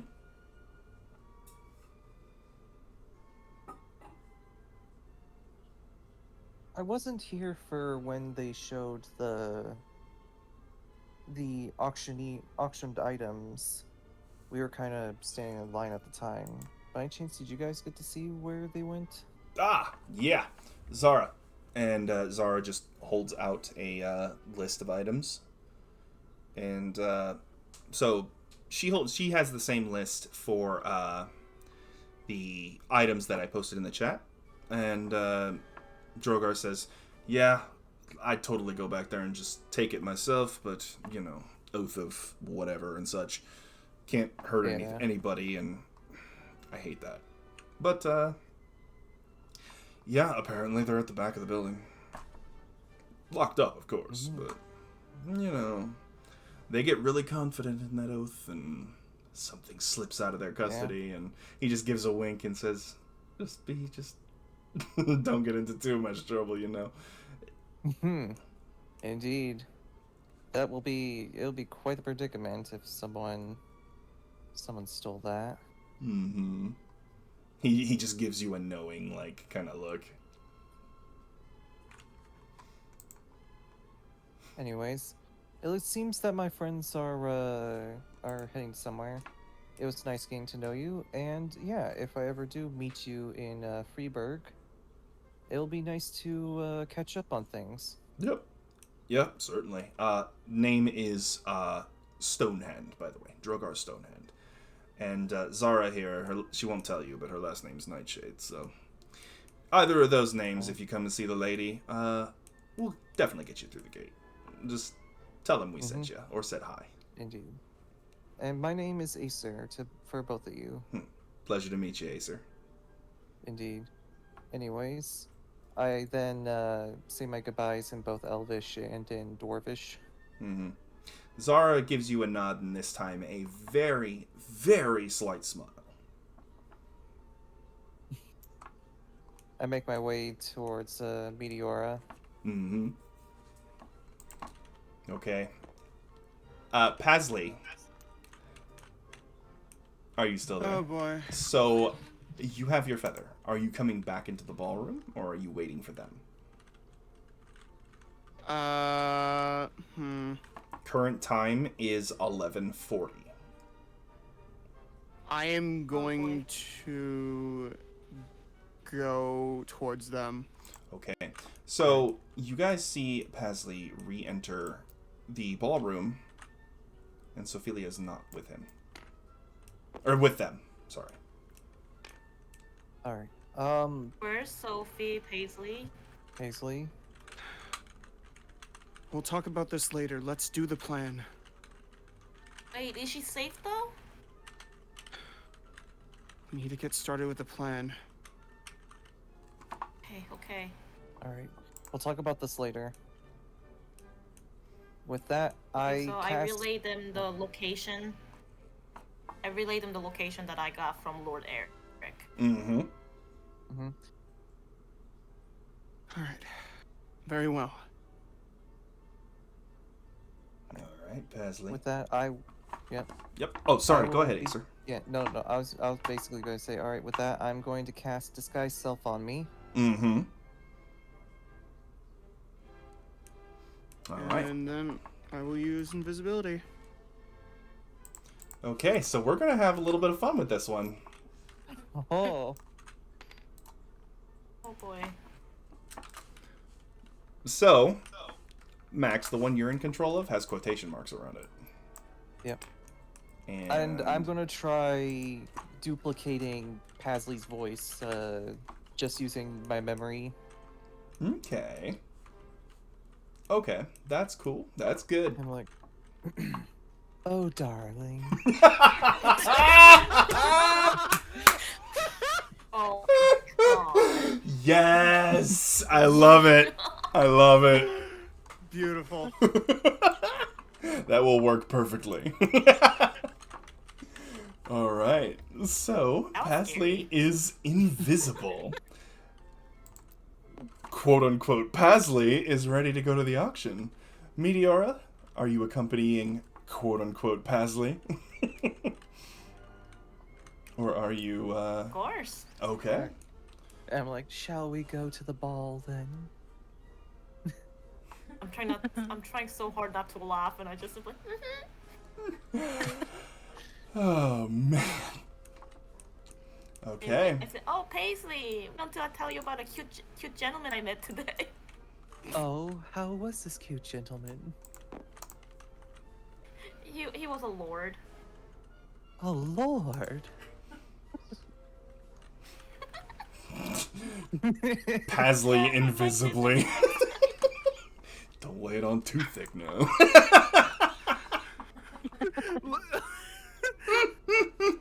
Oh, this is so good. Oh, God. I feel like I'm like on the verge of crying from laughter. Oh my god. Okay, Pasley, make a stealth check with advantage because you are invisible. Hell yeah. Alright. Let's do it. Alright. Alright, 16. hell yeah. So 16 plus your plus your stealth. That is, oh shit, 21. All right. Hey. 21. So anybody who has a perception check, anybody who has a perception check lower than 21 will not see you.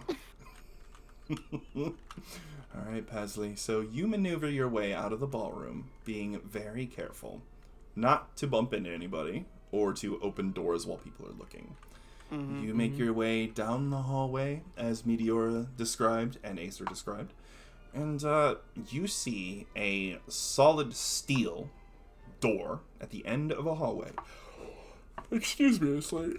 And you see also 2 automatons standing outside of it, armed with halberds. So you think of having had the situation come up, you think of the stipulations of the vow. It did specify living creatures. Oh. Oh, wait a minute. Yeah, these automatons ain't technically alive. If you take them out, the vow is not broken. Ooh, so true. Okay. Are you able to cast Fireball? That might draw some attention. Yeah, that would definitely draw some eyes. Ooh, what would be a quick and easy? Though, if you can think of something else before trying to go straight through them, you could try that as well. True. Oh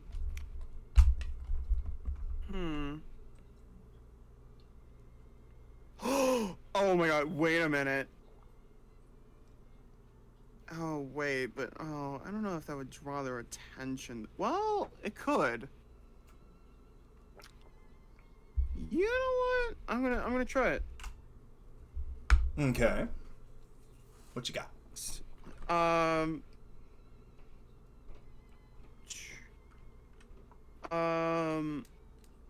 I am going to use, where is it?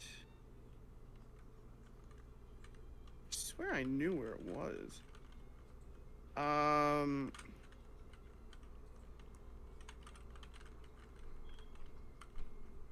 Wait, am I not reading correctly? Trying to find the spell. Remember, we did change some things around because there were spells that were too many. Uh-huh. So if it might be one you dropped, it might be. Yeah, that might be it. What spell are you looking for? Oh yeah, no, it's not on here. Damn it. Okay. Okay. Okay. You do have You know other what? options, though, depending on if your spell requires material components or not. Any spell that doesn't require a material component, you can cast without needing your arcane focus or anything. Yeah. So those are still on the table.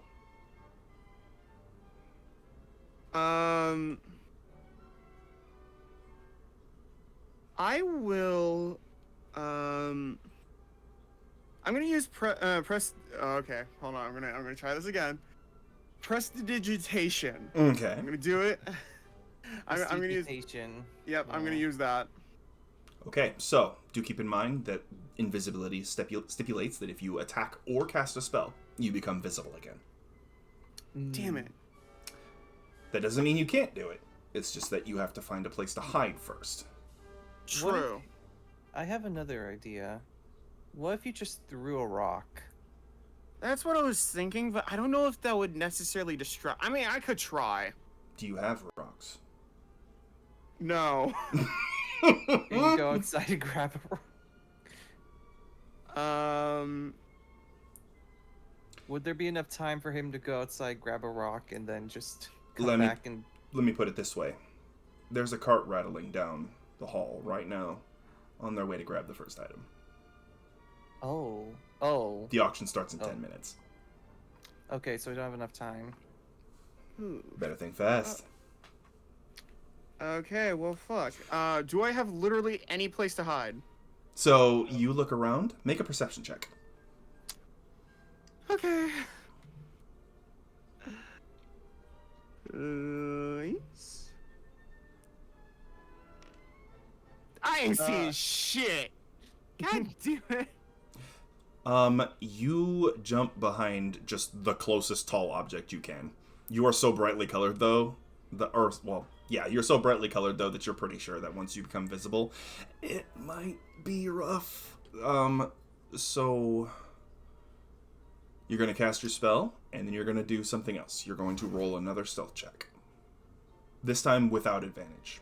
So you cast Prestidigitation first. What effect are you creating? Oh god, I don't even know if I want to cast anymore, because this is just Wait.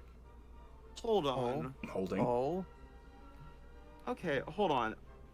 What stuff is on me still? So, everything except for weapons and your arcane focus. Otherwise, you have all of your gear. Okay, in that case... You're just dressed very fancily. Gotcha. You know what? I'm gonna use my... Listen, I don't have many options, so you know what I'm gonna do? I'm gonna use my water skin as a distraction. Oh, okay. So, this is not a Take it outside the spell, box. and as long as you don't target a creature with it, it's not an attack. Yeah, it's not an attack, So you will not become visible. Yep. Okay, so how are you using this water skin as a distraction? So, okay, I kind of want to get, like, a picture of what it's like. So, they're standing in front of a door, right? Mm-hmm. So, there is the big steel door. It is locked. Mm-hmm. There is a lock right above the doorknob. The doorknob is a long handle. Mm-hmm. And then on either side of the door, inside of like a vestibule, there are two automatons. One is armed with a musket.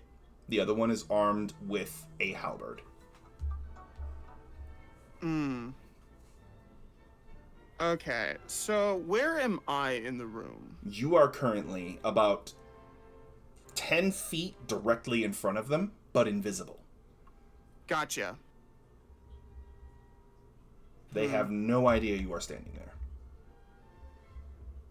So, are there, like, any pillars that I could, like, well, like, I know it's, like, I'm not hiding very well, but, like, are there like any sort of like pillars that I could like go behind and like throw something?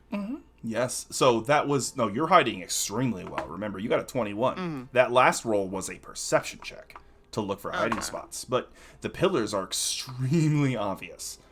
So, yeah, they're just giant marble pillars. You could definitely slink behind one. All right. In that case, what I'm gonna do is, how many marble pillars are there? Like, are they kind of like in a row? Yep, there's 2 rows along the hallway, the main hallway, and then you are kind of off to the side because of where the safe room is. So what I'm gonna do is I'm gonna go to the farthest marble pillar from them, and I'm going to chuck my water skin directly towards the middle of the pillars, so it's out and they can see it. Make an athletics check. Oh fucking All right. hell! Come on, you could do it. You could do it. Got this. Oh! So that's a 14. Yeah, that's 14. Okay, so you take this water skin and you spin it and you just throw it down the hallway, and it hits the ground Yay. and ruptures. Water all over the floor. The cart rolls down the hallway at about that same time, and the automaton pushing it slips and lands directly on its back with a crash. Yes. And the automatons the automatons sprint straight towards this fallen automaton to make sure it wasn't a guest that just took a fall. The door is wide open, or vulnerable, I should say. It's not open, it's still locked. All All right. right, going for it. All right, Pasley, you get up to the door. You try to turn the handle. It is locked. What do you do? Break. Well, I mean, wait. Can I? Okay, I don't know if that's necessarily it, but I want to use my sleight of hand. I'm gonna do it. Sleight of hand? How so? Wait, do you have pickpocket tools? Or not pickpocket? Thieves' tools? Lock picking tools? I thought we bought them. Oh yeah, we did. Yeah, I did. Mm-hmm. Bubble Yeah. for Paisley! Fuck yeah.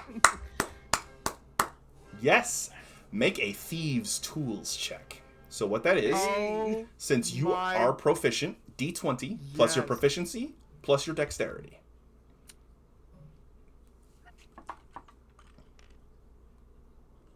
All right, that's not That's not terrible. that's not terrible. That is a that is a 14. 14. Yep. You fiddle with the lock, and man, this is kind of an annoying lock. And then all of a sudden, it's open. Oh. Fuck yeah! All right, going in. Mm-hmm. So the door opens and it closes behind you. The room is pitch black. You realize that because the automatons are the one carrying the items, they don't need light to see where the items are. So it's pitch black in here. Here's the thing, though, Pasley. Remember one of the gifts I gave you? Oh my god! Finger guns. Wow! Oh my god! What perfect timing! Holy shit! Pasley, you pull out that bullseye lantern and light her up. Yeah! And you point it straight at this very subtle glow in the dark. And the light falls immediately on the phoenix feather. On a marble, pedestal. Underneath a glass case.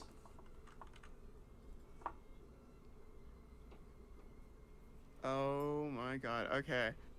I don't know why, but I feel like this just is too easy. I'm gonna do a perception check in here to check for any sort of, booby traps. Quotations booby traps. Mm-hmm. Okay, so I'm going to pull up the bullseye lantern to see exactly how much light that casts. Bullseye lantern.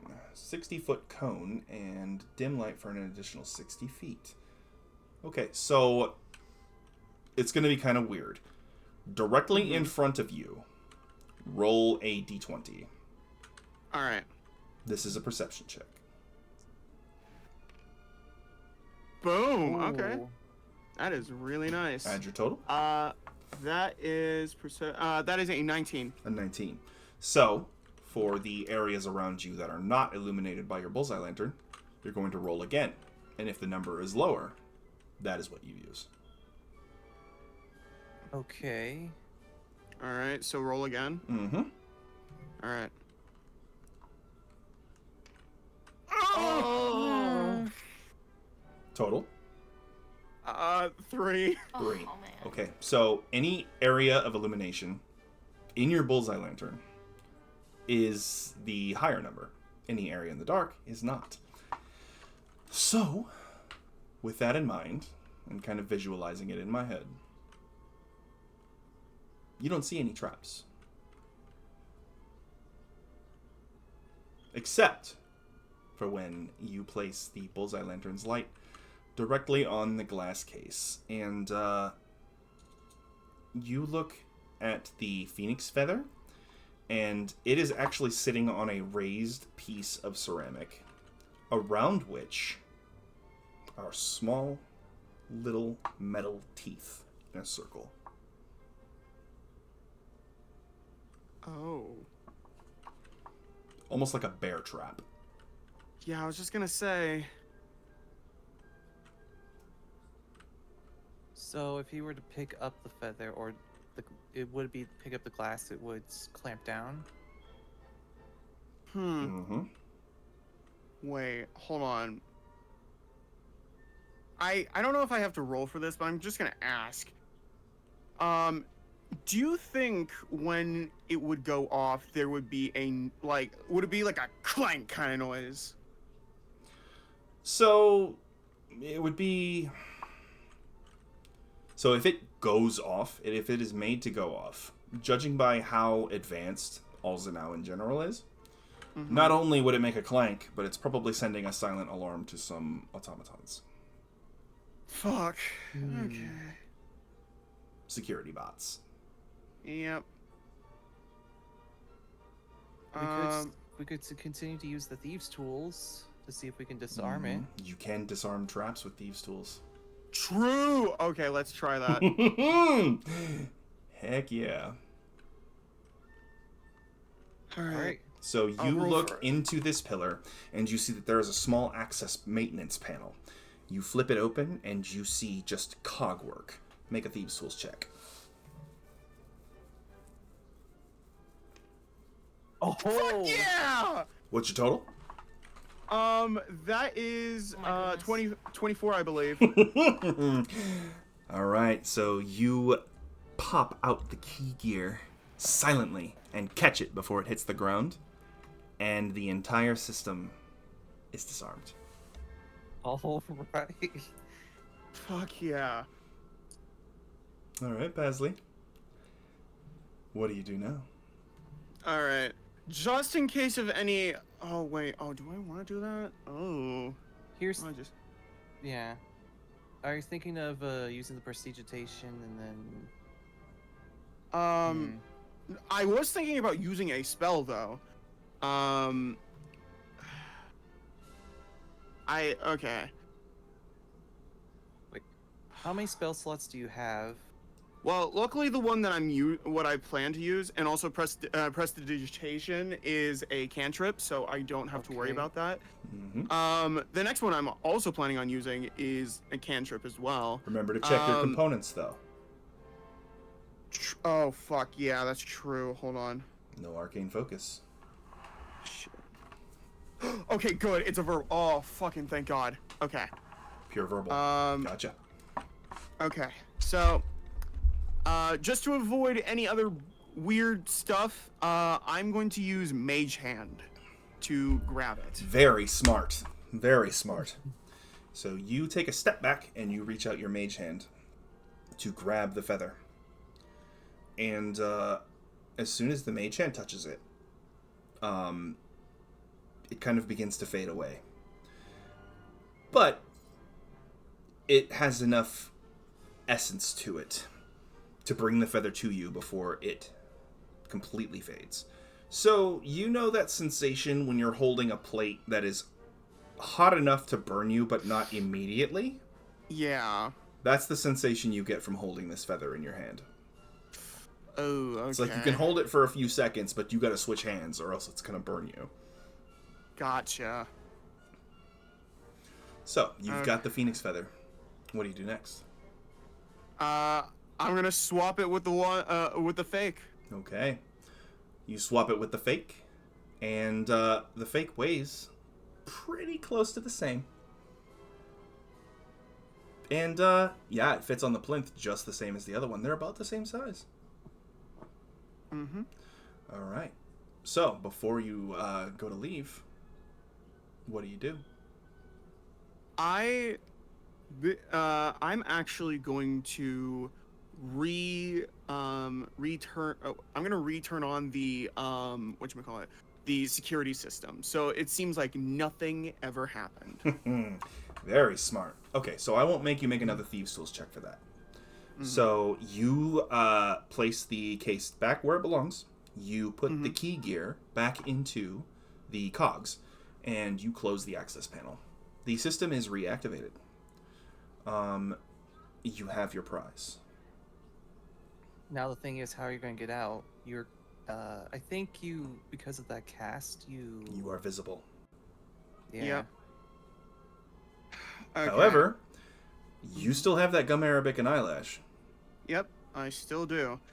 I need to think about this. So now that I've done that,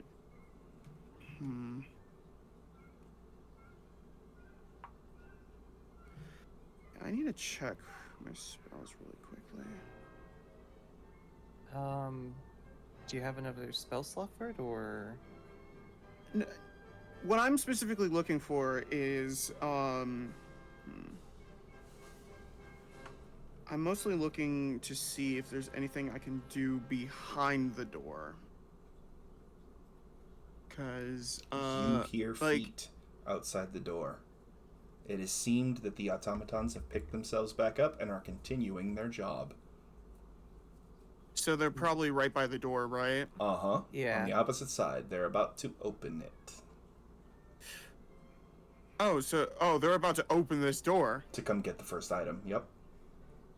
Alright.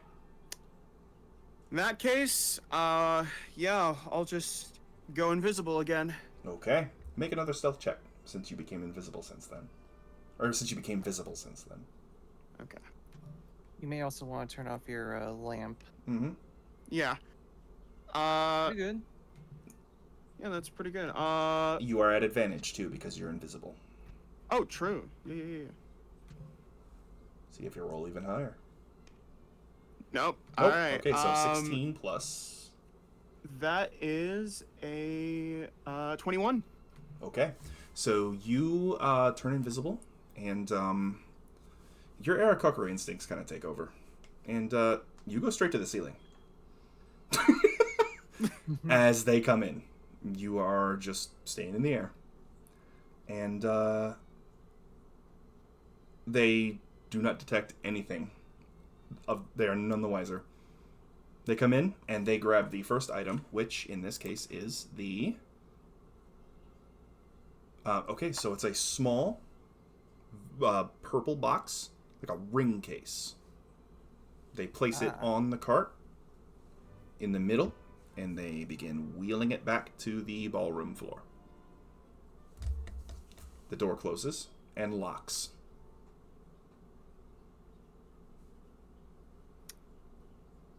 Oh, shit.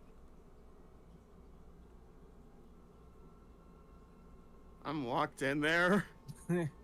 And, yeah, you are. Oh, fuck. Yep. Wouldn't they be able to, like, kind of squeeze out the door? That's what I was hoping. Uh-huh, Pasley, if you want to give it a shot, give me an acrobatics check. Oh. Okay. So Come on, we're you can do going it. back to before the door closed. They are on their way out, and they're about to close it. Acrobatics. Come on. You can do it. Oh. Oh. Oh god. You fly towards it. So what's your that's a- total? 10. You fly towards it, but the door closes before you can get there. Shit. All right, and we are going to end session here, except for one thing really quick. Sophelia, you stand somewhere else entirely. You stand in the Clockwork Nirvana, which is entirely mechanical. Now, you thought Alzanow was all gears and cogs. There's not even a sky without gears and cogs here. The Marut is walking you towards the main building like a common criminal, completely disregarding your comfort or anything else. It is just pulling you along. For the first time in your life, you feel utterly powerless. This thing is so absurdly strong, but it's not just that. It's like the very fundamental nature of this place forces you to cooperate. This is the plane of order. Law is reality here, not an option. And you enter a large cogwork building. And in this room, it looks a lot like you imagine a courtroom would look. Except the judge is a pentadrone. And all of the jurors are monodrones. These are biased jurors. And, yeah, you don't get a lawyer. Wait, then how is this order? Because they already know you're guilty. This is merely a formality. And that is where we are going to end tonight's session. Oh my god. All right, chat. Thank you very much for joining us for our D&D session tonight. I hope you enjoyed yourselves. I have been your Dungeon Master, Cult of Nathun. I'm going to do my plug, and then I'll just start going down the list for everybody else. But I have Metroid Monday going on right now, which, oh my god, I need to get my HDMI working for Prime, probably tomorrow. And then, or my HDMI capture. And then Wednesday I'm playing Darksiders 2, and on Sundays we're going to be playing this again. We're going to be moving on to Session 10. We're in double digits. And, yeah. So, we're going to go down the line. Max, go ahead and tell chat where they can find you and plug your stuff. Hello, I am Maximal Sunstrider. I will be streaming tomorrow at around 2 p.m. Eastern Standard Time. I'm looking forward to it. Mm-hmm. If you want to find more information about this, you can find it on my Twitter as well at @Max_Sunstrider. Yeah. All right. And Leo, I know the end wasn't super on you, but hopefully you're still there. I see you're muted. But yeah, go ahead and plug your stuff and tell chat where they can find you. Sorry, my mother had to talk to me real quick, so Oh. I had to do that. No Although problem. the ending was so interesting, I just love watching Paisley going through all that. Okay, so my name is Leo, or you could find me on Agileo101, both on Twitter and Tumblr. Season 2 of my webcomic series, Blayrock, has started officially, so yeah, if you would like to check my stuff and my merchandises, feel free to check my Twitter. Hey. All right. And Gold, go ahead and tell chat where to find you and plug your stuff. Alrighty. You can find me on Twitch as Gold Double. Currently, I plan to stream later in the week, most likely starting on Thursday. Because I just got done wrapping up a major charity event, so I'm gonna be relaxing for this week. But if you'd like to know when exactly I will be streaming, you can follow me on Twitter as GoldPiplup64. That is where I post about all my stream-related things and also other fan nerdy stuff as well. So if you're all into that, yeah, go check that out. Hey, if you've been watching Dungeons and Dragons, you're a nerd. You better go check them out. It's right up your alley. All right, and lastly, Rose, is there anything you would like to say to chat before we close out tonight? I'm going to jail. And it's all my fault. Nah. I bet on it. Now I want money. That's Speaking of which, fair. Sophia, I still do have your money on me. I don't think they do bail. Maybe we will know. But yeah, I don't really got much to say except well, at least Maximilian hasn't, like, you know, became like soup in the middle of the dance room, but there will be another time for that delicacy. But unfortunately, I'm in another world, so yeah. Hey. Not just another world, another plane of existence. Yeah. Yeah. All right, well, we will chat about all that on our post-stream conversation, but, again, I have been your Dungeon Master, Cult of Nathun. Please, if you have not already, drop me a follow. I would really appreciate it, and I'm very, very close to hitting affiliate. All I need is 3 concurrent viewers on average, and I got it. So, we're at 51 followers right now, but I would really appreciate if anybody who's watching would drop another follow, because we'd love to have you join the Cult of Nathun. Other than that, have a great night, and we will see you all later. Bye-bye. Bye-bye. Bye. Bye.